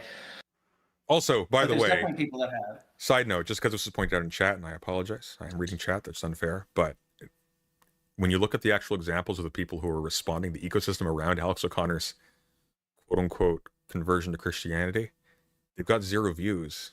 There are 0 view videos there. There are ones that have like less than 1,000 views. I think the biggest one had under 5,000 views. It's like nothing. Ouch. Some of my videos have a lot of my videos have under 100 views. I'm a micro creator. I've already seen some that have more than that. No, I'm sure you have, but like the point is he had to look for them, and when he was looking for them, he found mostly 0 view channels. I think he was just kind of triggered at that point and just Googled, just put his name in the search and just started grabbing. Alex O'Connor is not triggered. True. He seemed pretty triggered to me in that. But... He's not triggered. That's an act. All right. Do you know who Dan McClellan is? Yeah, he's that Mormon guy. Ex-Mormon guy. Okay. He's not an ex-Mormon. He's a current Mormon. Oh, is he a current Mormon? I misremembered. He's a current Mormon, but he doesn't talk about it ever. So he's obviously very against Christian nationalism. Yeah. He was on Alex O'Connor. He has a very similar in fact, because I listen to his podcast too. Yeah. Thing he said constantly is, well, words don't really have definitions. So let's stop defining things so concretely. He's very big on that. I mean, words do have definitions. They're just contextual. They mean things based on the network of connections. Yeah, that's what I should say. He says contextual and consensus based on what things mean. So it's not even that, but yeah, go on. But there's ambiguity in there. And it's like he's part of this ecosystem. There's a growing ecosystem and there's other people too that respond to Alex. I mean, I'm not going to send you down all these channels because you probably don't even have time. I'm aware of Dan McClellan. That's okay. Yeah, you're aware of it. He would be disagreeing with you about this. If I was on Alex O'Connor's channel, and I was a smaller channel, my principal motive on that engagement would be to interest people in my work. It would not be to beat Alex O'Connor, who is essentially a podcast host. He is essentially, if you will, doing the exact same thing as Joe Rogan is doing, where he's a disinterested third party who's just asking questions, but also he just happens to be asking questions and making comments in a way that lets the person who thinks the pyramids were made by aliens audience know that actually, guys, he takes you seriously and he likes you, and maybe he can be convinced. Just push a little harder.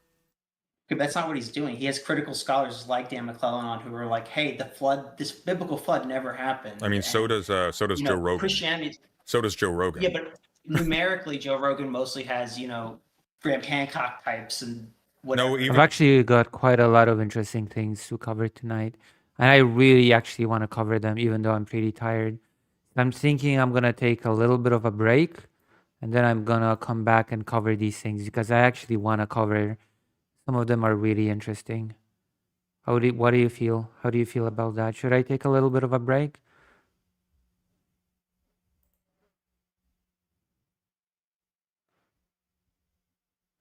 Dr. John says, look on the bright side. It doesn't matter to YouTube that you're not gonna get caught up in the recent wrongful ban wave. I guess, maybe, but still. Would it be nice to have at least 1,000 views on a video? Per video. I probably would have less financial problems then, if that were to be the case. I'm not even asking for a lot. I'm asking for 1,000 per video. Yeah, I do need a nap desperately. I'm really tired. So I think I'm gonna do the nap now. But I do want to cover these topics. The Polish one is a big one that I want to cover.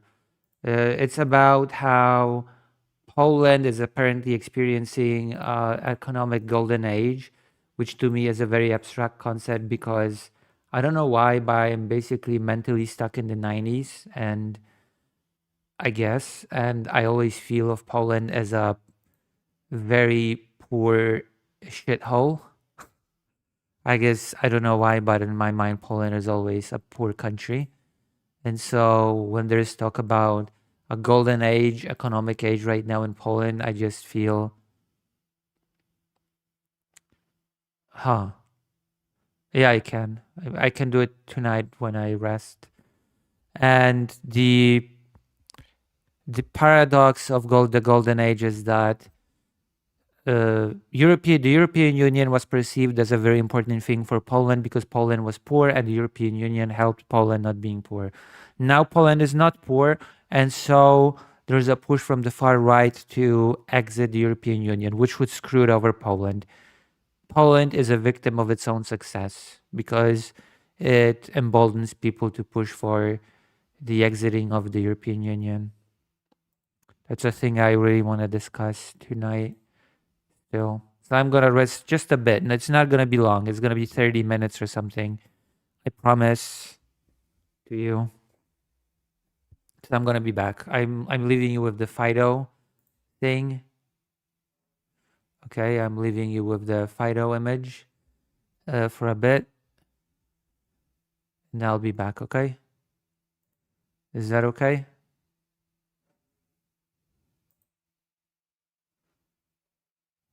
I need a response from my beautiful audience that it's okay.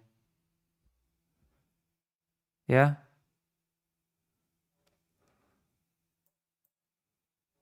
Okay. Okay then. I take your silence as an okay. Okay, I'll be right back. I'll be back soon.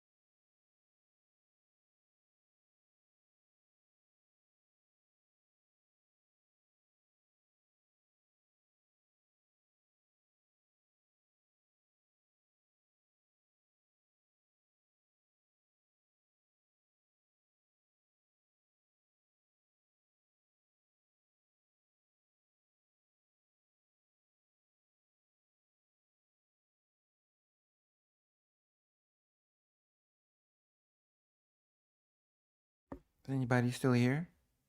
Is anybody still here? Let me know if you're still here.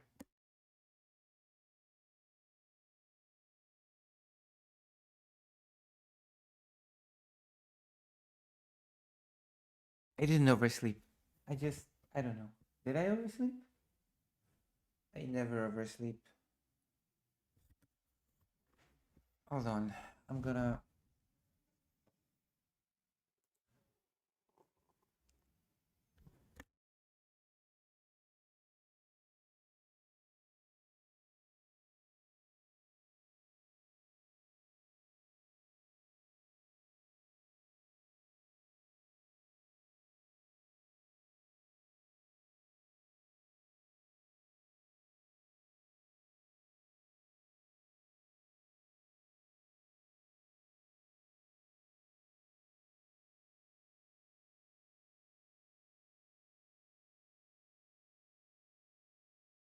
I'm back. Hold on.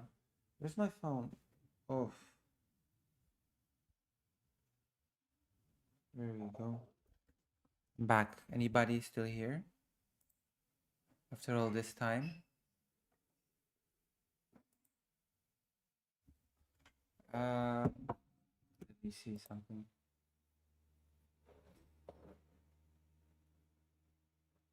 Valheim won by 8 votes. Very nice. Live chat. No? Dr. John. Oh, Dr. John is still here. Okay.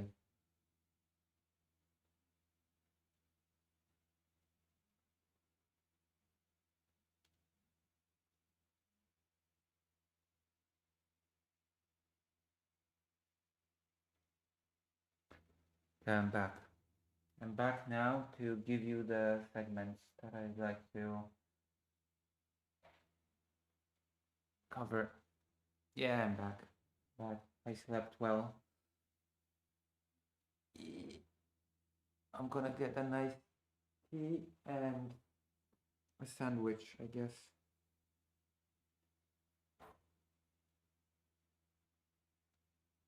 Just so you know that I'm...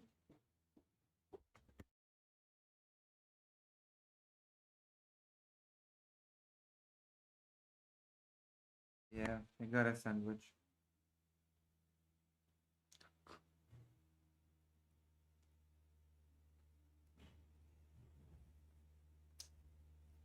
I should have what? Gotten a sandwich?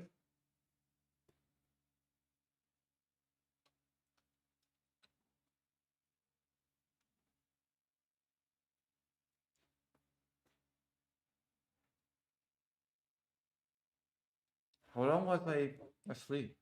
Hold on.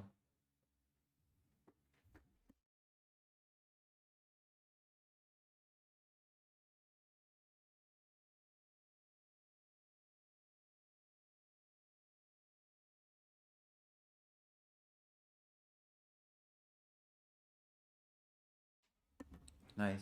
So I got a tea as well. Okay. I got a tea and a sandwich.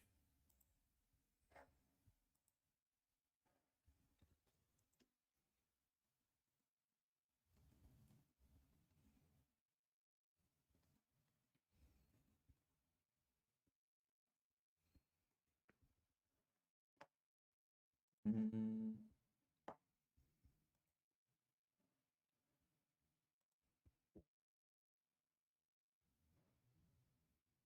Oh gosh.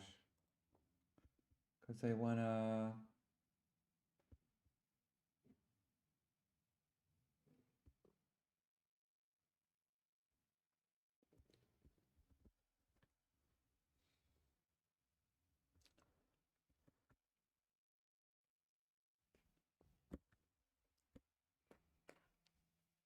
Um,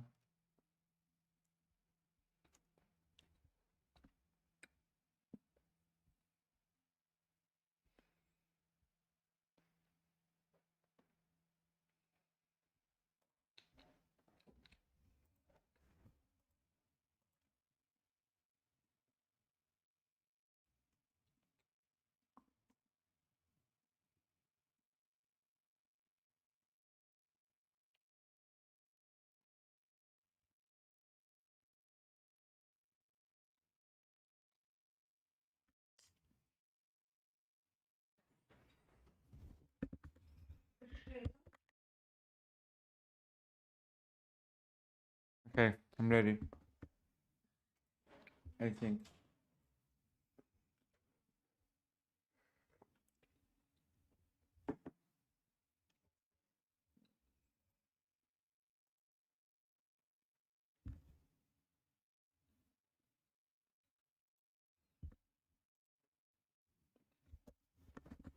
Am I still really quiet? Am I still really quiet? Sorry.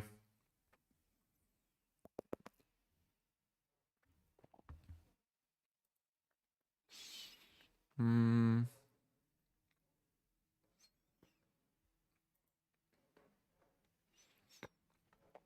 I guess the YouTube audience is gone. Only the side chat is still here now.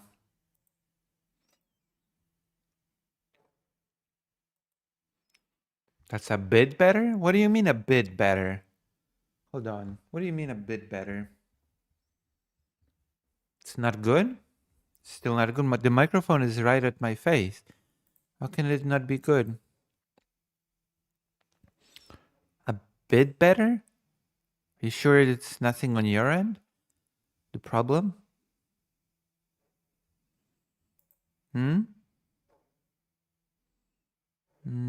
Hold on. I think I know. Maybe. Oh, I know.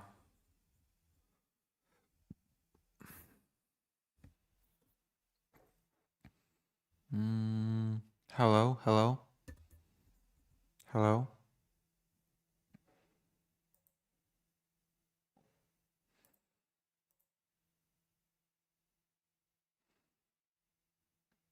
Hello? Better now? It's better now?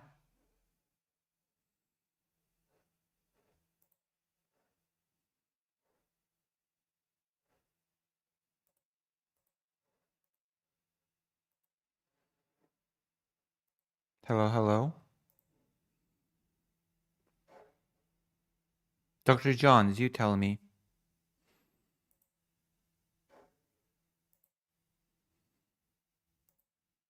You tell me, Dr. Johns, if it's okay or not.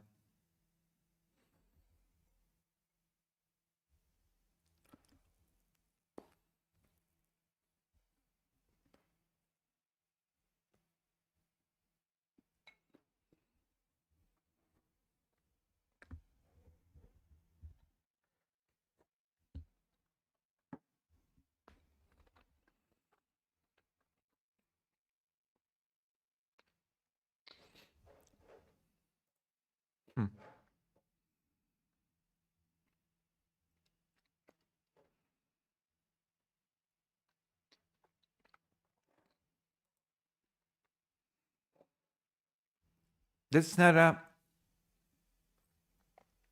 a reply. Is the volume okay or not? Oh my God.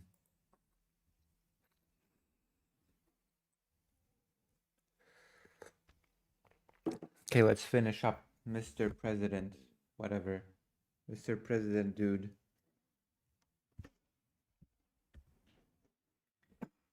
Because we haven't finished up, Mr. President, dude. Dr. Johns.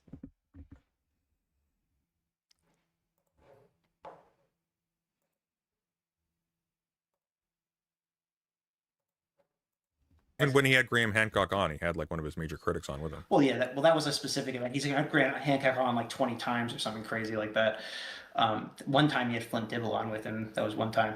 But there's a disproportionate guest type, right? It's more conservatives. It's more conspiratorial people. He occasionally has people that aren't like that on. They're sprinkled in there, but there's a certain tilt to Joe Rogan's channel, and Alex O'Connor also has a certain tilt. There are things like people who are panpsychists, and then also critical biblical scholars. I've watched Dan McClellan before, and the difference between Dan McClellan and Alex O'Connor is that Dan McClellan will look into biblical stuff, and he will specifically rebut people who are justifying backwards or prejudiced opinions or claims that they will use to scaffold their confidence and like sort of down the line ethical norms about like sexuality and gender and race and stuff like that, or culture, if you will, which is often a vehicle for racism. How long will they And going to be he will debating? specifically criticize those, and he will go out of his way to point out that, oh, actually, your reading of this is wrong. This doesn't support this, and the point is to deflate reactionary tendencies in Christianity, or like arguments that sort of bolster like Christian positions that are then used to scaffold like bigoted politics in general. He does not just cede the ground and say, oh, actually, blanketly, I think Christianity as such is more plausible. He complicates it. A major part of doing any kind of like public academic work is breaking down oversimplified caricatures that people have in their heads of what the things that are being discussed even are. Like, you're talking about gender, for example, right? Like, a major part of the debate around gender is complicated by the fact that historically a lot of feminists have had like an essentialized vision of gender as well. So one of the reasons why Gender Trouble was written originally, which a lot of people have forgotten, is that she was specifically taking aim not at conservatives and reactionaries, but at feminists who had an essentialized view of gender, who argued that gender is to sex as sex is to nature. It's sort of an emanation from a higher plane of, higher, more fundamental sort of plane of activity or being or whatever. And the point she makes very specifically is that actually sex is under the umbrella of gender. Sex is a categorization of a kind of thing by a culture that is cemented by practice, but isn't actually downstream from biology. It isn't actually downstream from biology, by the way, also being the same thing, but I'm just allowing it for a moment. The way we break up the world sort of intellectually is inflected by our particular culture, by our history, by a practice that has been sort of reified through culture and practice, and doesn't actually entail a something that is sort of universal or truth apt about the world itself, right? That's the work of an academic. That's the work of a philosopher in domains such as this. And Dan McClellan, for the most part, from judging from what I've seen, does that. Alex O'Connor is not doing that in that Berg conversation. But Alex O'Connor is constantly platforming people like Dan McClellan, and furthermore, I don't care. So his point may be badly done, because Dan McClellan would say the same thing. Basically, Piers Morgan regularly platforms Mehdi Hassan. That doesn't give any credence to Piers Morgan in my books. He pushes back against Mehdi Hassan every time he platforms him. No, that's actually not so. Or most times. No, because there's been a pivot on Israel recently, and sure, but Piers okay, Morgan in the did the past, when exact he had same him thing as Alex did. Earlier on, when he would have him on, they would be much more confrontational, even if it was friendly. And the point here is that, like, I think this so debate you is ask Dan McClellan, like, is Christianity sexism? He's like, no, it's way more nuanced and complicated than that. It's not what evangelicals are saying it is. There's way more history to it. There's many actually, this would be a thing he would literally say. There are many Christianities, but is that playing interference for evangelicals?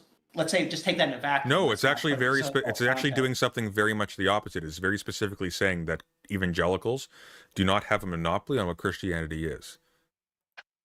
Therefore, they are a fringe of a fringe, right? It's actually deflating their importance. So Alex O'Connor, when he's talking to people, will express those same views, be like, I agree with you totally. And now he might be poorly, because obviously Dan McClellan's going to be much better at We're back to this. presenting this as I think that's very naive. Dan McClellan doesn't do that. And if he does do that, by the way, I'd hold him responsible in the same way. But I haven't seen him do that. He doesn't, because he's very nuanced with what he says, and he's very specific with what he says. Yeah. Nuance. There you go. Then nuance. If you're gonna go back to this in a minute or so again, then I'm just gonna click it off and do the segments that I wanted to do, because this is getting boring. Do you know why he's very specific with what he says? He's an academic, and that's how he was trained. Alex O'Connor is an academic at Oxford. What are you talking about? He's not a real academic. He has a bachelor's degree. That does not. I have a bachelor's degree. Well, his behavior is not academic anyway. He wasn't trained. Oh, I agree with that. But just to be clear, he has no excuse. The specific argument he made was based on his scholarship, based on his reading and study. That's his position. Now, well, no, his position is, he is just a guy who's read this. This is my opinion. Anyone can read what he read. He is a guy who's read this, who studied formally in university philosophy and theology. He has debated world-known public figures on these topics. We're not talking about random kid in a community college who happened to take a theology elective. We're talking about someone who talked to Richard Dawkins about his theology program, which he was taking specifically to debate theology. Well, I don't think that was why he was taking it. I think he was interested in the topic because he had debated theology so much. No, he said in that conversation, like his justification for studying theology was, don't you think that there is value in this and learning how to debunk these claims? Well, I don't think that a bachelor's, as someone who has a graduate degree, is comparable to Dan McClone's PhD and his published research, by the way, which he has a bunch of. Oh, I think they're very much. You don't understand. It's not even close. Are you in I think university? a bachelor's degree holder is closer to Whatever. a master's degree. Have you been in university? Yeah, I have a master's degree. You have a master's degree. Okay, so what you will know then is that in your bachelor's degree, you have elective requirements. And you have a very what program, if you don't mind me asking, like what kind of what field? Animal science. So it's a science lab. Okay, science. a little bit less so for you. Oh god damn it! One moment.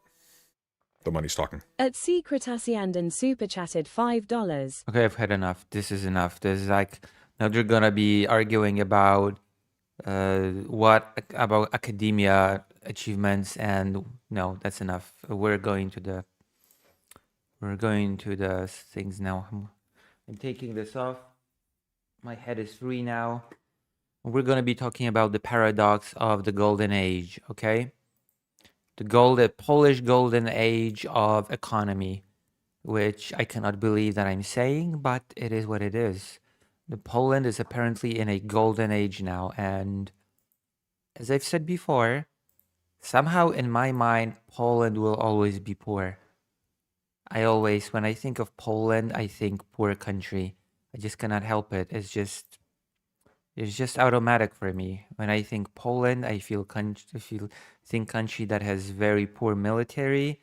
I think a country that is very poor, and I think a country that has very crappy military. Poor, crappy military. Yes, I already said crappy military. And bad soccer. Those are the three things that I think of when I think of Poland. Poor, bad military, very bad at soccer. But I guess I cannot argue facts. I cannot argue that Poland is apparently doing very well economically, to the point that is being compared to the Polish-Lithuanian Commonwealth, of all things. You can see the old Polish-Lithuanian Commonwealth same, and you can see the current same. And the argument is that the Polish-Lithuanian Commonwealth was at a golden age economically, and it screwed itself over and stopped existing. And now the argument is that when Poland was poor, the Poland that I remember, it entered the European Union because the European Union was seen as necessary to uplift Poland from its poverty. And now that Poland actually is uplifted from the poverty, it is strong enough economically and financially, etc., that the voices that call for exiting the European Union are becoming stronger, which is the paradox. The paradox of the golden age. There you go. Poland's golden age paradox and Nawrocki's bid to shift power inside the EU. And of course, there's the argument that the new president, Karol Nawrocki, with his rhetoric, is pushing Poland towards a Polexit of sorts. We had Brexit, which was named after Great Britain leaving the European Union.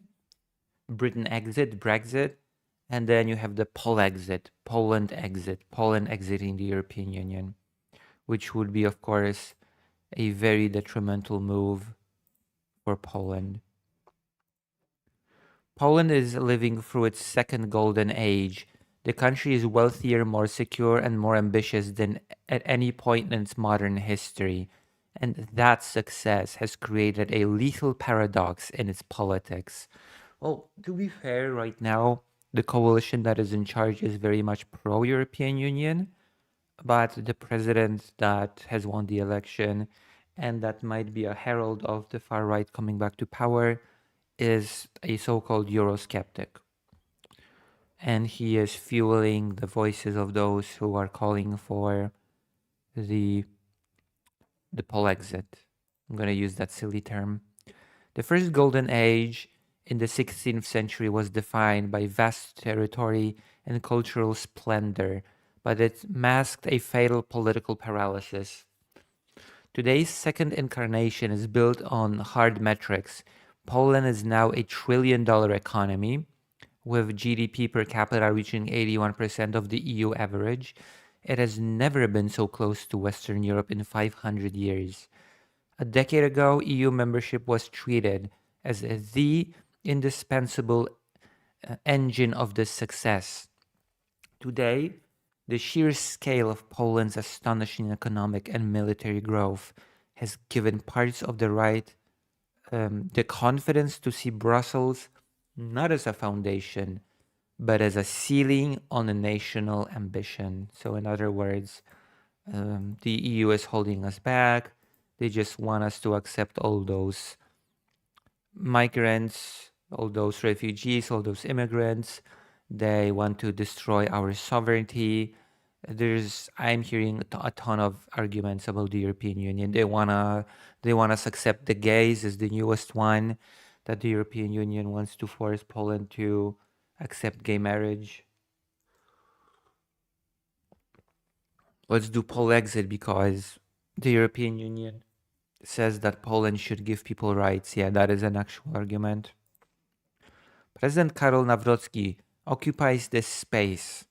While maintaining he wants Poland to remain in the Union, his two major speeches in November 2025 presented the EU as a limit to the country's potential and a threat to its sovereignty, which is a common argument against Eurosceptics that just because Poland has to abide to certain internationally recognized rules, certain deals that Poland agreed to when joining the European Union, that means that Poland is not a sovereign country anymore, which is a ridiculous thing to say.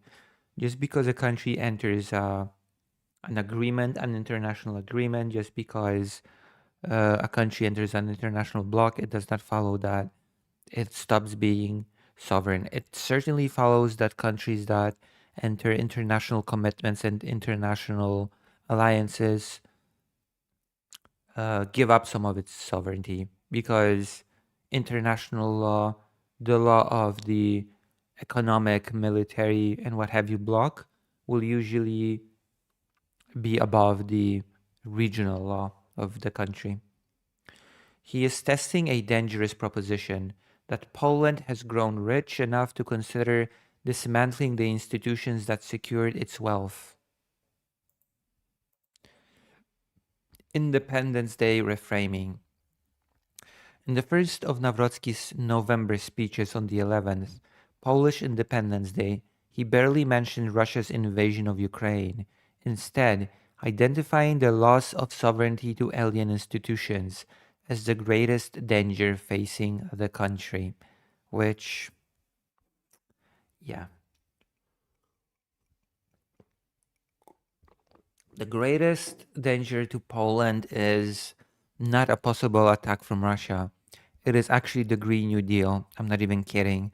When Nawrocki says international institutions, he means stuff like, oh, Poland is forced to not emit as much CO2 anymore.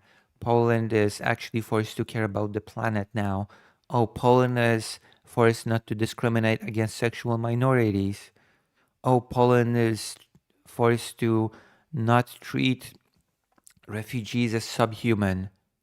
Those are the things that are the threat to Poland's sovereignty, apparently. So Poland must really think about leaving the European Union now. Greater says, why are right-leaning people such dummies? I don't know. And it seems to be a very international problem. It seems to be this, whether it's in America, whether it's in England, whether it's in Poland, I'm not even going to mention Russia, the right wing seems to be, there seems to be something about being a right winger. So golden age through predictable economic isolationism. I don't know what the plan is here. I have no clue what those people are thinking. It's ridiculous. It is really ridiculous. He tied this warning to national ambition. He asked whether projects that define our future were being suffocated by external constraints. He pointed explicitly to the CPK mega airport, a planned national transport hub at high-speed rail junction with tenders worth around 40 billion zlotys. He also referred to the nuclear energy program, a long-delayed plan to build Poland's first commercial reactors with an estimated cost of roughly 60 billion zlotys. Interesting thing about the mega airport is that the Law and Justice Party that lobbied it, the Law and Justice Party that was in charge not so long ago, apparently could not even secure the land for the mega airport. Apparently, the Law and Justice Party had some really big mix-up with the real estate that the mega airport is supposed to be built on, and the current coalition could not do anything because the land just belonged to someone, and the Law and Justice Party never took care of it. By framing those investments as victims of EU regulation, Nawrocki invited voters to view the European Union not as the guarantor of Poland's rise, but as a cage holding it back. There was a lot of controversy about that mega airport, the biggest airport ever in the history of history. Prague impossibilism. 2 weeks later, at Charles University in Prague, he went much further. He called for the abolition of the Permanent European Council presidency and demanded a return to the pre-Lisbon system, where the presidency rotated every 6 months between national capitals. He dismissed the current arrangement as ruled by officials bureaucrats who lack a democratic mandate. He went point by point through what he sees as the tools of centralization. He argued that every member state should have its own European commissioner, warning that any reduction would weaken the voice of smaller countries. He also criticized voting rules that give more weight to population size, which in his view tilt power towards France and Germany. The most significant proposal was his call to end qualified majority voting altogether. In its place, he urged absolute unanimity, giving every state a veto in major areas of EU policy. I could not disagree more with this last one. This one last is horrible. It is basically the equivalent of the Polish-Lithuanian Commonwealth liberum veto rule. And liberum veto rule was basically that every single parliament member in the Polish-Lithuanian Commonwealth could stop the parliament from doing anything by saying, I disagree. He would just scatter the parliament meeting to the four winds, and until they met again to discuss policy, it would just be over. And we are already seeing a part of it in action when there are certain things for which you need unanimity right now. And for example, when it comes to aiding Ukraine, and Hungary is taking great advantage of that by blocking aid, by blocking Ukraine's accession talks. Those are the things that need unanimity, and it's just detrimental. And there is a very infamous Polish politician that said, hey, look, the Polish-Lithuanian Commonwealth liberum veto was not so bad, it seems. And somebody responded sarcastically, yeah, it seems like it was helping Russia in the times of the Polish-Lithuanian Commonwealth, and it looks like it's helping Russia now with the European Union voting. So this is the worst thing, actually. Getting rid of qualified majority voting altogether would be the worst thing possible for the European Union. It could potentially lead to a complete paralysis of the European Union, which, interestingly enough, is exactly what happened with the Polish-Lithuanian Commonwealth. Taken as a whole, the package aims to halt what Nawrocki describes as the concentration of power in the hands of the old core of the Union, which, interestingly enough, the nobility of the Polish-Lithuanian Commonwealth said that what they wanted was to prevent the concentration of power in the hands of the king. That was the whole idea. He presented his proposals as a defense of sovereignty, and the nobles in the Polish-Lithuanian Commonwealth presented those ideas as a defense of the golden freedom.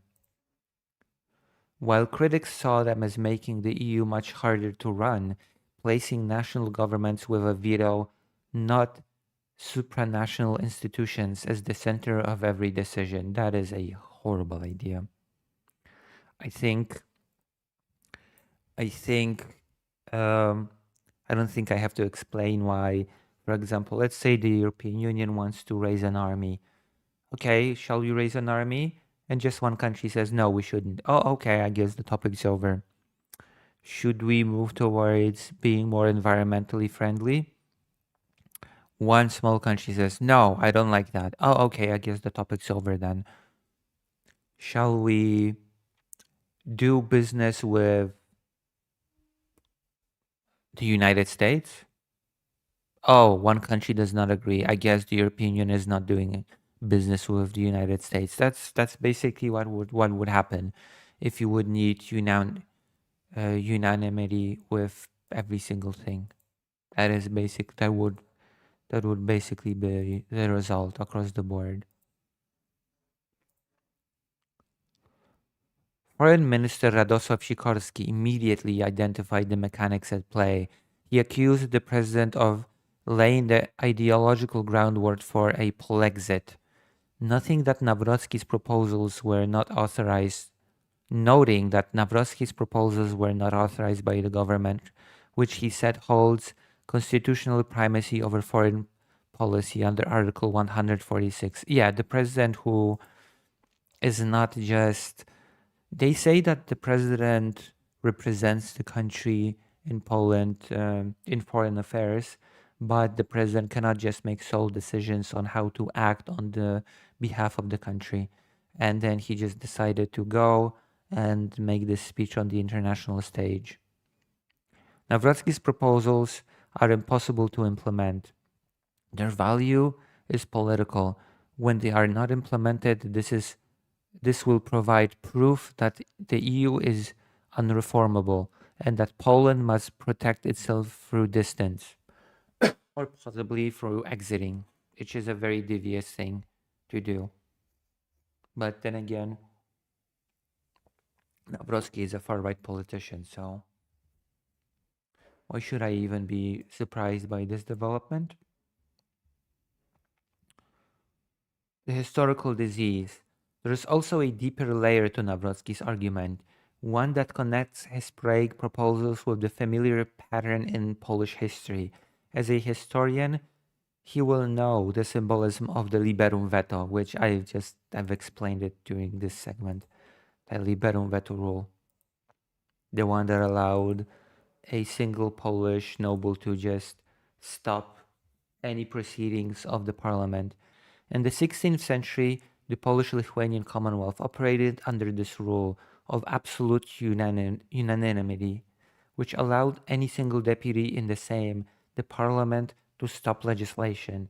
It became the emblem of political system that prized sovereign freedom so highly that it often left the state unable to act. The eventual collapse of the Commonwealth had many causes, but the veto remains the clearest shorthand for its political paralysis. Today the parallel runs in reverse. Poland is again confident and prosperous, and Nawrocki now argues that the European Union should rely on unanimity rather than major voting. By pushing to entrench the national veto and remove supranational structures, he is urging the EU to adopt the same kind of rule that once froze Poland's own politics. So, as you can probably see where this is going, right? You can probably see why, number one, this is ridiculous, and why, number one, it should never come to pass. I don't think I have to go into a whole historical explanation. I mean, I kind of did. The bridge of the right. Society is still firmly behind the EU membership.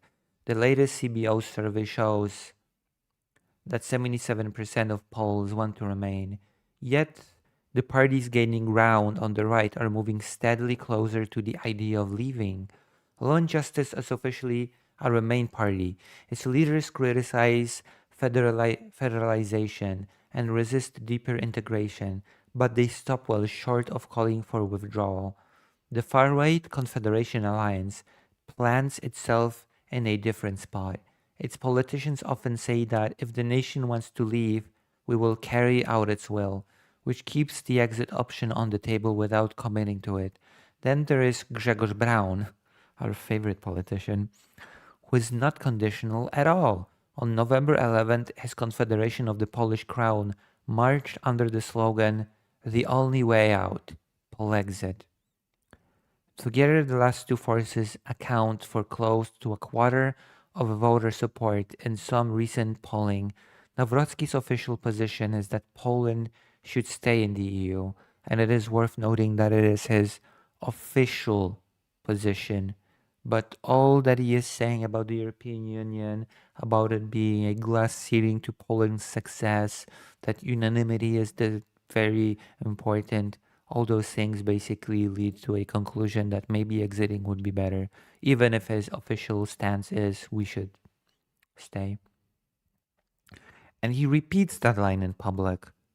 But the votes that carried him into office came from well beyond the Law and Justice base. He drew heavily from the Confederation and Brown votes in the runoff at the beginning of June, and he will need that coalition again when he runs for a second term. The suicide of success. Political scientist Antoni Dudek has warned that Nawrocki is preparing consciously or not for Polexit and acting as the patron of a future alliance on the radical right. Donald Tusk's government argues that Poland's strength depends on being fully inside the EU decision-making system. For Tusk's camp, the principle is simple. If Poland is not at the table in Brussels, it is at risk of ending up on the menu in Moscow, which I agree. I'm sorry to say, but I agree with that notion. There's a very important reason why Ukraine has been fighting tooth and nail to join the European Union. It was the main catalyst for the Euromaidan, and it is very sad to now see Poland basically spit all that in the face by saying, oh yeah, we just want to leave. We just want to shoot ourselves in the face. Who cares about all the benefits from being in the European Union? The Green New Deal is stifling us. We are being stifled by the Green New Deal and gay marriage. It is sad, but I guess Polish people never learn. If there's anything that I have learned is that Polish people never learn.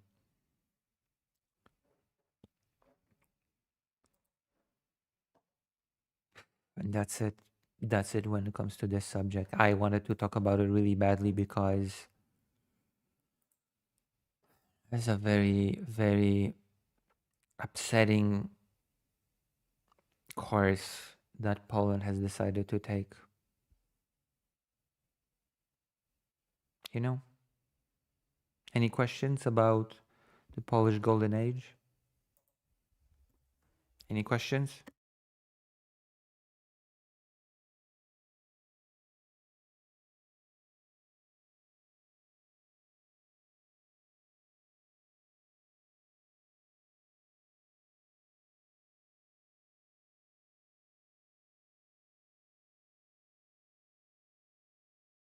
Polexit sounds like a big step backwards. Oh yeah, it is. You don't even know. I mean, England has, I think, learned that Brexit was not such a good idea, right? I think England has learned it the hard way. The idea that exiting the European Union was not as prosperous for it as it had previously believed. We're gonna be free of those immigrants, of those dirty Polish people. We're gonna be free like the wind. And now it highly regrets.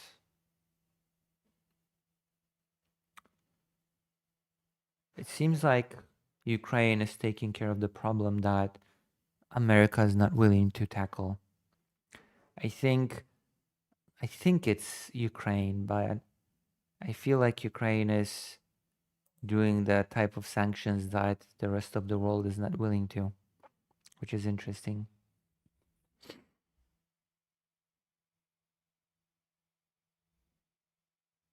Oh my God.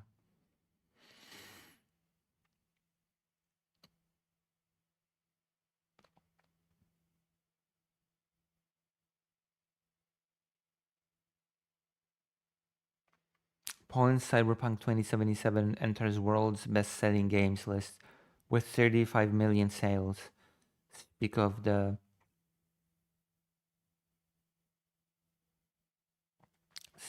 devil.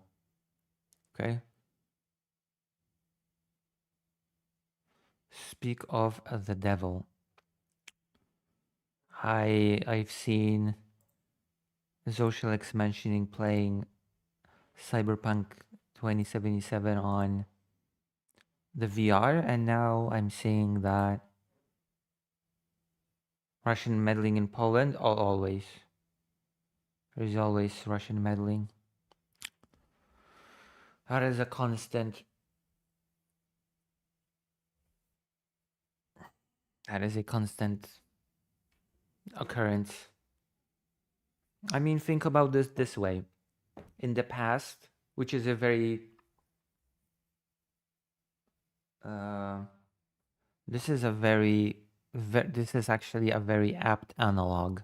The Polish-Lithuanian Commonwealth to the CD Projekt Red. This is a very apt analog because Russia used to buy Polish nobles in order to paralyze the Polish-Lithuanian Commonwealth for the liberum veto. And guess what? Now Russia has its own country, Hungary, which paralyzes the European Union through its veto. It's a direct analog. Russia benefited then, and Russia benefits now. And nobody learns from history, ever.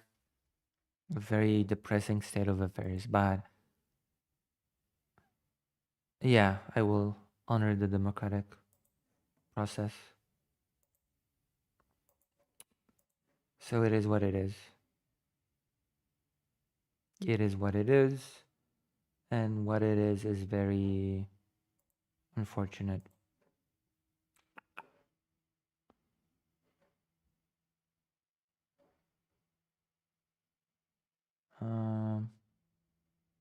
Let's watch this, because this is like the topic of the day, or it was before I fell asleep. The big topic: Zelensky's chief of staff raided in Ukraine's biggest anti-corruption probe. Zelensky's right-hand man, Yermak, raided.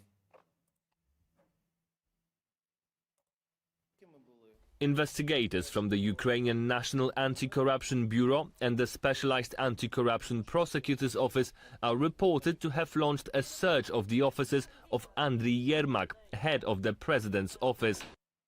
Yeah, it's because he was implicated in all of the biggest corruption scandals in Ukraine, and the anti-corruption bureaus are discovering new, huge corruption scandals every single day now. So, of course, they're gonna probe the guy that is allegedly the main perpetrator, the main enabler of all these crises.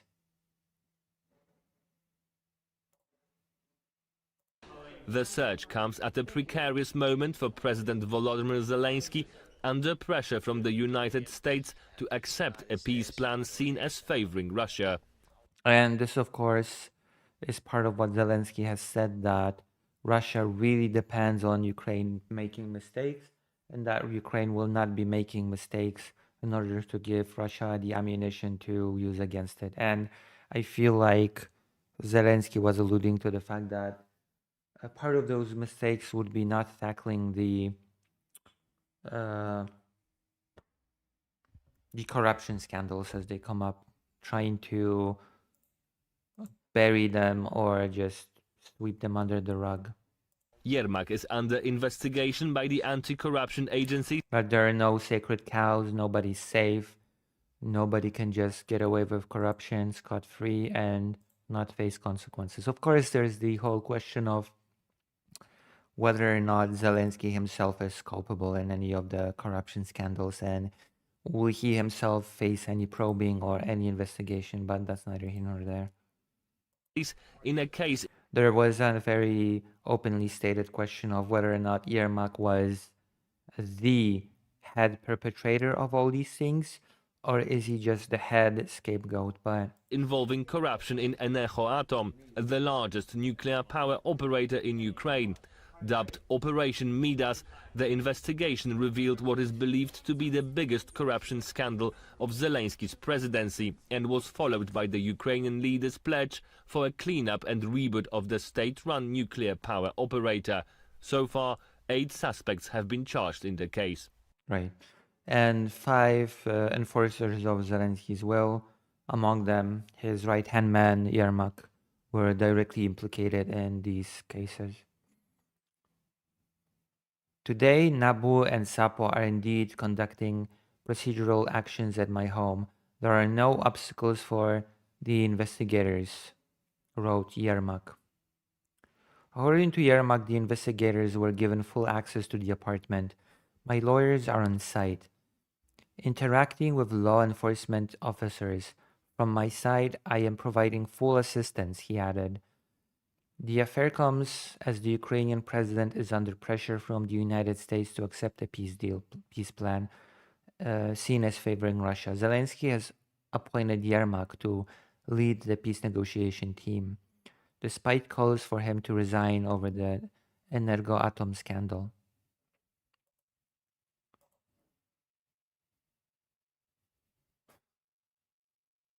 There you go. Of course, we know that since that time, Yermak has indeed resigned.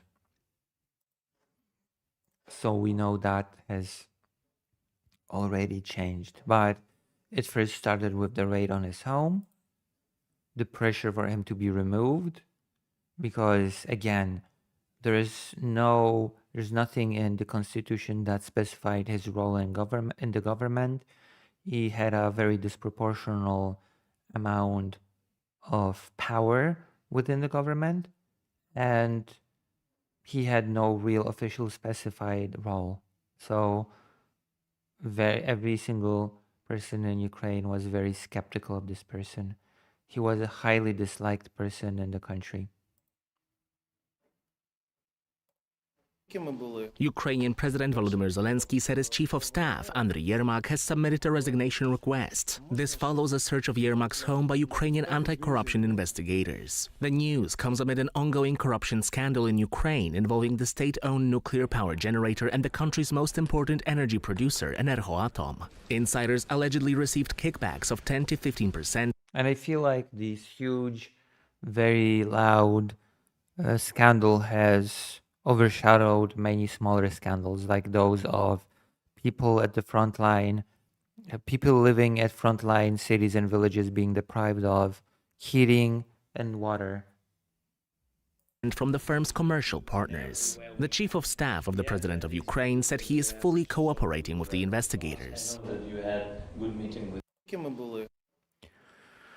A major probe into high-level graft. Yermak was leading Ukraine's efforts to push back against terms proposed by the US that would satisfy many of Moscow's territorial and security demands. Zelensky said he would consider a replacement on Saturday. Yermak was, of course, a person that was the chief negotiator in many cases. He was the person that took care of many decisions regarding the war.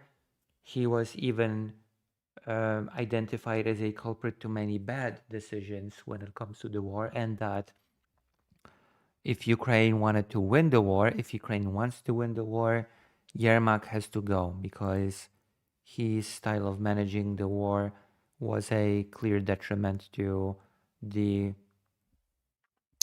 how the things develop on the front line. And of course, he had a large amount of power when it came to domestic policy. He was just a disproportionately powerful man. Yermak was leading Ukraine's effort to push back. Russia is eager for Ukraine to make mistakes.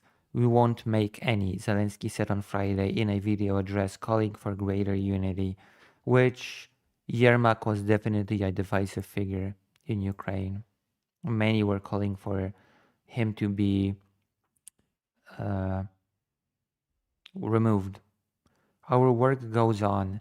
Our struggle goes on. Kyiv's main power broker. Power broker is a pretty good way to put it. He was indeed a power broker. Yermak had been a close friend of Zelensky since the president's days as a TV comedian and helped guide his successful Outsiders campaign for election in 2019. Since then, the 54-year-old has positioned himself as a chief decision maker, attracting criticism both at home and abroad as an unelected advisor with outsized power. He took care in direct negotiations.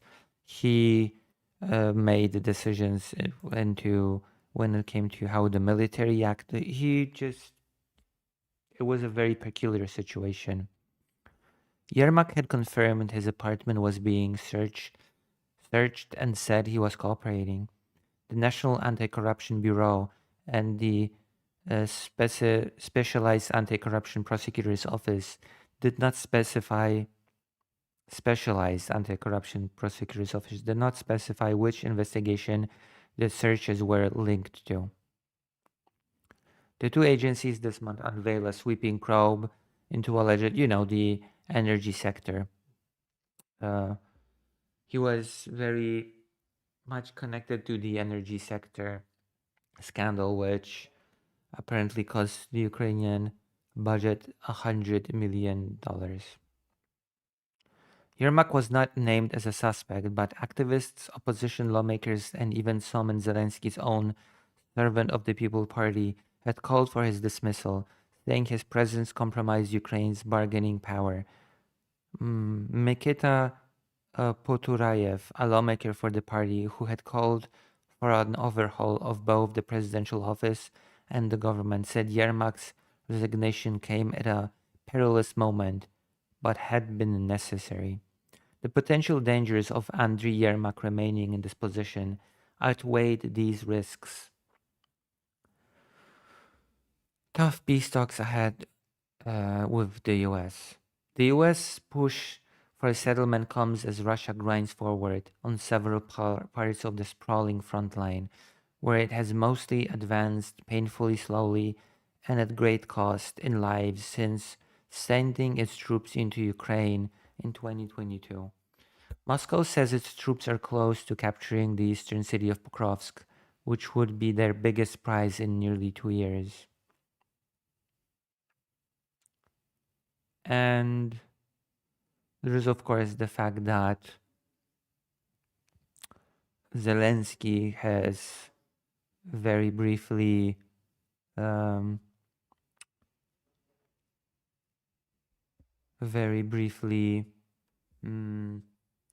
as it says, he rolled back the independence of the two anti-corruption agencies, and the protests on the street in Ukraine has led to NABU and SAPO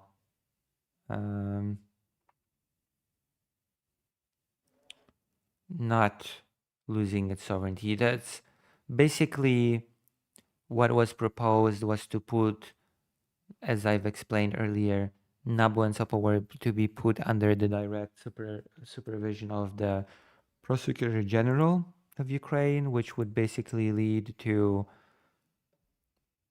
the two institutions that are supposed to be looking into the government corruption be directly controlled by the government. So they would answer to the body that they would be investigating, which is a gigantic conflict of interest and which would render the organization basically worthless. So I personally think that Yermak leaving is a good thing, although there are many questions to be had. Who's gonna replace Yermak? Is Yermak going to be just replaced with one person that's going to be the same type of enforcer as him? Are his responsibilities going to be split between more people? There's many questions, especially at this point of the war, where the situation at the front line as well as at the negotiation table is pretty tense. I guess I would use the term tense. The situation in Ukraine is tense on all counts. So I guess it's once again one of those situations in which we will have to see how it develops, and I'll definitely speak to people when I'm in Ukraine about what they think of Yermak leaving and resigning. That's definitely something that I will be doing when I'm back in Ukraine very soon. All right, so that's it. That's done. I will honor my promise, but I give no guarantee that I will be playing Valheim still today, because I have to get out. I have to leave tomorrow morning because I have some things to take care of in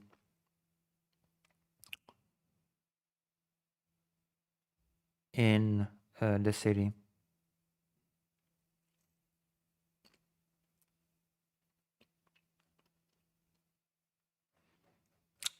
Anti-Islam weirdness reaches peak as Russian Muslim population grows, and it changes the nature of the defender of traditional values, which is Russia,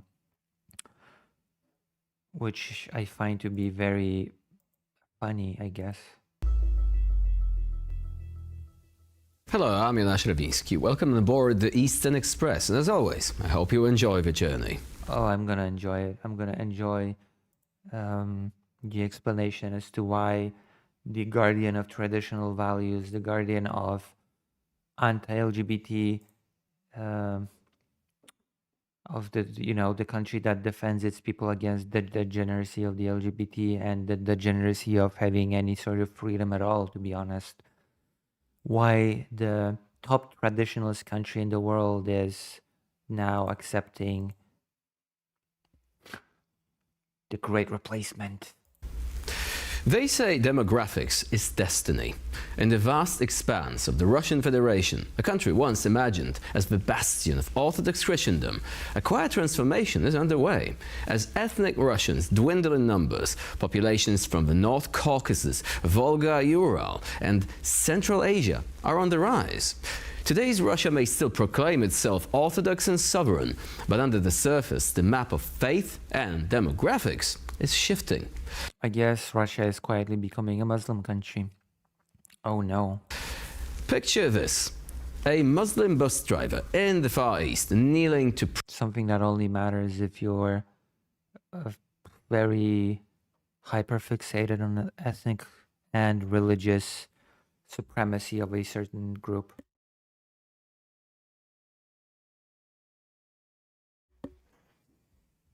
Pray in a bus terminal. A short break for him, but for many Russians, a provocation. Some see faith, others see a threat. That moment of prayer captured on camera became a spark of rage, fear, and mistrust. And that rage is telling. On this episode, we're taking a closer look at Islam in Russia. Without further ado, let's take a look at our latest report to find out more. Russia is home to millions of Muslims, including large numbers of Central Asian migrants. But a shortage of mosques in major cities forces immigration, I knew it. Russia will be defeated by the evils of immigration and Islam. many to pray in public spaces. I wouldn't even talk about it in any other circumstances, but the fact that Russia proclaims itself to be the bastion of traditional values and the bastion of Orthodox faith, and that Russia overall is just very, very interesting things are happening. I'll say that. Islamic practice requires 5 daily prayers, often during working hours. Critics argue that praying on sidewalks, in parking lots or on public transport is inconsiderate and provocative. Religious scholars note that Islam permits prayer in clean public spaces, but advises worshippers to avoid roads or crowded areas. Migrants themselves fear backlash. The debate comes amid heightening scrutiny of Muslim migrants following the Crocus City Hall terrorist attack in March 2024, which led to intensified police raids and deportations. Rights activists warn that growing hostility could deepen social divides and fuel discrimination. Russia discriminating against anybody? No, that cannot be right. It's not like Russia is already cracking down on all already established minorities in the country by erasing their language and reducing their culture to a few days in a year when they can just wear a traditional dress and dance. Russia has been really cracking down on its national and ethnic minorities. I can kind of understand why this has not been at the forefront of the news, because, Russia has invaded Ukraine and is waging a genocidal war against it. But I think it's worth remembering that Russia is also cracking down on already conquered national minorities, already conquered people within its borders, by reducing the amount of hours where people can learn their native language basically to zero, erasing people's identity and erasing people's language. Of course, there's speculation that Vladimir Putin and his cabinet might underestimate just how much people value their tradition, history, and again, language, and that this might artificially create much more division and much more backlash than Russia would like. That at some point, when people feel like their very identity and existence are being threatened, that they will rise up, unlike the very complacent Russian population, that at some point this might actually create a very real, a very substantial backlash from people. Similar controversies have erupted in Europe, where France banned street prayers in 2011 and Britain faced backlash over public Islamic calls to prayer in 2021. In Russia, the issue remains unresolved as officials weigh religious freedom against public order concerns. And now we're zoning in on the East-splaining portion of our show. Non-Russians are steadily increasing their share of Russia's population, even as their absolute numbers decline due to a sharper drop among ethnic Russians. Experts warn that low birth rates, shifting immigration patterns, and ineffective Kremlin policies could reshape the country's ethnic balance in the coming decades. The Kremlin has acknowledged that Russia's total population is falling rapidly. With that's why it wants to conquer Ukraine. That is actually one of the reasons why Russia is so desperate to conquer Ukraine, to bolster its numbers, the numbers of Russian speakers. Projections suggest of people of the Orthodox faith. The country could lose nearly half its population. That is actually one of the very big reasons of why Russia is doing what it's doing. by the end of the century, while officials emphasize that ethnic Russians still make up roughly 80% of the population. Independent demographers say the real figure is closer to 70% and falling. This shift is driven by two factors. Fertility rate among ethnic Russians have plunged to near 1.0 children per woman, far below the 2.2 needed for population stability, while non-Russian regions maintain higher birth rates. Immigration patterns have also changed dramatically, with inflows now dominated by Central Asians and Caucasians rather than ethnic. Like, I'm gonna be honest, I personally do not care about the ethnic makeup of a country. If it shifts, it shifts. I don't treat those things all that important. Russians. But to Russia, that kind of thing is very important. Which again is why they are doing what they're doing in Ukraine, among other things. Moscow has tried to reverse the trend through pro-natalist policies, efforts to Russify minorities, and tighter immigration controls. However, these measures have largely... Russify minorities. And what is a very tasty group to Russify? Ukrainian people in occupied territories. And how do you increase the number of those occupied territories? Through conquest, of course. Easy. Easy peasy lemon squeezy. Failed or backfired, as birth rate incentives have boosted non-Russian rather than Russian fertility, and restrictions on immigration have hurt the economy. That is funny. And now, as always, it's time to explore the issue in greater detail. That is interesting, isn't it? Russia is not shrinking, but it sure is transforming. The official numbers vary, but most reliable sources today estimate that somewhere between 14 and 21 million people in Russia are Muslims, roughly 10 to 15% of the total population. Some experts go even further, projecting that by mid-century, Muslims could constitute between 15 and 20%, or even approach a third of Russia's populace, depending on migration and birth rate trajectories. This is not a story of imported faith. Unlike Western Europe, where Islam's growth is often tied to recent immigration, the vast majority of Russia's Muslims are indigenous. Tatars, Bashkirs, Chechens, Dagestanis, communities with roots stretching back centuries, many predating the... I mean, to be fair, Poland also has its own indigenous Muslim population, the Tatars, so let's not pretend that Poland does not have its own indigenous Muslim population. It absolutely does, and it also dates back centuries. Russian Empire's consolidation, in fact. Yet war, emigration, low birth rates among ethnic Russians, and internal migration have begun to reshape the social fabric.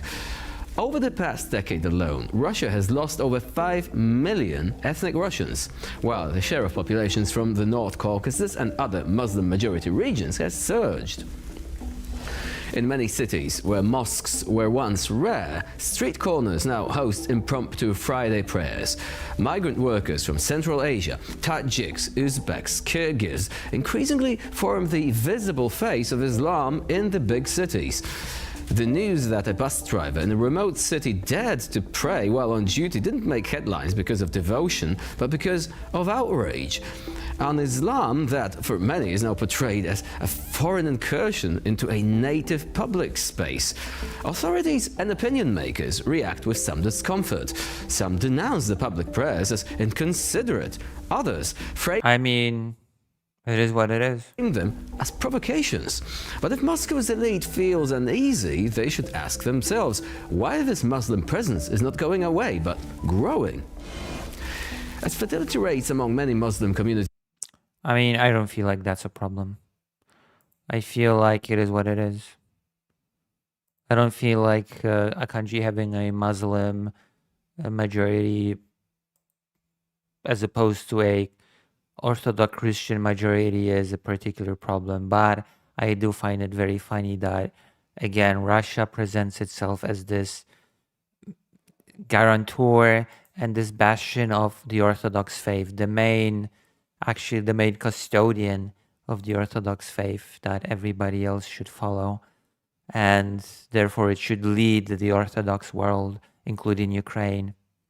I find this to be very interesting, considering that Russia is very much on the trajectory of not being a Orthodox country. These remain significantly higher than in ethnic Russian communities, and as younger generations come of age, the long-term trend points toward a more pluralistic, more Islamic Russia.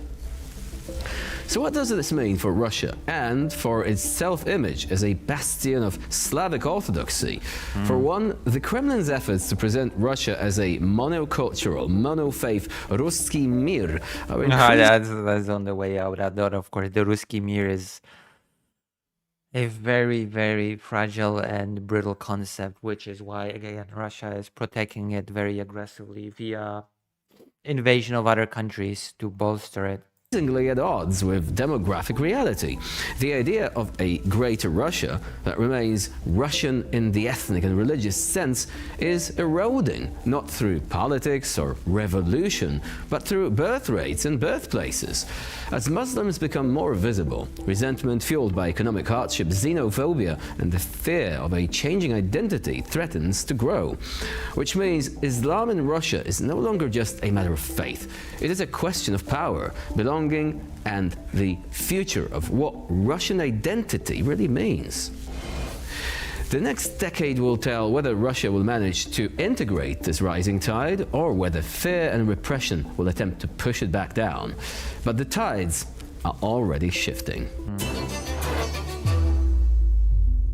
And joining us now to shed more light on this story is Iwona Kaliszewska, Institute of Ethnology. I feel like this will just cause Russia to be more aggressive towards Ukraine and Belarus. I think this will cause Russia to push for a more aggressive integration of Belarus into it. I figured it will just hasten the process of Belarus losing its separate status from Russia. Belarusian people will just be folded as Russians, and to combat this problem, quote unquote. And cultural anthropology at the University of Warsaw. Hello and welcome to Eastern Express. Hello, thank you. So, when the war ends, we should probably say when and not if, because eventually it will. What kind of Russia will emerge from this conflict in terms of demographics and ethnicity? Well, I wish I knew, though, like looking at Russia's demographics now and the disproportion between the demographics among ethnic Russian or basically Slavic population and the Muslim population, that might be Russia with 1/3 of Muslim population. 1/3? So essentially the trend is likely to be maintained, right? The birth rates among ethnic Russians going down and remaining steady or even rising among non-Russians, essentially. Well, I wouldn't say they're rising, but even if they stay at the rate that is there at the moment, that would be 1/3 of the population. I mean, essentially now Russia has like around 15 up to 20% of Muslim population. So, and I think we shouldn't like make that distinction, Muslim, non-Muslim. What is important is that Muslim population is more vibrant and lively and young, whereas the other so-called ethnic Russian population is demographically declining, and in terms of, for example, religion is not much involved in these issues, opposite to the Muslim population. And this is also reinforced by migration, right, from Central Asia, for example. It is, but Russia, even without Central Asian migrants, Russia has its own Muslim population that we often forgot about, like people from the North Caucasus, for example. That still makes up like 10% of the Russian population, Tatarstan. Do you think the tensions are likely to rise even further? I mean, recently there were reports that ethnic Russians were... I want to hear an answer to questions like, okay, what do you think Russia will be trying to do to reverse this? Because I assume Russia is well known for its chauvinism. Russia is well known for its admiration for the Ruski Mir. So what exactly do you feel Russia will do? And what I think is that Russia will just pursue more aggressive policy towards Belarus, and that it will turn its gaze to Ukraine even more. That is my speculative dissatisfied with the fact that they were seeing Muslims praying in public. Now, while there are differences between Muslims themselves, where should you pray, right? Which place is appropriate for your daily prayers? And Muslims do pray 5 times a day. Some Russians found it offensive. They said it was provocative. Do you think that this is likely to become a problem, this lack of tolerance, the lack of understanding?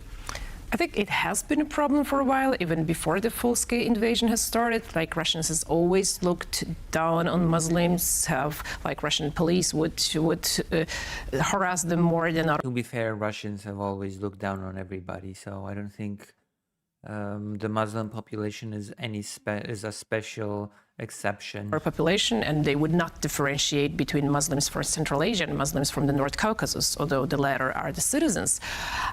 And since there are not that many mosques in Moscow, obviously when there are bigger Muslim holidays, they would pray outside. They would not all fit into the mosque, and building a mosque is an issue in Moscow. So it's that's not really something that they do on purpose to provoke Russians. They just come and pray and want to pursue their religion.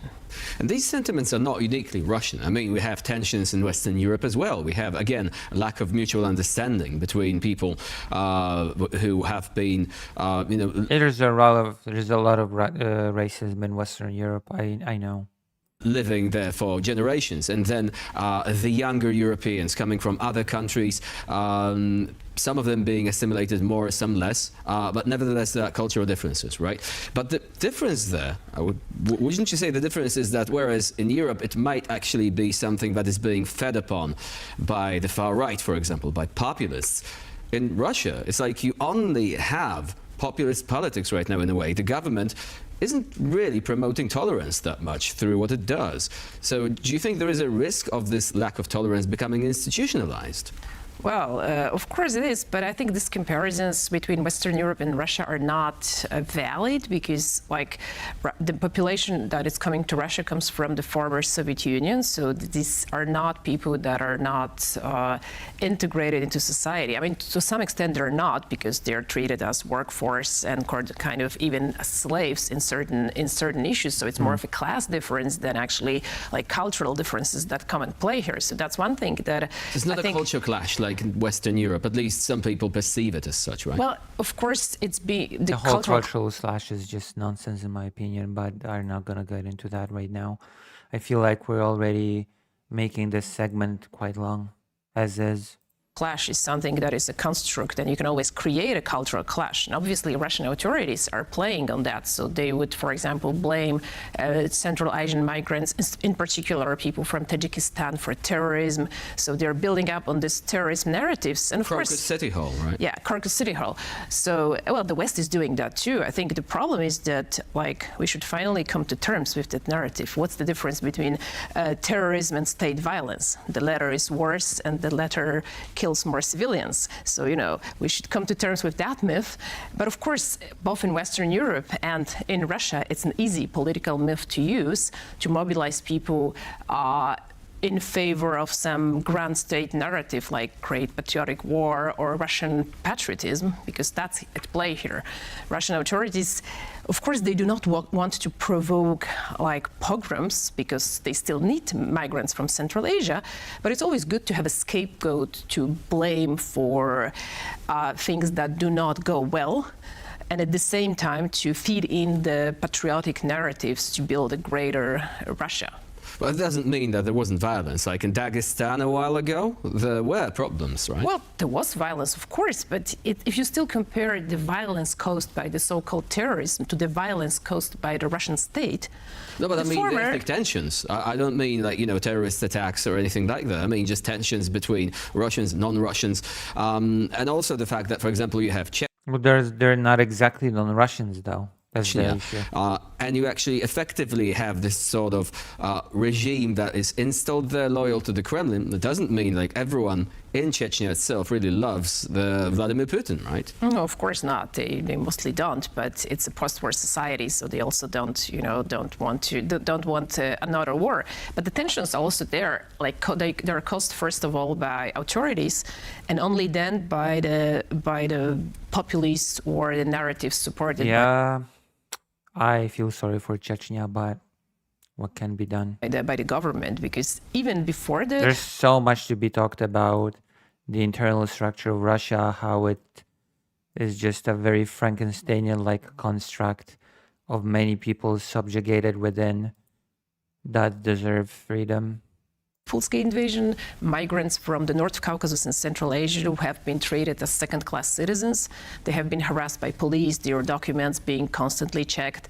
A lot of, more recently, I think... A lot of internal structural problems of Russia, I feel, should be discussed more than they are. But then again, the fact that the central stage is being taken by the current genocidal invasion, I think, is fair. A year ago, around like 50,000 migrants from Central Asia have been deported back to their countries. So there's a constant harassment both of the migrant population, of the local Muslim population. So these are technically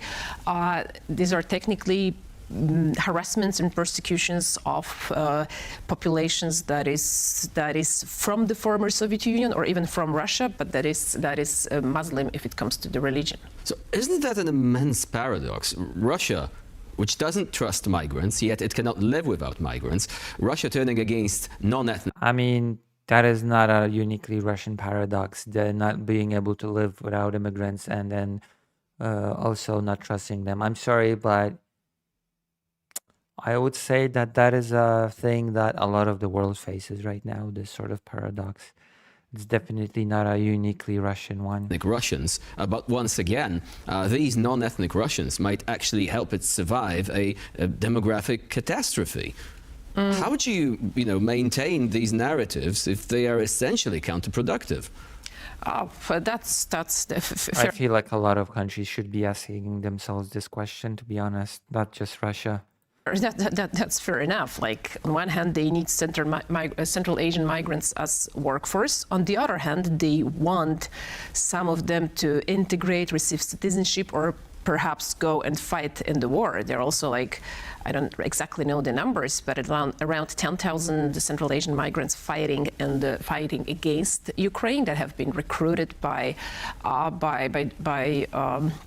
government. Some of them have Russian citizenship. So there is this tension and paradox, but at the same time, Russia needs a grand narrative that there is a common narrative for people to believe in something, to unite people, and they try to... And that grand narrative is the Ruski Mir, the idea of a shared identity, shared ethnicity, at least among Belarusians, Russians, and Ukrainians, that are basically all the same people. Unite people on the basis of greater Russia, but Russia that is ethnically Russian. Right. So this right-wing populist... I mean, wouldn't you say that in the Soviet Union, at least the narrative was cohesive? The Soviet Union was multinational. It was supposed to be a great collection of nations working towards the greater good of building socialism. Now, Russia today, the Russian Federation, doesn't have that. It has a mono-ethnic narrative for a multi-ethnic society.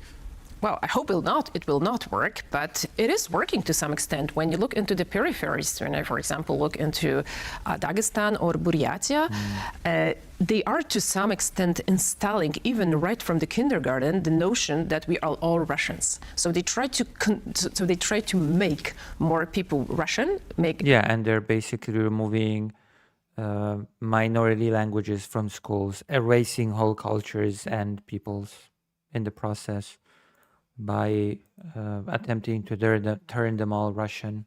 Them patriotic towards Russia. Of course, it works to some extent, but it does not work in places where people have strong identities and these identities are built against Russians. Like, for example, in Dagestan, it doesn't work. Like, they try to introduce it from the kindergarten, but parents are saying, like, no, what you are bringing from there is fake. Like, you are Dagestani, you are Avar, you are Dargi, you are not Russian. Good. That is a very good pushback. And I think it should be practiced by more peoples in Russia. But this Russification policy, it's only viable if you actually have ethnic or institutional dominance in a given area. But as you're saying, like, let's look at Tuva, for example. Hardly any Russians there. Like, how many, is it 15, 20%, something like that, off the top of my head. More or less like this. So can Russia expect regions like that to become Russian wholesale if 80% or more people there do have their own identity and they don't really want to change it, right? Well, to some extent it can, because these are the social engineering processes that take a long time. But eventually, if Russian culture is something to aspire to, like in Soviet Union, there was this. Well, that is also being a bit endangered right now with the war and with how things are going. Russian culture is not really that aspirational at the moment, is it? And narrative, we are all different, but at the same time, Russia was the main, Russian culture was the main one, was the one should aspire to. So they are technically trying to do the same, just without the grand narrative. We are all different. We are all different nations. They don't want this local nationalism, local distinctness to emerge. So they are fighting. They're trying to fight it down, also economically, because some peripheral regions like the North Caucasus is actually not doing economically very bad. Like, it's doing pretty well. That's the problem. So they see. And Russia itself is bleeding itself economically in the war. Economically they rise. At the same time, this narratives comes. It can be catchy for younger generations, not for the generations that are now. Well, very good question, but I think we need to acknowledge that there are also groups which are disappearing fast, and this process is accelerated by the war, because young men are being recruited from these ethnic groups, like in the Far East, for example, and they're on the verge of extinction. Do you think that they're likely to disappear? Like, there were reports a member of the... Oh, a new viewer. Hello. Welcome. Hello. From what I know, it's core to Russian imperialism that they take back the Gulf of Eastern Europe and about... Yeah, that's true. That is correct. Welcome. Welcome. Are you a new viewer or have you been here before? I always ask that about viewers. Don't feel intimidated. I just do it on my way to grow from micro streamer to a small one.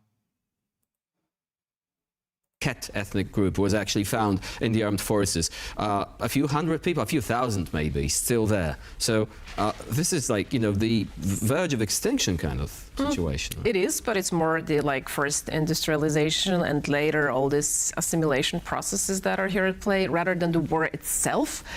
But of course, it contributes to that too, and very often assimilation to the Russian language. That all this social media, that it's the only language they have, and they. That is basically why Russia is so aggressive about the war in Ukraine, about why Russia is so aggressive with Belarus and its Russification, because it wants a new pool of ethnic Russian people, quote unquote, which is a nonsensical thing in itself, but that is what the Russian narrative believes, whose native language is Russian, which again is a narrative that is believed by Russia, but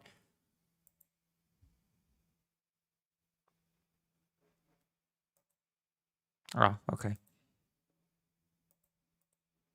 Keep forgetting their own languages because it's just hard to keep them up with all these modernization efforts. So it's not only Russian politics to blame, it's just also sort of natural processes that are here at play. Vanishing heritage. Yeah. Iwona Kaliszewska was our guest today here on TVP World. Thank you very much for joining us and for sharing your insights. Yeah, but also heritage can be protected and it can be nurtured, and heritage can be silenced and can be basically erased, and Russia is doing the erasing and silencing. Thank you.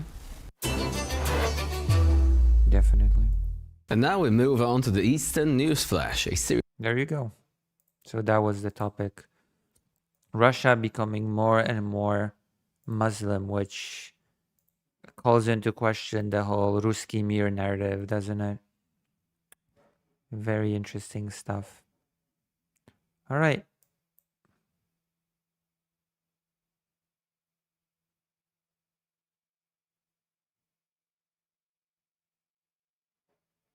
We have been streaming for a while. I feel like I will finish for today. I will raid you into someone.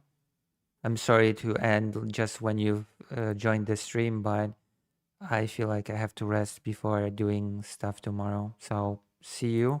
I hope I'll see you tomorrow when I stream. And I promise I will do more art. I promised to do art today, but it just wasn't in the cards. I will raid you into Riverboat Jack. I hope that you will, in the future, catch more streams, and I'll see you. Bye-bye.